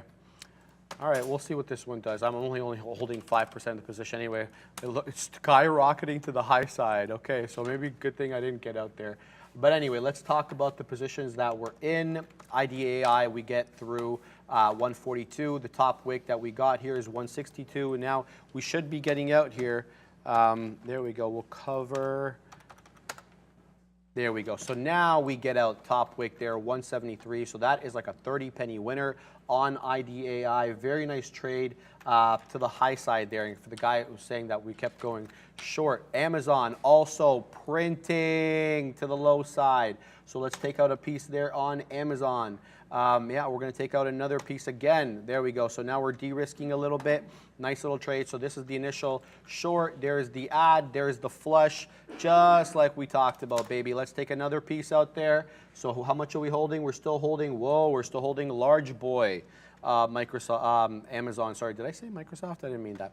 I meant Amazon. All right, so let's take another piece because we're holding a lot now. We're holding about half the position. So nice little flush onto Amazon. Do I hold here or do I take everything at the VWAP retracement? Because as we can see here, now we're coming into VWAP, a notorious area of support where, you know, we could bounce aggressively to the high side. Looks like no such movement this time. We'll take another piece out through the break south of VWAP. Now we're going to spin the money, baby. Amazon printing, IDAI printing, both printing to the high side. Pumped about this little trade. Nice add in there on the Amazon. Obviously, the most relatively weak of the bunch. We get a bit of a flush on the market from that 40-43 area to about 435. So a nice 9-point move. And Amazon responds, obviously, by flushing to the downside. We are holding now a little bit less than, I want to say, what is that? Like the market 15%. is pulling back here quite heavily. That 40-40 area broke down there. This Google trade is working nicely as well, like you know, Sharif's Amazon trade. And you know, I guess this is my fault, obviously, because you know, when you take losses or when you're trading, you're the only one pressing the keys. So you know, you got to accept the fact of that. But you know, people were talking about, why aren't you guys going long? Like, you know, look for some longs. Guys, the one long that I was in after you guys said that lost, right? So you know, that one lost.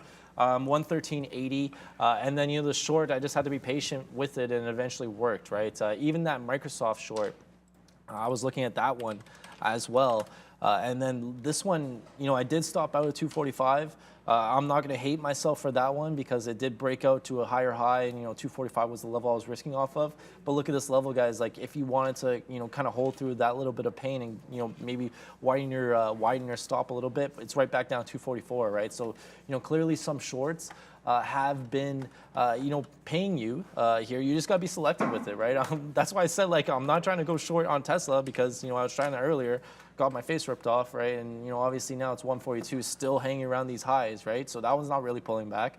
But I'm trying to find names that are at, you know, potential levels here that are going to give you a better chance of working, right? And that was, you know, Microsoft here that I just kind of, you know, executed a little bit poorly on, but that's okay. And then obviously Google, right? You know, so you picked the wrong long. Yeah, for sure, obviously. You know, that you don't have to tell me that. You also talked about waiting for dips before you go long. Yeah, exactly. You know, well, XOM was a bit different. XOM was breaking out that 114 area, so that's why I was trying to, you know, think for that one. But anyways, guys, that's enough on that topic. You know, talk about what trades you guys are talking about. You know, call out names that you guys have been, you know, trading today. I don't mean to, you know, keep talking about the same names. Why not? But you know, these are trades that are in. I guess, yeah, exactly, Sharif. You know, they're working for us, so you know, why not? I guess. I guess I'm just gonna, you know, keep in this Google trade. That W trade was definitely the best name on the day for me today. We can talk about that one a little bit. Obviously, you know, the high short interest, and I want to actually bring that up here. Let me actually see it here on FinViz to see what that short interest is. And now, so it says 34%, but I was like reading that it was like 60% and from some sources there. So, you know, obviously had that huge squeeze this morning, right? So it's one of those names that you could have made money either side, but you had to be patient with it on the short side and, you know, wait for it to kind of top out here. And it did around this 59, 58, 50 area and eventually pulled back to VWAP, right? So that one made a nice move there to the short side. Luckily for me, I made money on both ends. But yeah, that was probably my best trade of the day for sure. And then obviously the worst trade of the day was Tesla, but that's okay. A lot of the time it actually ends up being Tesla. I don't know. I guess I got to reassess my setups on Tesla and, you know, take better trades on that name. Yeah, G Trader is saying, look at Tesla, Apple, and Meta at the same price. I find that interesting. Yeah, I mean, of course, there is a little bit like of an eyebrow raise when you see them at the same price. But, you know, we've seen them at completely different prices before. I'd be more interested, less as much about the price as about the chart patterns. How much are they converging or diverging chart pattern-wise to kind of see what their overall trends are like. And the reason I bring that up is because I punched, as you know, some of the viewers know, into this Meta long for the swing. And the reason that I did that is because when you compare the daily chart on Meta, it is much more bullish in nature, breaking just through a very interesting level here. What is this? That 141 kind of level, 140, 150, which is a wick, by the way, not a closing print. Basically, the idea here is Meta is very strong. Now, let's have a look at the corresponding Apple chart. Do they look similar to you? Not so much. You have a bit more of a down move. It looks like Apple just found its bottom, whereas Meta looks like it found its bottom a lot earlier, back in October, right? Whereas Apple's continuing to kind of print lower highs consistently. Why is this important? Because, I mean, you know, from a day trading perspective, you kind of have an idea what to expect with respect to a stock. Is it trending down or is it trending up? So you have an idea. Doesn't mean every day it's going to be trending down or up, but if you have a bias, sometimes that tends to work well. The other idea too is because if you could swing it, right? I mean, like a lot of us have, you know, personal accounts in addition to our day trading accounts, and no reason you can't swing some of these. So it's kind of good to know what the overall trend of a particular equity is like, and I think these two are, you know, perfect examples of where they're diverging. So less interested as much about, you know, the price of the stock at the moment, the fact that they're same, and more interested with respect to their chart patterns and trend. All right, Amazon, we're all out of this trade. You know, I didn't get bottom wick. Bottom wick was at 97.11-ish, maybe even lower, 97.07. I ended up getting out my last piece, 97.17. That's okay. So we get a nice little move off that on that short on Amazon. It hasn't been the best day for the shorts, as some of our viewers have also noticed. W also looks to be interesting now. It kind of made that top. We went long, we watched short this, we got cut up, then we got long again, then we scalped on the top. Look at that top wick right there. And then we took out the remaining portion for break even. But now it looks like it's headed to the sell side again. I don't know if I want to keep trading this you know, within a range and just get cut up. So I think I might, you know, just take a step back from now with respect to W until it gives me some sort of definitive trend on where it wants to go, because kind of just hovering in and around. It looks like a wave or like some sort of oscillation, right? Where like it's a little easier to see on the 3-minute chart. Let me bring this in. So have a look. It makes a big move up, right after the bell, and then it just kind of oscillates. And it was making lower highs, and then boom, there you have an explosion to the high side. Now we're coming back down. Where do we stop? VWAP or this trend line? I don't know. So I'm not trading this one. I'm going to leave it as it is for the moment and look for some of the other trades. IDAI, we get top wick on that one. And right when we get out, look at that flush down. We're halted, 142 to the south side. We drop all the way from 174 to 142 in 3 1-minute candles. So this one's still deadly, and now it's halted 4 times to the downside, twice to the upside again. Yeah, I don't really have like a strategy to trade those halters. It takes a certain. I hate them. Yeah, it takes a certain like type the of you know, strategy to trade those. Some But sort of crazy person. yeah, maybe, but yeah, not really for me. I am trying to see if I can build on this Google trade here, because it's basically trading this range. It's been the one thing that's been working, you know, somewhat consistently for me. So I guess if it ain't broke, don't fix it, sort of thing. Camera's kind of tripping here, turning in front of me, so it's kind of distracting. But I did add here in the 80s here on Google, and I'm trying to just bid in the 60s. So it's kind of trading this like 20-cent range, you know, very nicely, and it's trading like a decent amount of volume in here. So I want to see if I can kind of participate in this if the market is not really, the market's kind of fading as well, right? So it's kind of struggling to get back above this 40-40 area. Kind of rejected this 40-50 area, right? So if we are going to revert back to VWAP, I think this Google trade is going to be a good one for me on that one. I'm good, thank you, Sharif. But yeah, I was looking at AMD as well. This one's coming back in a little bit, but not very much so, right? It's still trading between the 75-50 area, so I can't really, look at that one. The bear market is over, guys. Okay, I don't know about the bear market being over, guys. The bear market is definitely not over. I think we're gonna be very, still range bound until the Fed stops raising rates or they start cutting rates, right? So this is actually what I wanted to bring up a little bit as well, just because the last Fed speaker, I believe, was on Friday, and you're not gonna have any more Fed speakers until the actual, Fed meeting that's gonna be on February 1st. And then we also have some good data coming out as well. The inflation or PCE on Friday, this Friday at 8:30. So that's going to be a potential market mover as well. But this is what I want to talk about, guys. The Fed target rate is going to be 25 basis points, guys. That's definitely going to happen. Now, look at this. I just checked it. This morning, it's at 99.8% chance that it's going to be a 25 basis point increase. From the current rate of 425 to 450. So this is going to be the smallest increase in a while. In a while, right? Last year we had multiple, jumbo rate increases, they like to call them.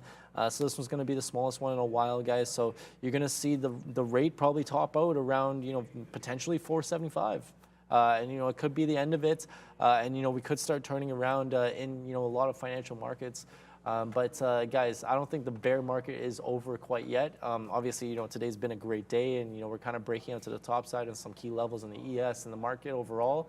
But overall, guys, the trend is still looking to the downside, right? So kind of keep that in mind.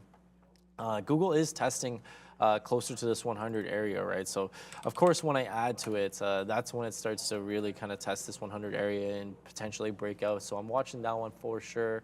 Let's take a quick look back at Tesla, just because that one's been basically the market leader, and that one's testing the highs as well, testing above this 142 area here on Tesla, right? So, it's a good thing that I stopped trying to short this name, because that one's just continuing to rip to the upside. Let's look at some of the other names that I was talking about a little bit earlier. Microsoft, to see this one. Okay, so this one hasn't really made that bounce off of this 244 area like some of the other names that have, potentially made some big bounces here. This one is still, kind of hovering around this 244 area. So it seems like this 245 level is pretty good, right? Obviously, Microsoft had that little bit of headline this morning saying that, they're wanting to get a little bit more involved in ChatGPT. That's been very interesting to kind of use. I've been playing with that one a lot. It's been really fun to use, and I'm trying to apply it to my trading and a lot of stats keeping and whatnot. I think it's a very good tool that everyone should be using. I guess for every profession. Bull flag LCID. We talked about LCID a little bit. We could talk about that one a little bit later. Oh yeah, the debt ceiling. Yeah, this one has been a topic of conversation as well, the debt ceiling, guys.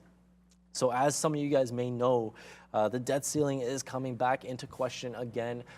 It's kind of like a broken record, because it's like every 6 to 8 months the debt ceiling gets breached again, and it's like, okay, let's just raise the debt ceiling once more, right? So this time though, there is a little bit more concern, as there's some. I'm not that big into politics and whatnot, but there is a little bit more concern, between the Biden administration and Congress, the House and whatnot. They are struggling to kind of come to terms with the debt ceiling and what to do with it. So there is that kind of like negative sentiment as well, but clearly the market didn't really care too much about that today, at least, because of this big. Do you know why?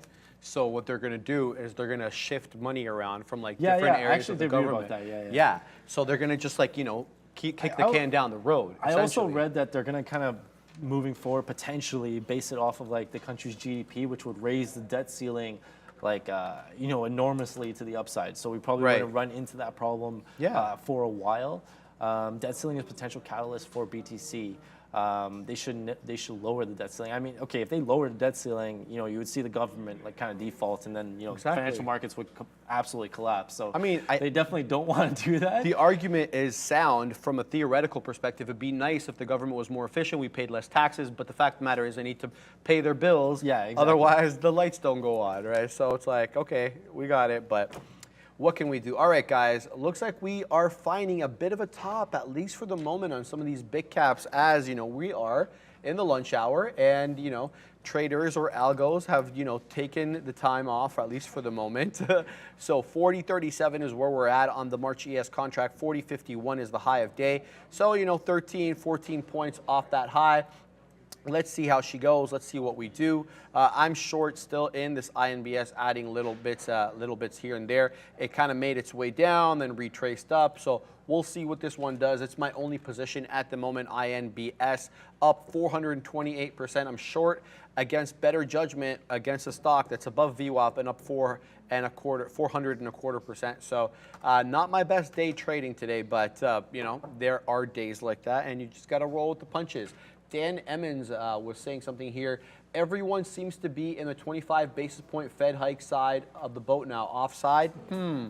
Look, I think that, you know, with respect to that argument, I think that they've seen good numbers come in with respect to inflation. So they say to themselves, at least here's my thinking. Why not? Let's do 25 basis points around. Let's wait. Let's be data driven. If we get a higher inflation print the month subsequent, we can always retain the option of doing another 25, or if we really need to, which I really doubt, we'll pump 50. The idea here is you don't really want to have a hard landing if you don't have to. So why not go with a 25 basis point spike and then reassess and be data driven like they've been saying they're going to be. I mean, for the past, I think, year, they're saying we're going to be driven by, you know, the technicals. We're going to be, not the technical analysis, but technicals in terms of data. And we're going to go on that way. So I think that that's what it is. I think they retain the ability to raise at subsequent meetings, and why therefore go 50 if you don't have to and bring the economy to a hard landing. We've been seeing all sorts of reports coming out lately about, you know, how we may stave off recession. You heard the JP Morgan report come out with respect to Europe and how they may stave off a recession and have a soft landing. That was never even in the picture before. We were always positing that Europe was going to be much harder hit than North America as a result of their double-digit inflations. We saw 10.5%, almost 11% in England at some points, prompting, obviously, you guys know, remember the Bank of England scandal that we had in the fall. So, sorry, someone yelling at me? You're good? All right, so looks like we are good to go with Ian, who's back. Yeah, no, I'm back. Just take a quick break there. You know, Fahad was yelling at me because my mic was muted. Yeah, Google is testing this 100 area. Fed, someone in the chat What said. did they say? Someone wrote Fahad for Fed. Fahad for Fed? he's good, yeah. I mean, he does everything else. Why not just be the Fed president as well, right? Fahad for my the vote is for Fed. Fahad. Yeah, I mean, the chat loves Fahad. We all love At least Fahad. give him a floating member spot, dude. Yeah, exactly. You know, maybe like an interim spot. You know, he can There fill you in go. if you know, Jay Powell wants to take a day off, kind of thing. Sure You know, he he could needs fill that. in. But yeah, Google. I was just talking about here. It is testing this $100 area. There's like 700 lots there, so that's not going to excite me too much here. So it's probably going to break, but I want to see the action around this $100 area. If it's just going to exhaust the stops, and then I can, you know, punch back a little bit more in, and, you know, hopefully, you know, get that flush move off of this $100 area. But guys, still, you know, the trade hasn't invalidated my short thesis on it yet, right? It's still rejecting this $100 area. Watching this one very closely because it is coming very close to that area. Actually, let me just cancel that that order there. But yeah, watching this one for sure. It's kind of reserving there on 94. That's interesting. Let me actually do that. I just added to this position here because I saw that reserve at 94.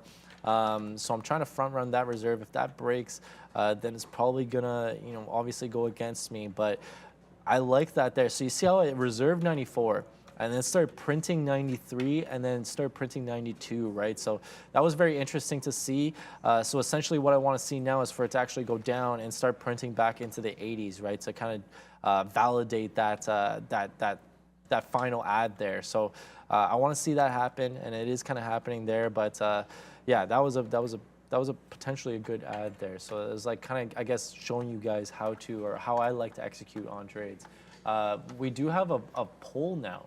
It says here, Fahad Fed Chair 2024, right? So I'm gonna vote yes on that one. I'm punching yes. Yeah, for sure. You know, the chat likes that one as well. But actually, the chat's kind of split on it. 54, Yeah, the chat's 46, showing 45. no love right now. Yeah, no man. love Let's on go. that one.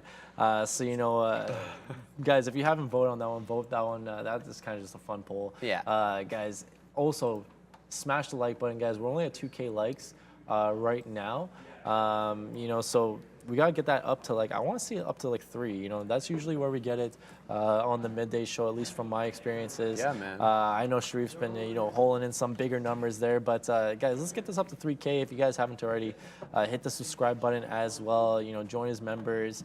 You know, we put out lots of content, guys, but we need your support. We need your support if we want to keep growing the channel, and we have quite a bit. We're at 375K subscribers, guys. It's been quite a journey and quite a ride. I remember at the beginning, I guess, of last year when I started on the show, it was like around like 300 subscribers. So we've made a ways, you know, improvement from that, right? But we obviously got to keep growing. One thing I wanted to talk about before we send it back to Sharif here was a term that I really like is called Kaizen, and it's like a Japanese term, and it essentially means continuous improvement, right? So it has a lot to do with trading as well. Obviously, we're always trying to improve in trading, and we're always trying to improve the channel, guys. But we obviously need your help with that one. Smash the like button, guys. We thank you for your support. Definitely, guys. All right, someone yelling in the chat, FSLR. Absolutely, it has been moving the entire day, it looks like, you know, kind of with the overall market. Let's have a look here at the side chart at FSLR. In case you're wondering what that is First Solar. It is a solar company, one of the biggest in the business. A pricier stock, though, at $173 and change. It looks like we bottomed out today at $166.50. And now we are at high of days at 173.59. We're continuing to print highs. Do we have a news catalyst on this? I don't see any news catalyst on FSLR, but it is flying to the high side now. Yeah, that's a nice little move there. It's a $7 move since the bottom.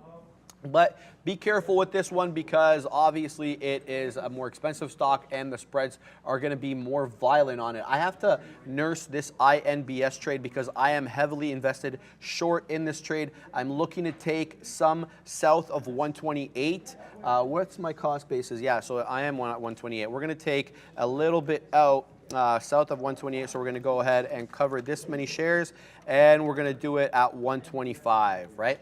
So what I'm looking for here is obviously a break of this trough, right? So that I have a lower low. Right now I have a higher high, right? So I'm in no good land at the moment. So I need to be back in good land. Good land for me is below that 127, 128 level, which is a few pennies away. Again, this is probably not one of my better trades. I'm trading this short. And it's above VWAP, and you know that's kind of against my rules when it comes to these small cappers, so I'm kind of trying to save grace here. Let's look at FSLR on the tape. Is that New York or NASDAQ? It's NASDAQ. Okay, cool. So it is up 3.5% on the day, but look how pretty that chart is. I mean, it gave you ample opportunities to get in. You could have literally punched in anywhere, any point in the day, and been printing big boy money on FSLR. What's the spread on it? Right now it's 13 pennies. I'm willing to bet it's a lot wider at certain other points. Yeah, 11 pennies at the moment. Yeah, so this one, I'll keep it on watch, but I'm punching in at a high of days here. I mean, that's just not my game. I'm not going to punch in if I had a 174. Let me have a look at the side chart here and see what the daily is like. Are we at any key daily levels? Okay, it looks like we kind of got close to these levels before the market sell-off a few days ago. Looks like this high of day here was 176.17, so we'll have to break through that. That's $3 or so away. By the way, I hate to digress here when I'm talking about FSLR, but GNS just made high of day 421. This one's flying. We'll remember this one from last week. It is that crazy mover GNS Ian. Oh man, I was just trying to get out of this or you know manage this Google trade.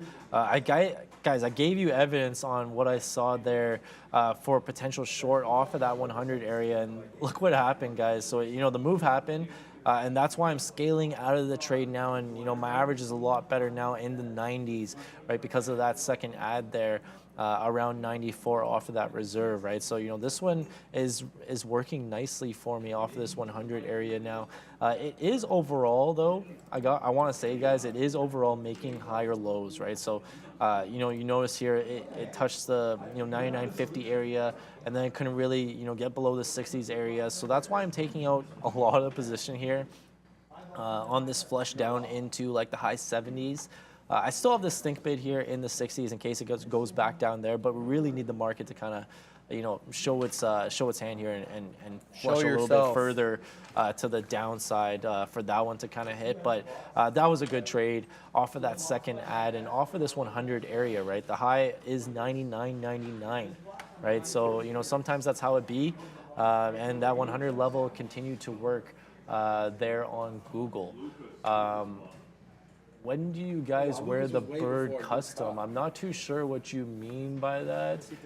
Bird custom, do you know what that means? Oh, you don't know? What's bird She custom? means costume. Renata. Oh, you costume. She means okay. No, I do know about that. You know about that. I do know right? about what happened. So yeah. I'm gonna So when are you guys apparently. doing that? I don't know. The office is going to organize it. As soon as we have a date and we've like secured the costumes and we've got everything, we're going to let you know. We're men of our word. We're going to do it. Either I'm going to be in Elmo or I'm going to be in Big Bird. It's going to be one of the two. But I'm allowed, as per the rules, to have my hands. Those are the options. Yeah. Sorry, I gotta take this trade here. There we go, baby. We are spinning the money on this one. There we get the flush on INBS. This is a monster trade. There we go. We're short 30. Where are we? 35s. Now we go. We really heavy positioned onto this one. So we take out some more here. We definitely get that break of the 27s. That's what we were looking for. Now let's look to the 20s. I'm looking for 120 where VWAP is, right? That's the idea here. We've made the lower low. Do we get the balance? I mean, we could, right? Because we are above VWAP. And the fact that we are above VWAP means that, we may be more upwardly inclined. So it's always that dilemma for me. Do I take the profits here or do I wait for the next flush south? It's tough. We take some out there. It starts to go back up again. That's to be expected. But to go back to what I was saying, we're going to get that done. I'm going to be Big Bird. Luca's going to be the cookie monster because he's scalping all those profits, baby. He's scalping all those profits. Quickly, I need to spend the money again for this W short. We take that one, 510, 58.10. We're in the 70s now. We'll take another piece out here. How much do we have left? Can we take out? There we go. We'll take out some in the South 60. So look at that short right there. Cover, cover, cover, cover. So this one ends up being a real good trade. This one's headed to the south side. I'm looking for, you got to say $50 here. I mean, we scalped twice out in the 60s. I'm not going to take any more out in front or before the $50. We are short 58.07s on that one. So that is a profitable trade. INBS continues to be the bane of my existence as it chops up and down, giving me profit at times and then giving me heartaches at others, Ian. I like that one. The bane of my existence. Yeah, I know. I like that What's one a that lot. in there?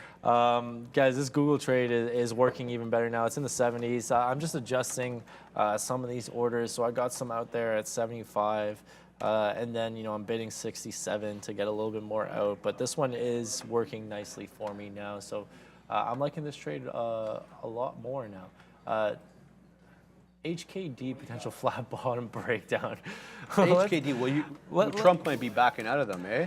Let's have a look. Yeah. Yeah, let's so take a quick look at so HKD. you know what they said to him? Like, per the deal, he had to actually not post on any social media account other than Truth Social for like 6 hours. I don't remember what it was, 5 or 6 hours, and then he could repost on that. Apparently, he doesn't want that now that he sees Twitter being dangled in front of him. He sees Twitter, right? Well, like, come back to Twitter Twitter. is like, it's already an established platform. Like, Trump was obviously huge on it before. Exactly. So. And we can't even get Truth Social in Canada. Can you download it? I tried. No, Yeah. you can't. So, it's obviously, I don't blame him for potentially gravitating back towards Twitter there.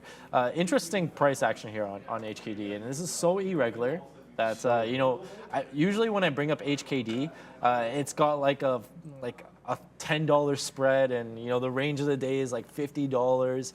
This is trading like a 5-cent range here on HKD, and it's only done 1 million volume. It's quite interesting. I guess flat bottom breakdown if it breaks this 1090 area. And then you could potentially see it accelerate to the downside, but I don't think that's going to happen just because of this price action. Is it technically still a SPAC? I'm not too sure, honestly. Because the $10 area for SPACs, yeah, well, I guess right? that would be like the SPAC price, Yeah. right? But yeah, we're obviously above that right now. It's up at $11, but yeah, very, very interesting price action there. Yeah, it is. It's still a SPAC. Okay, so it's yeah, a blank there you check go. company, so that's why they're $10. So $10 Yeah. is going to be that price of interest there for HKD. I'm seeing GME be brought up here in the chat, and I haven't really looked at a lot of the meme names and a lot. I saw BBBY talked about earlier. I'll take a look at that one as well. GME's up 13% today.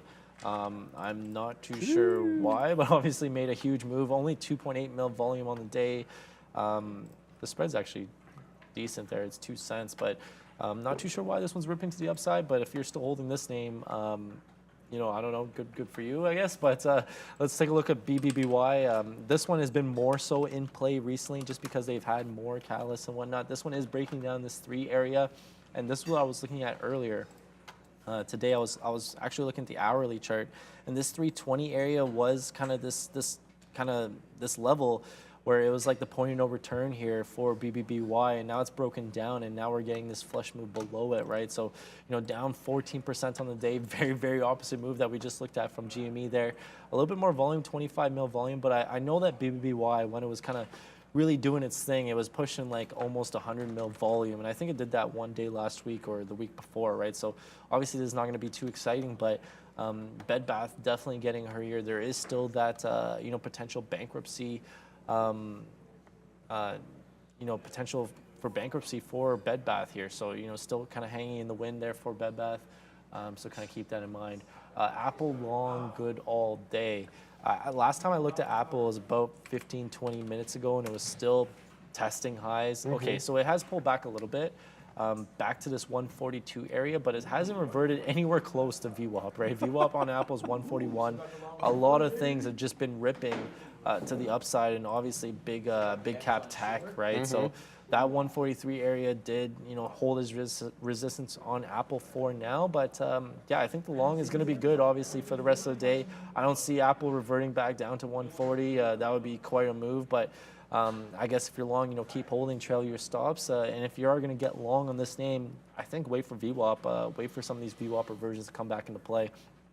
Unless you obviously do have a very nice key level to the upside, like I potentially found here on Google.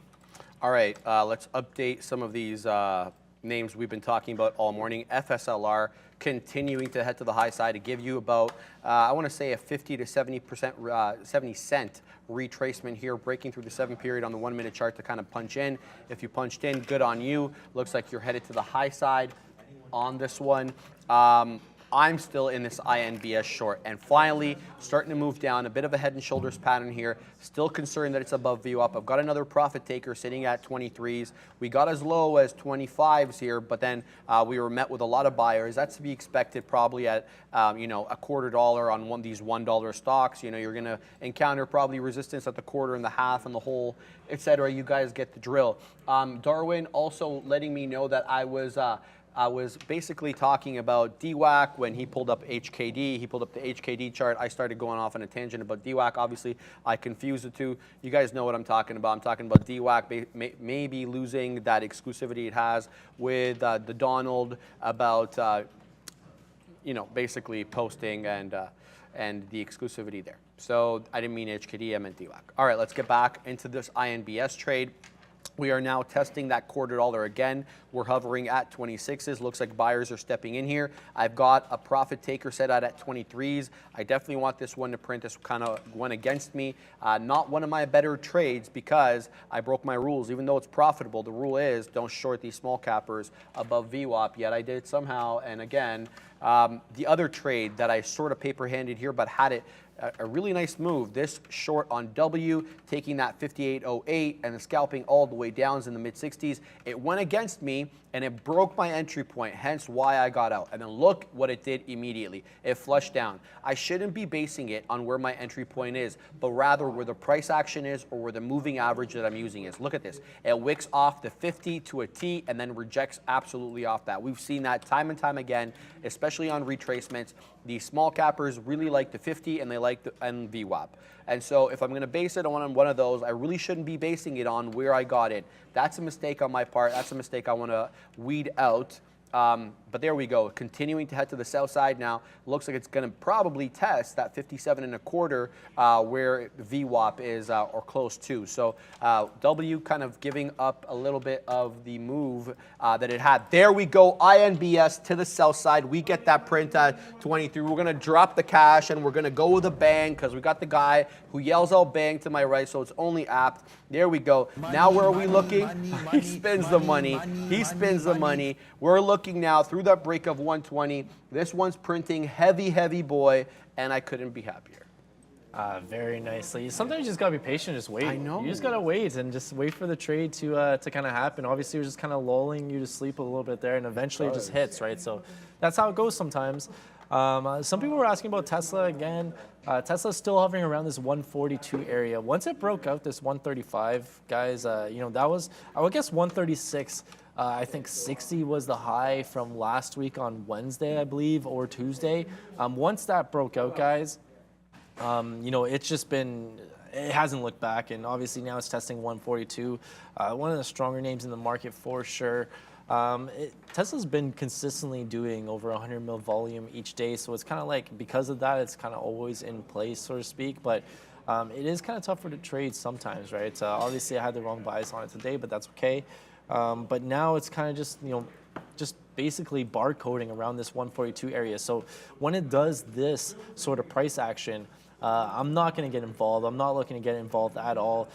This is potential for a flat bottom breakdown. I guess if 141.60 breaks down, that's like the bottomless consolidation. Conveniently, that's also this high here. I guess 141.50, let's call it here, right? So, you know, if that breaks down, then potentially, you know, you get more of an extended move to the downside, probably going to test 140.20 and 140 and potentially VWAP again. But Tesla's super strong today, guys. And the market isn't really pulling back that much. Not really, no. You've had opportunities for shorts, for sure. But overall, guys, the market is kind of consolidating higher and higher and higher, right? So obviously, if you are long Tesla from this morning, it's been a good trade for you.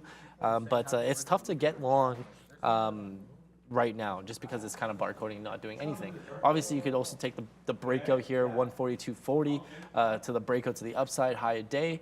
But obviously, in the midday with volume kind of dying down, breakouts haven't been that good to begin with, and I don't think they're going to be that good midday on low volume, right? So just kind of be wary of that. All right, Ian. We're all out of this INBS trade. I was, you know, sick of waiting around for this one, so I saw the greenery, and I went on a run-in. So INBS, I'm out. Started the day 0 for 2, now 4 for 4. So we get revenge on those 2 red stocks that we had earlier. We ended up going green, so I'm very happy about that. You know, kind of just started off the day poopy, as I like to say on here. The viewers know I like to use the word poopy. All right, the reason I got out of INBS, guys, I never should have been in this trade in the first place, is went against my rules. It took several averaging ins to get green on this one. And the most important thing is it was above VWAP, and it looked to me like it was about to bounce and go to the high side again, and I wanted no part of it. Yeah, it may break down. Eventually, it's probably going to break down. It's not going to stay at it's unlikely to stay at these levels. Going forward, it is likely to give up some of those profits, and it's not. If it does it here, great. You know, I missed it. I paper handed it. You could call it whatever it wants, but the fact of the matter is, I should be getting in when it's below VWAP. It's showing its propensity to stay below, and then I can take it to the sell side with more confidence and even more share size because of that confidence. So, INBS, I'm out, but I just want to let you know that this was a no-go trade for me to begin with. All right. Let's have a look at, what did I just do here? Yes, FSLR. This one is continuing to print newer highs. I mean, I don't have a catalyst on FSLR here. I mean, let me look again. I think that we have a general move in solar. Let me bring down the watch list for you guys. every single name that I have in solar here has done decent amount of volume and is green, decidedly green. The lowest of them being 1.1%, and that's SWPR, Sun Power Corp, and that's like a penny stock now. Sedge up 6.13% on lower volume. ENPH, Enphase Energy up 4.32, up on decent amount of volume, 2.64 million shares.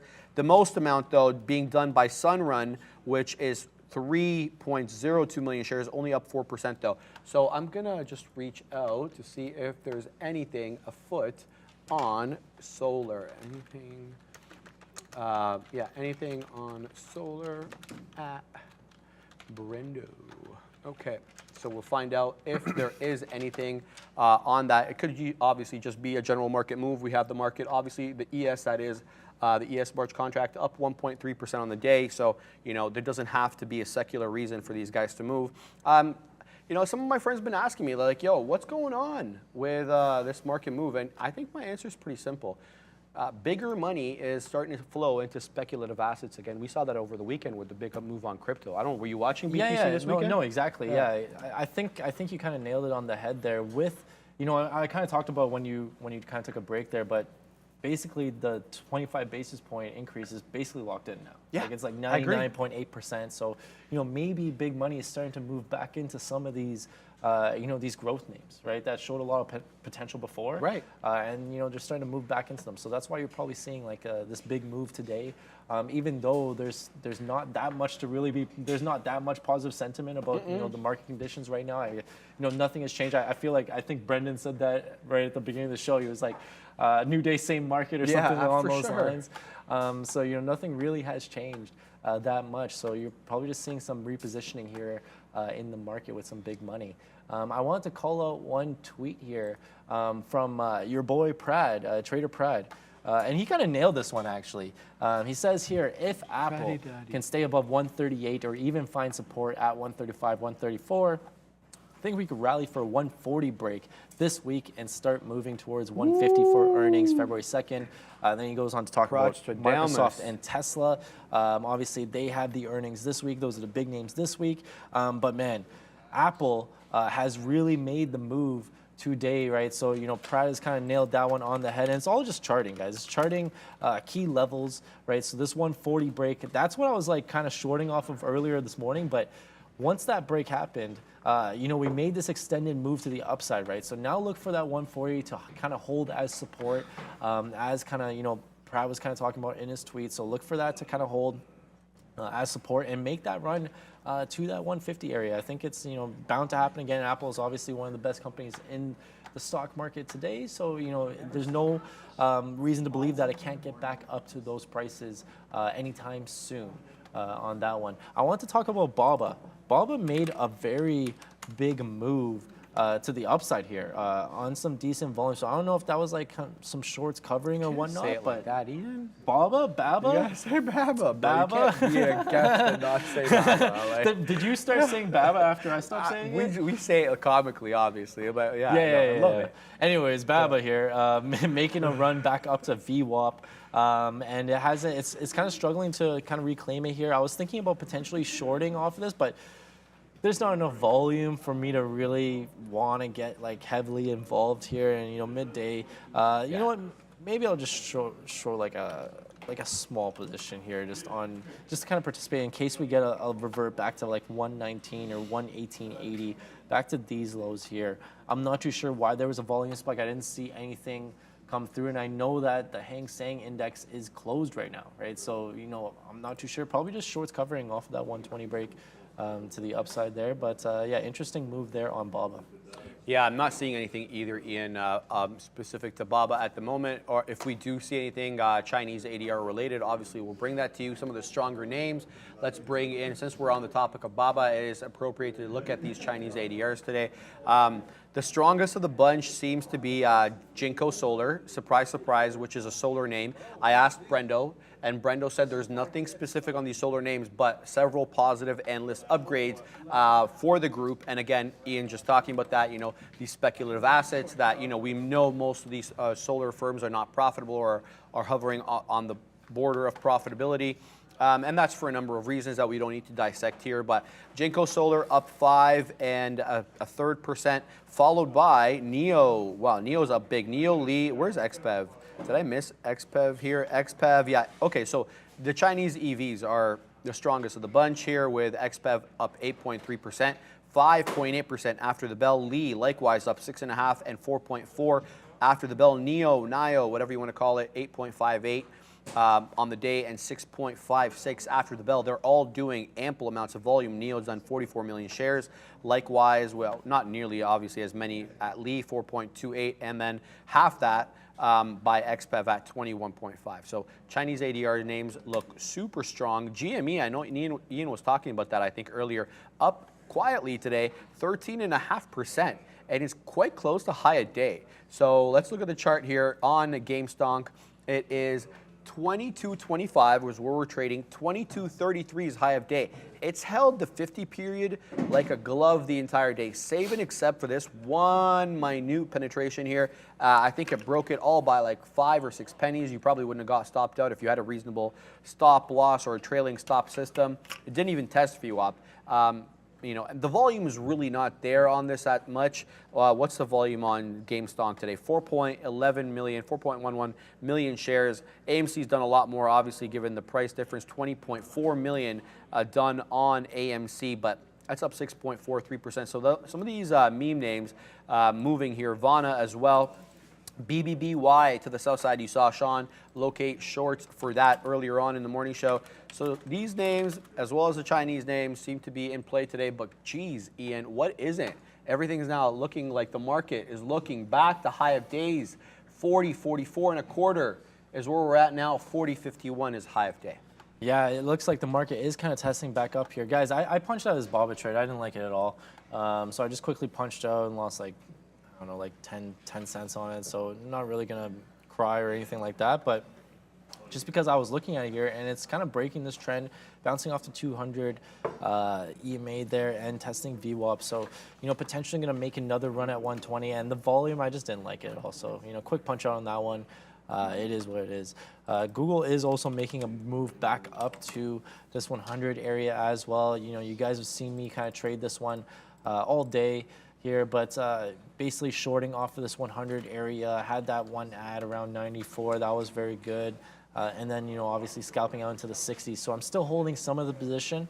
By any means, it's like, I want to say it's like, I'm not that good at quick math, like 15% of my original position. So, you know, it's basically, I'm not going to get hurt if it stops out this 100 area or if 100 breaks out.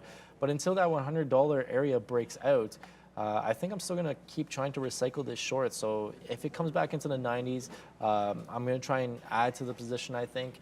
Like I said, guys, it is kind of making these higher lows, so to speak. You know, it did test into the 60s there, and I was able to get some out. But yeah, if we test back up there and the market hasn't breaking the highs, then I'm liking the short off 100 a lot more. I want to check back at Amazon because I know that short was really good in the morning as well, just because Amazon is basically flat on the day. So, you know, showing off of this 97.60 area, this pre-market low area. Look at this sell candle, the first 5 minutes of the day there. That was quite a move.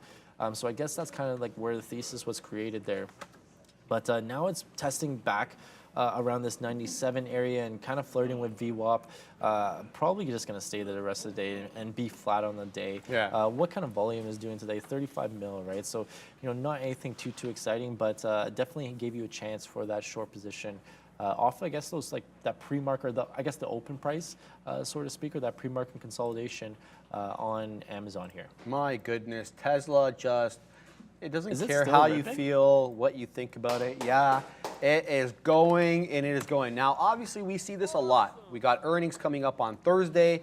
We often see this. The stock gets bought up on, you know, anticipation that earnings will beat or whatever the good news that is being anticipated is. We see this often. It also helps when the general market trend is upward as well. That buoys the stock even further. We have a 6.7% pump today on Tesla.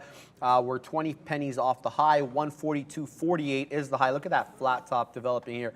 Probably for a continued flat top breakout. At least that's what I'm seeing here on my 3-minute chart. But it's been one leg after another, really only getting about, a 9-minute, I want to say a 12-minute retracement here, where we didn't even come close to the 50 period. I don't even have the 7 and the 20 on this one because this is more of a macro view. I've got the 50, the 200, and VWAP. But this one has just been uber strong. It looks like it touched the bottom of that Bollinger Band there. I hide my Bollinger Band. No, that's a 20-period EMA. So this was respected, the 20-period EMA, at least on its ascent up for the most part. Kind of broke it a little bit there, but yeah. Tesla, make a long story short, it's pumping back to the high side. You guys should be aware of this. It is a market catalyst. It could help the market move to the high side. All right, let's talk about some trades here that I'm eyeing. IDAI. Now, we had a really good long on this one earlier. In, out, out, out, out, out. We got top wick. We're looking the other way now. We're meaning me. I'm looking the other way, but on the side chart here, let's bring in the trusty side chart. On the 3-minute, it's really respected that 50 period. The majority of I want to say the entirety of the day. It bounced off to the 50 period here, and it's been clearly a bottom here for IDAI. So I don't want to take this above the 50 period. Show me that you're going to break. It's already broke below VWAP, so that's step number 1. Step number 2, obviously, it's got a downtrend. You can basically see that for the better part now of almost an hour. It's been trending down after making that peak at 1 3/4. And now, number 3, for confirmation, at least for me, is that breakthrough the 50 period. So I've got a resting order there to trigger should this break through the 50 period. Now we're encountering a whole bunch of resistance. We're at almost, I don't want to say days lows, obviously we're not at days lows, but we're obviously at recent lows here. We need to continue to take another leg down for me to get triggered into this bad boy, but that's another trade I'm looking at. IDAI short, I'm looking for maybe a retracement into 1. We tried to take this one short earlier. Remember this one? Hold on, where is it? Oh, it's not showing me here. Okay, oh, so good. This was only a winner.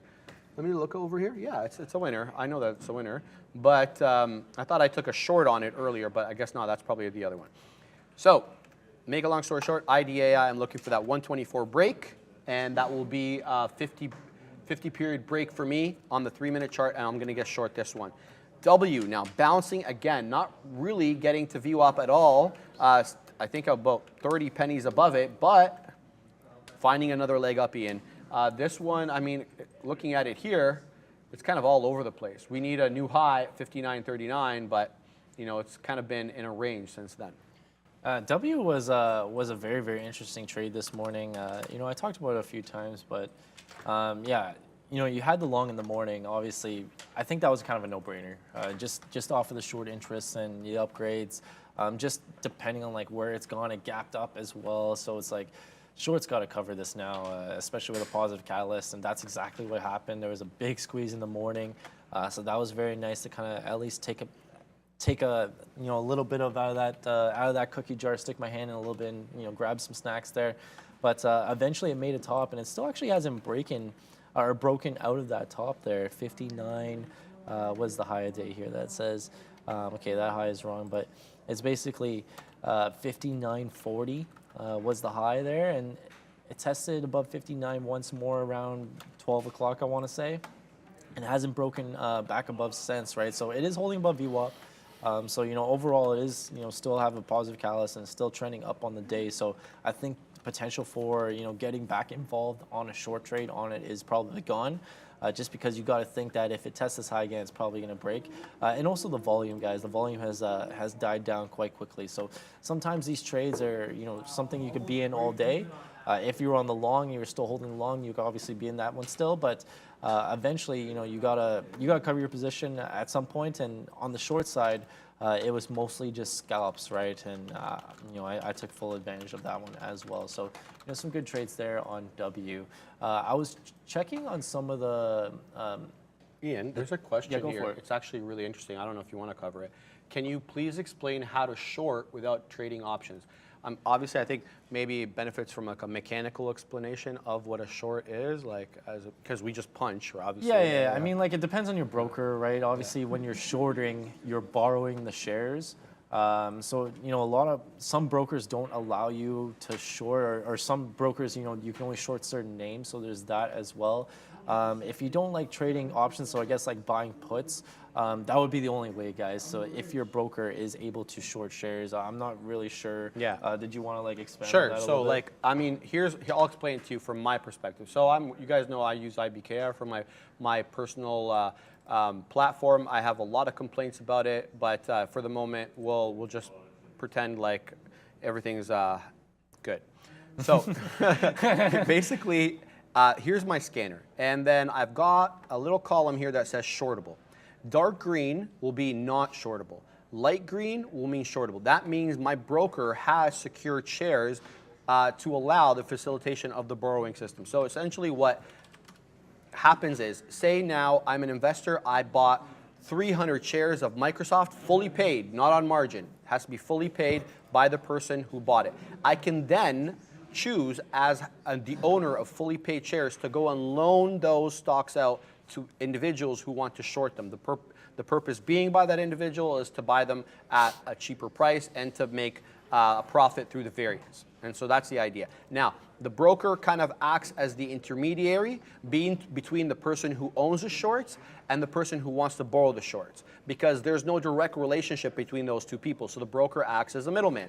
And so therefore, when I see a light green rectangle there indicating that they do have shorts for shares for short, that means my broker has basically gone and secured the shares from some other IBKR user or elsewhere. So that's the idea there.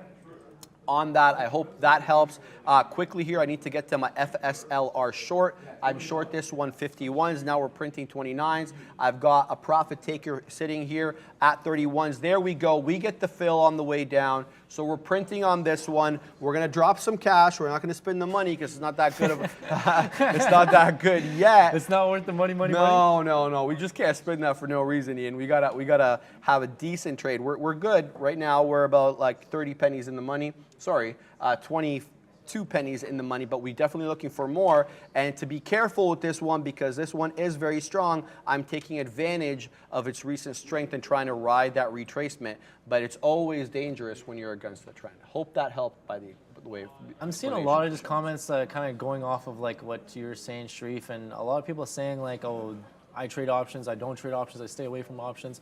Guys, just to clarify, like we obviously only trade equities here on the show and at Day Trade the World. We trade shares, but you never see us trading options. That'd be interesting to know though, like how many of you guys trade options versus trading shares, right? So obviously, you know, with options, it's a little bit more advantageous to trade with a smaller account because, you know, you get leverage and whatnot with options. But at the same time, it's very easy to kind of blow up and, you know, take bigger L's like that relative to your account size, of course, right? So me personally, I don't really like trading options. Obviously, you know, on the floor, I only trade, you know, shares here, but back when I used to trade by myself, I didn't really trade too many options, you know, mostly shares, just because you can manage your risk a lot better, and I think you can learn a little bit easier as well. So, but that'd be interesting maybe we should do like a poll or something. Options only. Options are for people who have DraftKings installed on their phone. That's kind of funny. Yeah, day trading options so are a lot harder. funny. Yeah, I think options, correct me if I'm wrong, is a little bit better for like swing trading and whatnot. Not necessarily always for day trading, just because you do get like that decay of the expiry date and whatnot if you are trading like weeklies. Man, I should have reloaded on this Google trade. It came back up to the 90s there. I think it tested like 93. Basically, where that reserve I spotted at 94 was, and it rejected that again coincidentally, and you know, pushed back down to the 80s. But I was thinking about placing an offer there, but at the same time, it's like how many times can we potentially rinse and repeat this $100 level? I guess, you know, until it breaks. But at the same time, you know, eventually going to reach into the cookie jar, and there's going to be no cookies in there because the Cookie Monster ate them all. You know, yeah, Luca with the, you know, I can't wait for that. It's gonna be so for funny. that to happen. I guess they're gonna have to get an extra large Big Bird costume. Make sure you'll fit in it, right? Like, I'm just worried about being able to punch into positions, right? are you gonna have to trade like all day with that costume? 3 hours. I'm gonna do it for the show, for the midday show. Oh, okay. I bet you I'm gonna be like boiling. I'm gonna have to have a lot of cold water here to keep the system. What was cold. that? What was that costume that you wore, Sean? That one time, you guys wore costumes. You had the. Hot dog, a huge hot dog. Oh yeah, I think it was. Remember the Pulp Fiction guy? Well, no, that one. But like you wore like an actual like big like. Big ass hot dog. It was a hot dog. Yeah, Guys. I just remember you talking about how sweaty you were, but that was fun. You know, we're always Ian. trying to. Tesla doesn't have it's just going, guys. We just broke through 143. Am I seeing? I'm seeing 01s, 02s. Okay, so we broke through that level. We're gonna have a little bit of resistance. Obviously, we're seeing prints above, prints below, but Tesla flying to the high side now, up 7.2%. You know, and it's definitely leading everybody at the moment now. It's at high of days while everybody else is not. By everybody else, I'm talking about other big cap tech, and it is definitely the most, the highest percentage-wise, up 7.2%. Sean giving us that, letting me know there from the side that it is moving. So if you're in that, you know, I don't know if you want to ring the profit bell or whatever your position is. I'm not going to punch in here again. It's just too risque for me.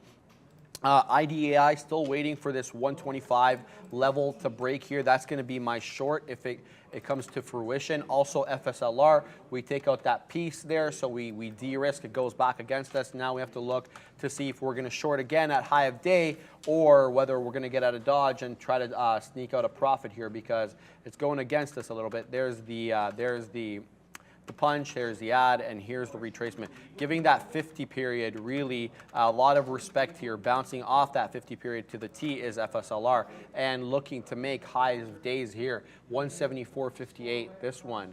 Very strong, guys. What's everybody else up to?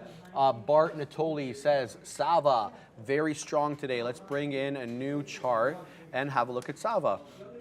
Where are my charts? Where are my charts? Where did they go? Why do they move them on me? Okay, so there we go, chart. Okay, so I'm gonna bring this one down for you guys, one moment.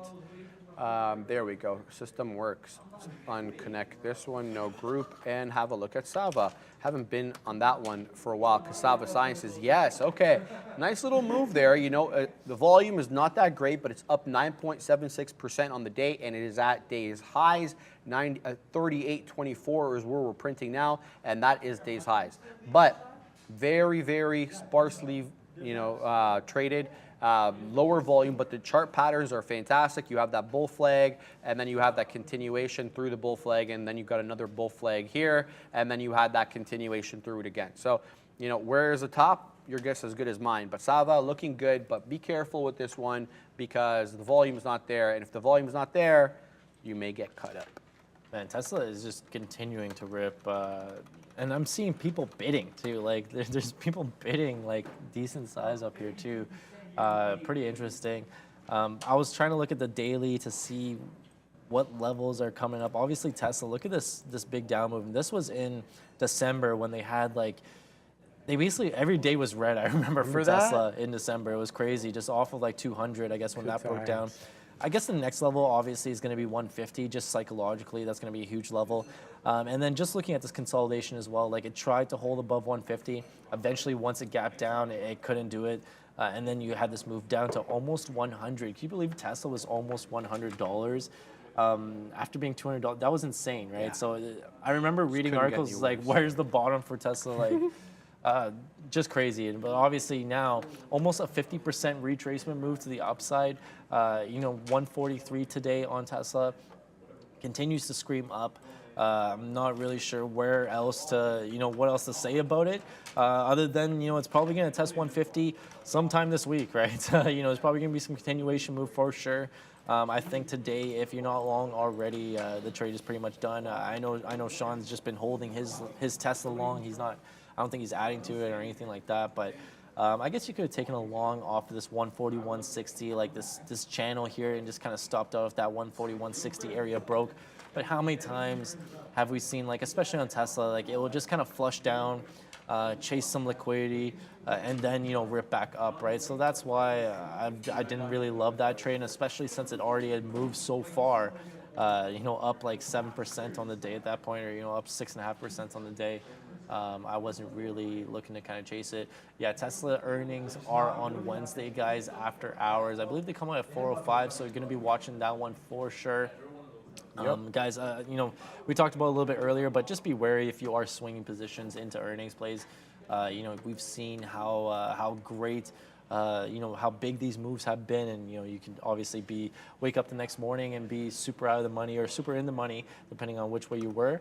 I just saw Microsoft, interestingly enough, kind of reserve that 244 area and bounce up 10 cents. So potential trade idea there. I'm going to be watching that one for sure. I think it's kind of consolidating around this 244 area and kind of finding a little bit of a base almost. I'm just so hesitant to get involved in longs just because we're so far away from VWAP here. I don't want to short because the market's obviously testing these highs once again, and it's not really showing that it's going to reject 40, 50 and be good to the short side, right? But man, that's a little bit of a 20-cent bounce there, scalp. On Tesla, you could have had that one. I probably would have had if I was paying attention. Geez, yeah, I mean, it just headed to the high side. We're like only 5 points off high of day on the ES March contract. 40.51 is the high of day. We're printing 40.46.75. So very close. And, we've obviously slowed down in our ascent. We were, the majority of the volume came in right at the bell there, and it kind of subsisted right into that 11:20, 11:30 time slot. We really kept going up and up, uninterrupted, and then we had a bit of a retracement. But yeah, we'll chill with now. I just want to go on a little bit of a rant. I've been able to talk a little bit of sports. I had an opportunity to talk about it this morning. I was still half asleep. I want to complain about the Cowboys a little bit, right? So, essentially, here's what I saw. I saw Dallas, there is that injury to Tony Pollard, obviously, and that kind of cuffed their hands a little bit in what they could do with the run. But they looked like they were forcing the play way too much with the pass. And so, especially on that last drive, before they punted away and got the ball back without any timeouts, on that specific drive, they went pass, pass, pass, punt. Why was there no run, then pass, pass? I mean, at least pick up 3, 4. Zeke had been moving the ball. The other kid, the backup to Tony Pollard, Davis, number 34. This kid had been doing great the last time he came in when Tony was out. He was flying. He didn't have one touch. What was up with the play calling yesterday? Somebody explain it to me, right? So I'm very I'm annoyed in that fact that we've been outcoached many times this year, and it really doesn't have anything to do with the talent of the players. It really comes down to the coaching staff. Yeah, Kellen Moore has gotten all this praise, and Mike McCarthy's looked better lately, but I'm not a believer in that system, and I think that you can't be outcoached in those situations. So that's one rant. That's an upset rant. I have a happy rant, believe it or not, because my Gunners, the Arsenal. This week, they beat Manchester United, a hated rival, to maintain their 5-point lead, Ian, against Manchester City. I know you're not an EPL fan, but I'm gonna go on this rant. We are now. Here we go, ladies and gentlemen. What happened to it? EPL table. There we go. 50 points. Man City has 45 points, but guess what? Arsenal's got a game in hand, baby. So they played 20, we played 19, and we play each other twice. Arsenal, here's the contentious part of what I'm going to say. Arsenal can draw both of those games and still absolutely have a shot at this title. I think that if we can, play a reserved game at City and then play an offensive game at the Emirates, I think that would be probably the best strategy, because they're going to probably all over us, and their crowd is going to be all over us when we play away to them. I think we also play them in the FA Cup or the Carling Cup. Fact, check me on that. Anyway, so Arsenal absolutely killing it, going down 1-0, coming back, tying it 1-1, and then taking the lead and then getting tied again, and then actually taking it in the 90th minute. So that was super good for me. I thought, that would continue with Dallas. It didn't. So kind of a mixed weekend. Arsenal positive, not so much with Dallas, though. All right, let's get back to some of these trades. The chat yelling GNS. Yes, absolutely. GNS clearing up here, looking to go back high of days. 445 was the high on that peak here. We made that around, I want to say the mid-time lunch hour, 12:30 or so. We can since retraced, but above the 50, above VWAP, above these former resistance, current support levels, it kind of held that really well. That's what you want to see on some of these small cappers. Trending up now, and looks like we could test that 445 on GNS. Looks good though. Maybe look for this one short tomorrow because it's been having a few good days, Ian. I'm looking at a few names here. One was Netflix. Probably not going to take a trade on, but people are saying it's broken out 360. Did you have a trade on Netflix this morning? I thought. Yeah, I took $1 about that, right? out of the 20 that it presented. Yeah, exactly. It's like it makes these crazy moves. I remember trading Netflix on the day after earnings. Was it Friday or maybe Thursday there? But I remember just getting in position and just hating the position Bitcoin high immediately, day. just because it moves so much and the spread opens up so widely. Obviously, the spread's kind of tight right now, but yeah, obviously a huge move off of their earnings, sub growth, positive for Netflix. I am bidding on Microsoft here, 244.10, just because it's kind of making this base around 244. I like that, so I just got triggered into that one. Basically risking off of this 243.80 area. For Microsoft. I was also looking at Apple as well. This one's kind of making a flat bottom around 142. And if I'm going to get involved in this one, obviously Apple doesn't move that much per se. So I want to make sure that I'm waiting closer to this 142 area to get involved in this thing. But it looks like that one's making a little bit of a base here around 142 as well. Interestingly enough, like the market is grinding back up to this 40, high 40s area, 40-50 area. And if we can consolidate up here, you're going to get a potential for, a further leg up into the close, right? So, you might see that today. Obviously, look at this price action. And this is a 5-minute chart on the ES. But if the market is going to consolidate here, and then kind of drift up towards the end of the day, it could close at the highs, right? So you might not get that dip to support like I was mentioning a little bit earlier. So you got, if you want to participate in the longs, you got to kind of find a base and find what stocks are still holding up at these highs and making kind of a base. So that's Apple right now, waiting for that one to come back into play for me, but I am long Microsoft as well off of that 244. All right, getting out of this FSLR short, that's not going to work. So we add into a couple there for a full position. So this will be L, and that will not be good for us. So we'll see. We'll flip long here as the market, starting to pick up steam, and FSLR looks like it's just destined to go up. So that ends up being a bad trade on my part. Probably going to be a red trade here because this ended up being a quarter. So that was at a full position, and now I'm long. So we'll see what this one does. No biggie. We are good on the rest. Let's see what GNS is up to because we've been talking about that one. But, I think it behooves me to speak about Tesla here because it is creating a little bit of a top that it looks like it wants to break out, and some of these other ones are already breaking out.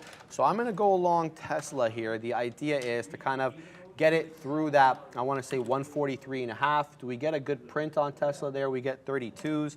So we're break even at least on the moment, and we'll look to scalp through, I want to say, the 50s and the 60s on that. So that's my idea, looking for that on Tesla. We are 3 points now off the day's highs, 2.5 points, 2.25 points. 40.4875 is the day's high, and is where we just printed. 40.51 is the day's high. Yes, Tesla flying to the high side, so that ends up being a good punch. Let's take a little bit out there. Let's see if we can take some out in the 60s. There we go, another piece on Tesla. This one flying to the high side. Oh, baby. Can we get 70s here? Let's go. Give me 70s. No, we're going to stay in the 60s at least for now. When we get that 70 print, we'll scalp a little bit out. It seems to be some resistance. I'm seeing 70s on the ask, not on the bid yet. Yeah, you're obviously to expect a little bit of resistance at this level. There we go. We get some out in the 70s. We print high 70s there, baby. This one is printing. We have 43% of the position. Can we get some 80s here? We're getting a big move up in the market. We got some, okay, so there we go. We get 75s. Can we get any 80s? Okay, well, not right now. We'll take another piece out. There we go. So we are now holding 33% of the position. I'm going to leave this one to run. My out will likely be break even as we get 80 prints now. Holy, that was a quick 50 pennies in the money. Let's take some out there. How come we're not getting any out? Let's go. There we go. We get that top wick. So now we're holding 17% of the position, and we're going to let this one ride, baby. Nice trade there. I had the long as well on Microsoft, and man, I'm punching myself because I did it again. I accidentally flattened myself out of that one, but this one ripped up 40 cents. I tried to bid and get back in it, but it was too late.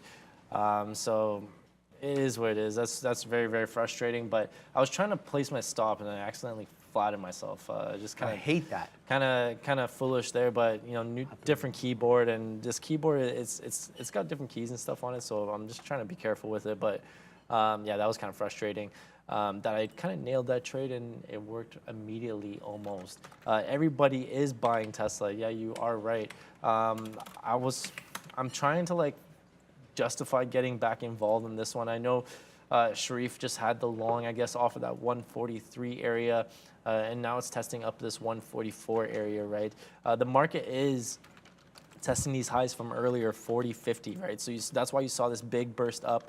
And you know, now we're testing these highs once again. So I can really see this market kind of consolidating around this area, or even breaking a little bit further, and we end up closing at the highs, like I was saying a little bit earlier, right?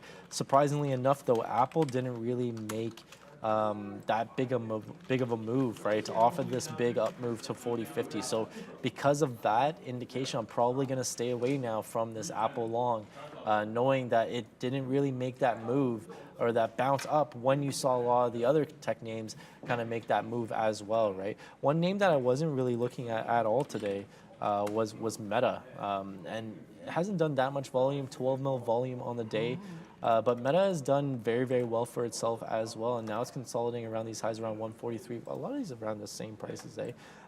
Let's actually look at the daily here. I just want to see where we are kind of looking at here on Meta, and it seems like obviously 150 is going to come into play, but okay, so 140 is basically a very key level here. Just look at all these wicks, and you know, can really close above it, and then you know, can really, I guess, test above it at all since I want to say like September, right? So we're right back at these levels again. You want to see some strength in Meta. Here it is. It's going to be interesting to see if this holds above 140 for the rest of the week and for the foreseeable future. Man, I'm pretty frustrated about that Microsoft trade though. Yeah, it's Microsoft. Yeah, it's been a tough one. I'm still holding 17% of this Tesla trade, letting it ride to the high side. It kind of retraced on me, but you know, because I'm light on it and I'm long at 32s, so I can afford to let it go a little bit against me here. Still well in the money, still 30 pennies in the money, as this one flirts with the 50s. Yeah, my FSLR long, not doing great at the moment, but this one, GNS, it continues to print to the high side. We talked about this one possibly taking day's highs. It just has 40.52 now is the day's high on GNS. Awesome. Yeah, this one, wow, but look at that retracement right down into the 30s. So a bit of a bull trap there if you weren't able to punch out and take advantage of that move. But hey, you know, breaking through, holding a great level. This $5 wick is inaccurate.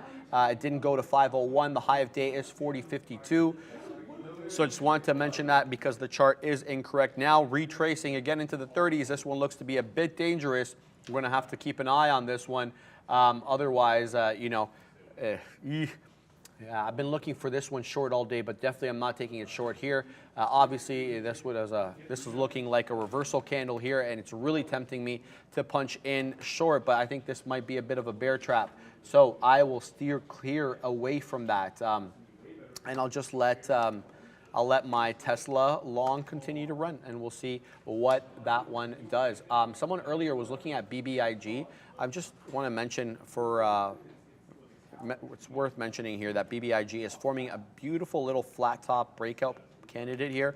I don't know exactly what the levels are on this. I didn't look at it anything past the 3 minute. Let's go have a look now. Let's look at the 15 minute, see if we can glean any levels. This one's going to take a minute to load up because, well, this platform sucks.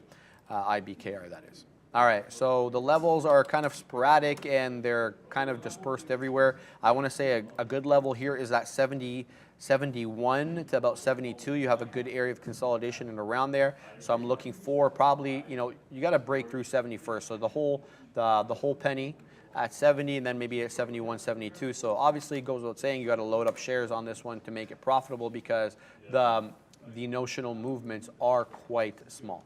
So yeah. Watching that, continue to see what's going on and looking to get back into this FSLR. Looks like we got stopped out here on this long, but now I'm probably going to punch in long here because this is a good support area that we can punch long on. And then we'll give this one room, I want to say to about 174. I'm trying to offer more out here on Google. It is kind of creeping back up. Oh, okay. I just missed the ad there. I sat back down at my desk and quickly offered out when I saw it back up these prices, and it didn't fill me, and then we're getting a little bit of a rejection here on the market, pulling back off of this 40-50 area, right? So jump to the name that has been working consistently for me throughout the day, and that's been Google off of this $100 area. So I'm trying to offer out and get more here, but if it doesn't fill me, it is what it is. It'll probably fill me though. Guys, again, essentially just risking off of that $100 break. If that breaks out, I'm going to stop out obviously and see where this one kind of goes on that one. I'm just trying to fix my orders here. Let me actually just get this stop ready. If it does break out, I want to be stopped out. Okay, so there we go. So that's Google. I want to see back on that Microsoft trade to see how that would have panned out. So yeah, I guess you would have got a little bit of a scalp there, quick 40-cent win. That would have been nice, but we're basically back at those same prices again. So I don't feel too bad about it, especially since the market is kind of, finding some sellers here around this 40-50 area. But again, it could very easily just kind of break out and consolidate, like I said, around these areas and keep going higher, keep grinding higher, right? Look back at Tesla as well, and this one's still testing the highs, right? 143.89 is the high, right? So I guess you can take a potential 144 break. I mean, every level to the upside has just been breaking out for Tesla here and just continuing to scream. But I want to see more of this like kind of action if I am going to get back involved in it, knowing that it worked once already. Potentially can work again if it consolidates or, finds a base or support, maybe around this 140, 250 area, because that was the top end of this range. So if it finds, back support around that area, then maybe we can get long and, justify a good long off of there. But man, look how far away it is from VWAP. VWAP is all the way down at 139.75, right? So you got to imagine that, the amount of buyers up here is going to, dissipate and not be as much as they were down here, right? But that being said, anything can happen in the stock market. No one knows what's going to happen, but definitely looking good for Tesla to the upside on that one. I wanted to look back at BOVA as well. I know you guys were talking about that in the chat a little bit earlier. BOVA 120 magnet as well. Look at this move on BOVA. Wow. It moved from 119 to 120 in 3 minutes. Like that, this is crazy, man. Like what is going on with these moves to the upside here on BOVA? I had that quick short there that I quickly didn't like, so I just covered it. That was whatever. But right back at 120 now for BOVA. What a move, yeah. Off of some decent volume there on that one spike. Well, I guess that's running 120, but it looks like it's reserving 120 on the offer there. Let me actually jump in short. Let me just try here on BOVA, essentially just risking off of this 120 to see if that will work on that one. So now 2 trades on the board for me, and it looks like that's going to break out. So let me just stop out of that one. Quick L on that one. It looks like BOVA is really testing higher here on this 120 area. Yeah, it's kind of gravitated towards that. Wow, okay, so I stopped out a little bit too early on that name. Let me actually just get back in now. That has kind of showed me its hand that it doesn't want to get above above 120 there. There was 100. Some sellers that stepped up above there. So, going to jump in back short again here. And see where this one goes. I did just get stopped out of Google. That one's okay. It worked very nicely for me this whole time. until it didn't. So obviously, that trade is over now. Google is now breaking above 100. We're continuing to ride our Tesla north. We're long 32s. Now we're printing in the high 70s. I'm looking for a test of 144. I'm holding 17% of the position remaining. I don't want to sell at this point. We're starting to see high of days again on Tesla. We're seeing it on Google. We're very close to it on Meta. We're actually real close to it on Amazon, despite the fact that Amazon has been relatively weak. 97.78 is the high, and we're printing 97.65s. So looks like the market is picking up. That is to be expected, obviously, as we get into the busier time of the day. Now it's 1:30. Everybody's back from lunch. The algos are turned back on, and people are punching, whether high or low. Yeah, I'm going to continue to wait on this Tesla trade. I've got also this FSLR long. I'm looking for a high of day break there. Target there is 175.40. We'll see how this one prints out. This one is quite spready, so make sure that you are sizing in accordingly. Otherwise, you could find yourself chopped up real bad on the entries and exits. So FSLR long, Tesla continuing to stay long. Don't want to get rid of the 17%. I really want to see this one through the 144 level. You heard Ian mention BABA. That one retracing now. Good short, Ian. Look at that rejection of the 120. Pops up to 120.20, but then really rejects after that. So a bit of a bull trap, at least it seems, for the minute on that BABA long. Tesla is getting real close to 144. We're seeing 96s, 97s here on the tape. There we go. If we get up to 97, 98, I'm out. That's a sick trade. We're spending the money for that one because that was a good trade. Very happy with this one. Tesla ends up going big boy north side. We punch in the 30s. We take out some on the whole dollar. So I'm liking where that's going. That's not usually my thing. I don't usually like punching north here, but the chart is yelling at you. Punch, punch, take me long. Right? At least it was yelling at me. I don't know how you guys heard it, but also the chat yelling again, and I don't blame them. GNS continues to head to the high side. $4.75 is the high of day. We're trading at 63s, retracing a little bit. This one hasn't halted in a while. Did it halt today? Yeah, it did. It halted earlier to the upside, and I think maybe even to the downside. I don't see it as well on the 3-minute chart, but this one definitely did halt today. This has been a multi-day runner. We're in the third day on this one. I actually secured shorts for this one today, so this one gives up the ghost, as as Neil likes to say, into the afternoon. I'm going to be all over this one to the south side, but for the moment, I'm not having anything to do with that short, as it's decidedly above VWAP, and the buyers are definitely winning this fight, guys. So that's where I am right now. We're at high of day on the futures ES March contract. That's what I look at. I don't use the NQ, in case you're wondering. That's why I keep repeating myself. ES March contract. ES March contract. Meta, everything's printing to the high side. Let's see what the rest of the afternoon has for us here. I tried something quickly there on Tesla as Sharif got out of his long position. I saw Tesla, interestingly, there wasn't that much size at 144. There was maybe 500 lots, so I wasn't necessarily trying front running that, but I saw it reserving 98. And then it reserved 140 or 144 as well. So I tried a quick short off of that, thinking, if we get a quick flush, for a quick scalp, kind of a page out of Luca's book there, but that didn't work. It continues to rip further and further to the upside, right? So obviously, shorts not working on this name. I tried a structured trade. I knew exactly where I was going to be wrong, and it stopped out exactly when it happened. So I don't mind that trade. I'm not going to be mad at it that I took an L on this trade on Tesla because it was very, very structured. Yeah, Tesla continues to rip up. BABA, interestingly enough, is not doing anything now. Kind of like what it did on, was it Friday? On Friday when 120, when it was around 120 that day as well, it broke out 120. It ticked all the stops or whatever, and then it flushed back down and just kind of chilled around 120 the rest of the day, right? So interestingly enough, it's kind of doing the same thing now. I am still in the short, basically risking off of this wick here.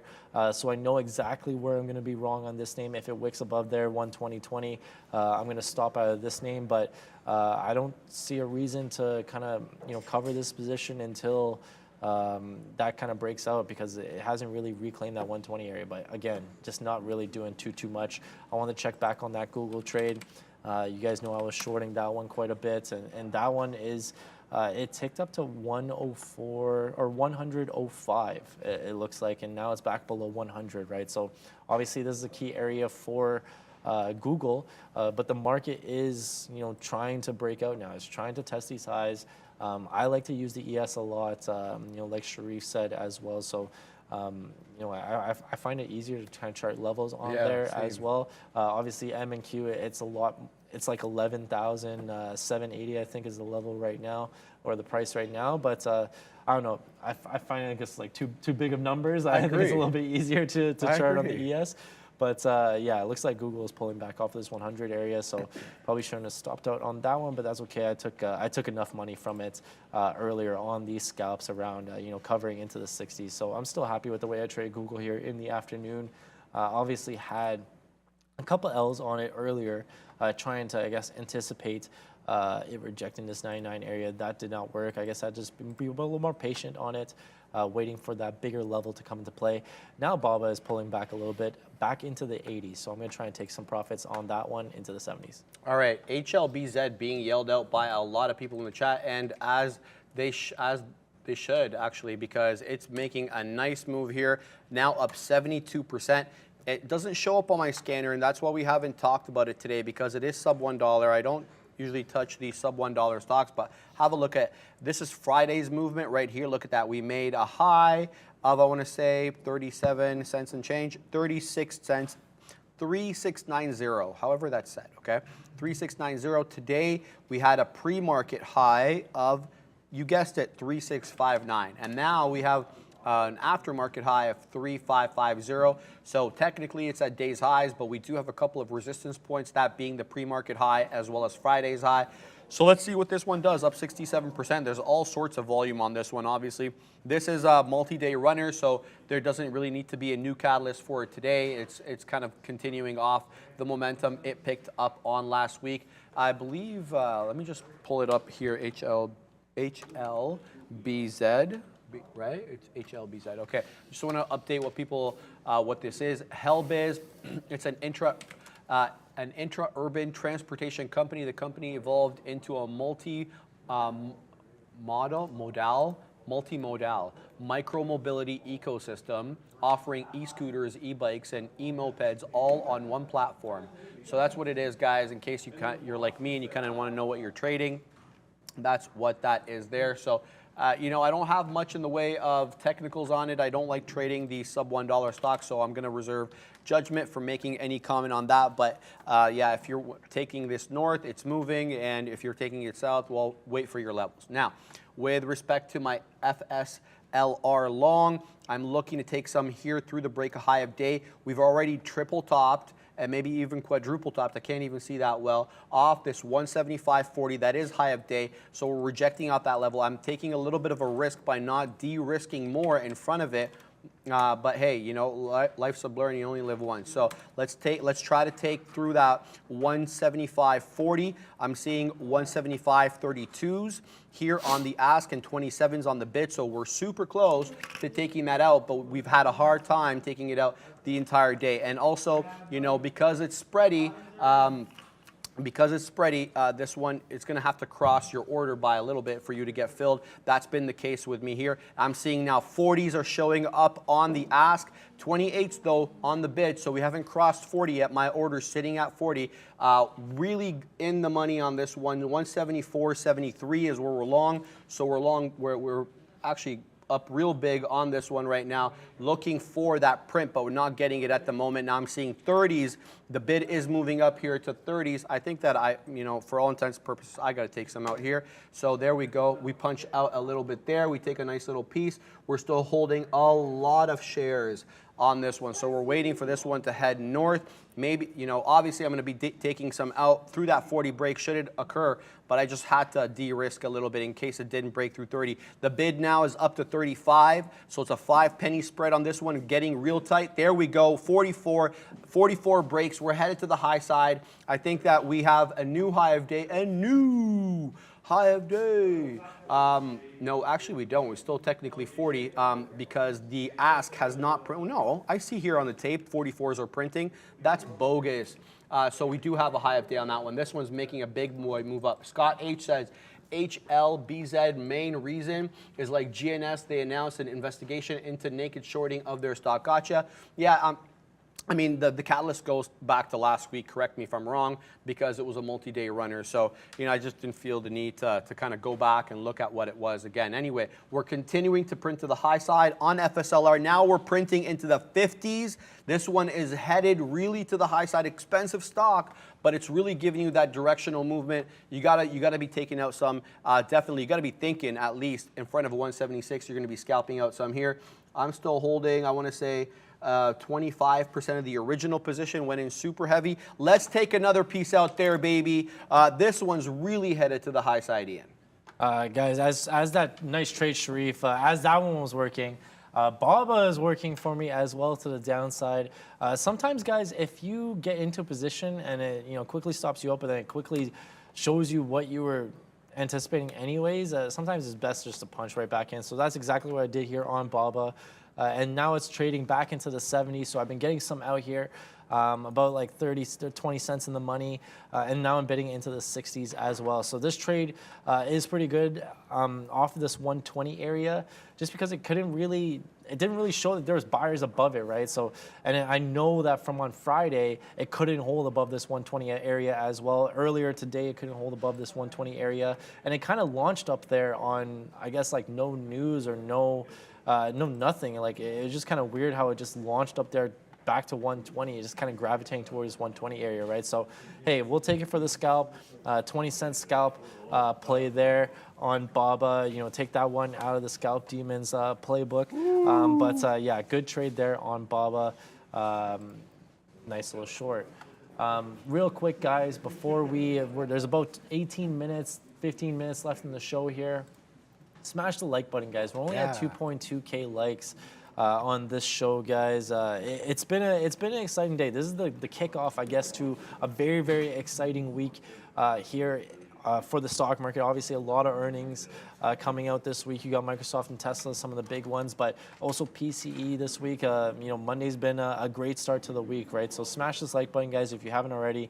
Let's get it up to 3K likes if we can. If you guys haven't already as well, subscribe. Check out the channel. We post so much content. We're trying to expand on that as well. There's a second channel too. So a lot of content to be kind of perused and whatnot. But definitely, we really enjoy your support, guys. We couldn't do this without you guys. All we ask you to do is just smash the like button. So if you haven't already, please do that. Yeah, absolutely. And just to add to what Ian was saying, sometimes we throw around these terms, and I know we have new viewers coming in every day as we have new subs every day. And, some of these terms you may not be familiar with, and that's absolutely normal. So as my boy Bradley used to say all the time, go to the YouTube homepage here for Trader TV Live, hit that search button and type in the name of the term. Often Bears versus Bulls will help you out in case you missed the technical name that we use or something. Shoot a message to Bears versus Bulls. He'll let you know exactly what term we used. Come here, type in that term. I always use the VWAP. A lot of people always want to know what VWAP. You enter VWAP, and all of a sudden, Neil's handsome face shows up, and he's got basically the trading strategy that he uses for VWAP for huge profits. And here he took it on plug. This goes back to a year ago. But obviously, it goes without saying that the strategy is the same. Using VWAP setups, it's kind of timeless. I don't want to say timeless, but it's been for a long time now. So, and anything else, moving average, this and that, I'm sure you can find it here. So use this homepage as kind of your one-stop shop for your resources. All right, let's get back to some trading here. 175.78 is what we're seeing on FSLR. We're $1 in the money on this one. I'm looking at profit. My next profit target is at that 175.94. I'm going to take it before the 76 break. That's what I'm looking for. High of day right now is that $0.75. 175.76 is the high of day, but we're definitely looking for a move up as we continue to move up in the market. ES March contract now 40.54.75. This one is continuing to head to the north side. Likewise are some of these big cap names. Update quickly on FSLR before I send it back to Ian. 175.84 now is the high of day. So we're like 10 pennies away here from getting filled. But the trick with this one is you know, it's spready and it's got to cross a little bit on your order in order to get filled. And I got to mention this, HLBZ continuing to print high of day. Now 36.74 is high of day on HLBZ. Let's bring in the side chart here. This has been one big boy move up after holding VWAP for the majority of the day there. It held below, it held above, and then it decided at that 1 o'clock, 1:30 time slot that it wanted to go, and go it did. We were printing new high of days, and now we have officially taken the pre-market high. The pre-market high is no longer a thing. It has been beaten, it's been killed, and now we're headed to the high side, baby. 37.49. We're going to look 38 in the eye, real close now as we continue to head to the high of day on HLBZ. Guys, this BOVA trade has paid me very, very nicely here. Now about 40 cents in the money. It's worked very nicely. It's retraced all the way down to VWAP. So very, very good trade there off of that 120, I guess, fake out, breakout. And then now I'm bidding 40 to get more of the position out. I'm not holding much left. You know, I got most of it out in the 60s there on that flush move on this candle here. But yeah, it's always nice to kind of have that trade work out very quickly for you because, man, it's so tough to be patient in this market. But, you know, obviously patience is a big part about trading. But when something works immediately for you like that, it's just always nice. I was also looking at Apple. And I saw some comments in the chat about Apple. People asking, I saw some comment, it was like, what is Apple doing, mate? Yeah, Apple is basically consolidating, not really doing much above this 142 area. Please excuse this wick, as that's a dark pull wick. It hasn't wicked down there. It's been holding above this 142 area. I was thinking about getting long 142, like it was testing 142 like 01.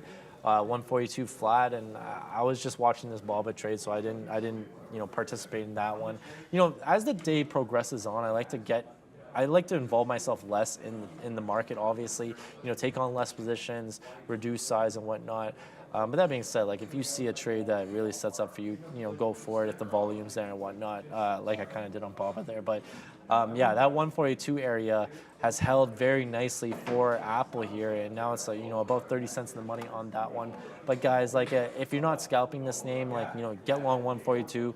Basically risking, like, let's say like 10 cents or 5 cents below that, and now you're scalping out into 142.30, basically these highs, right? So, you know, that's a nice like 5 to 1, 6 to 1 trade essentially, right? So those are the trades that you kind of have to look for in this market. You know, don't get long 142 and then risk all the way down to like 141.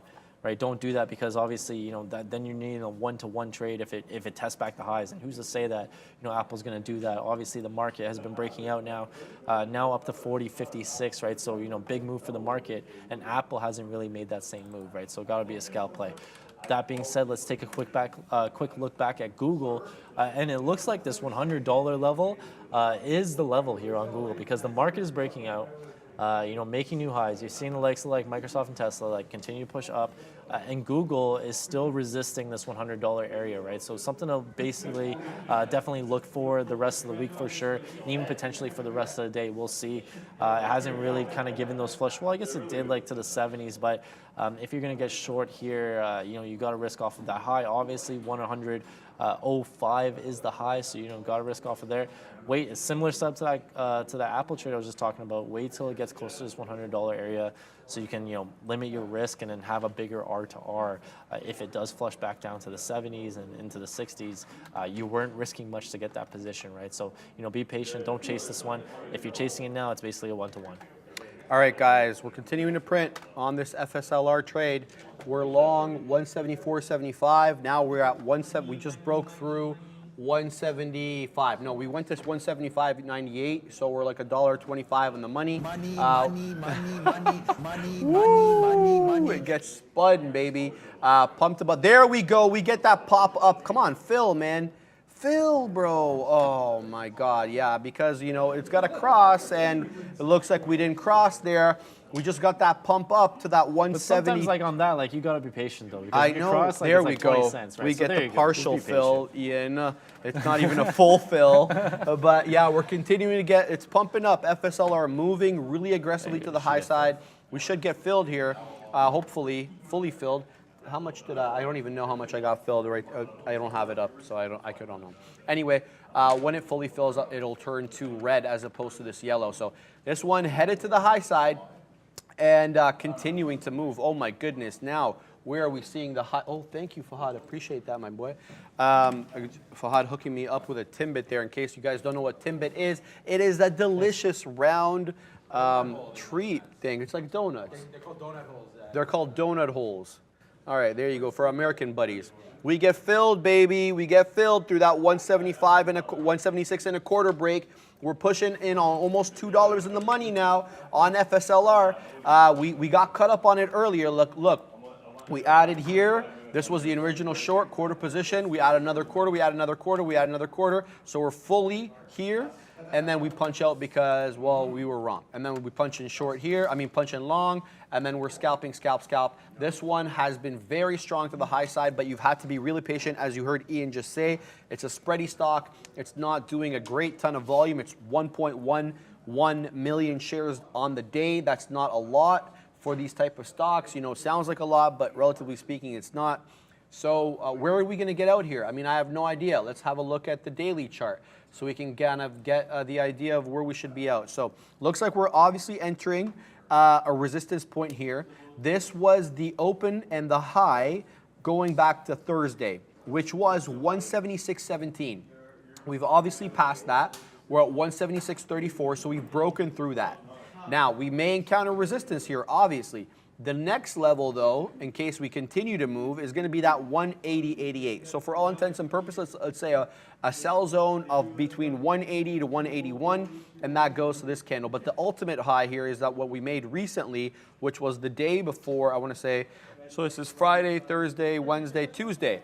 Tuesday, I want to say the 17th, the high was 185.28. So we've got obviously almost $10 of room to move up, but it's not really relevant to our purposes here because we are intraday trading, guys. We are not swing trading, so we can't hold this bad boy longer than we can, obviously. Tesla is pushing up to 145 now. So I think yeah. So that's going to be Sean's trade of the day. Sean's trade of the day is Tesla. Yeah. Obviously, we always release the trade of the day after the market closes, but also, if you're watching the live stream, Sean, they talk about it right after 2 o'clock as well. So Sean's going to be talking about Tesla. That's been a huge trade today.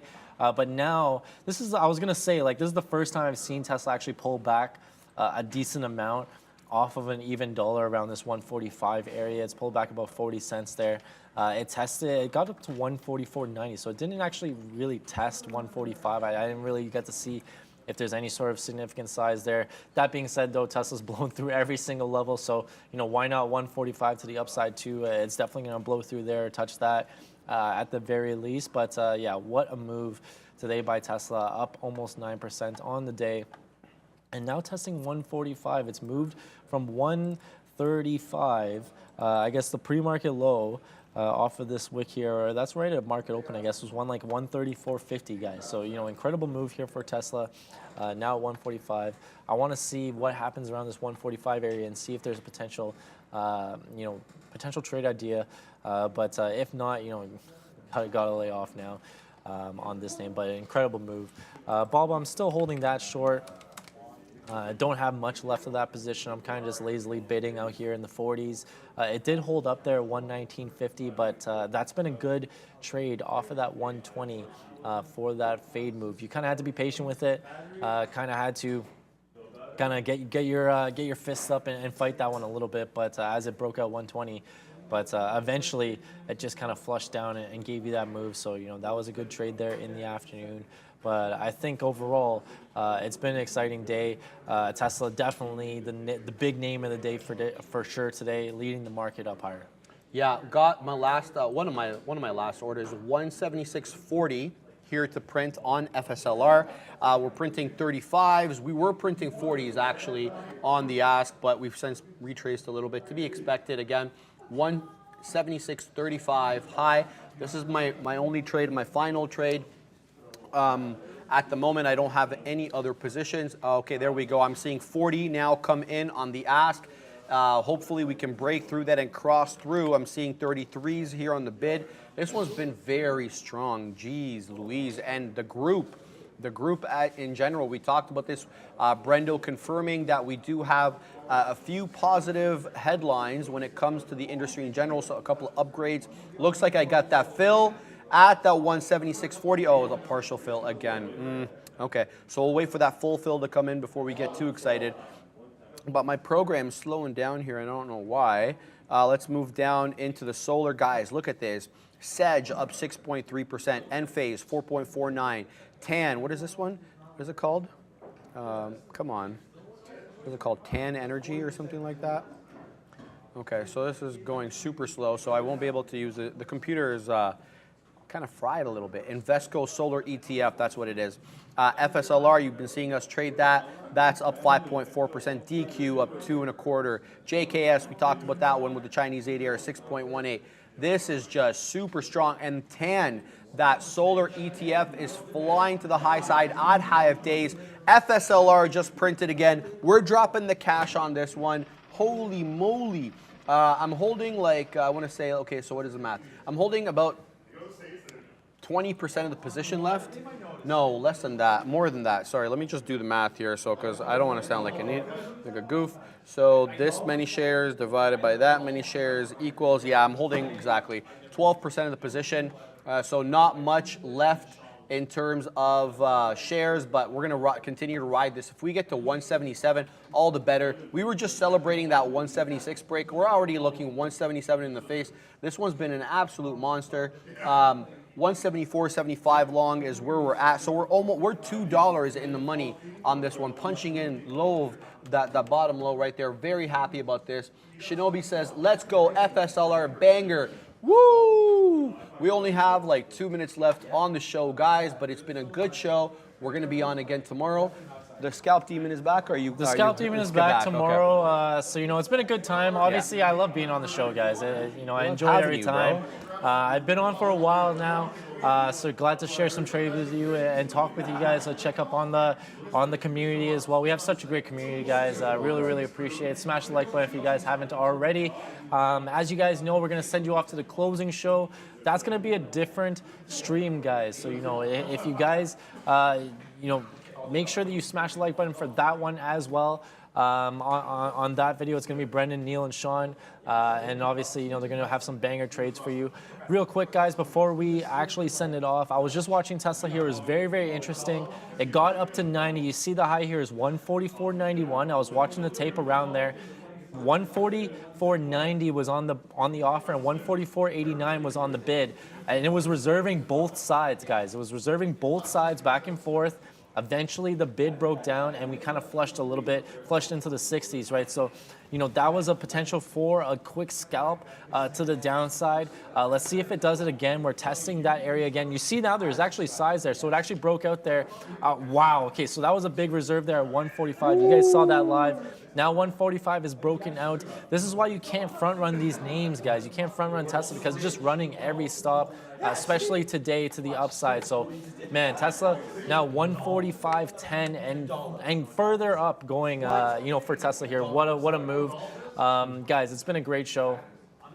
Thank you so much for having me, Sharif. You want to send it off? It's been a great show, guys. I'm getting questioned over here. I'm asking if I know what a smidge is, a dollop is. There's all sorts of excitement going on here, guys.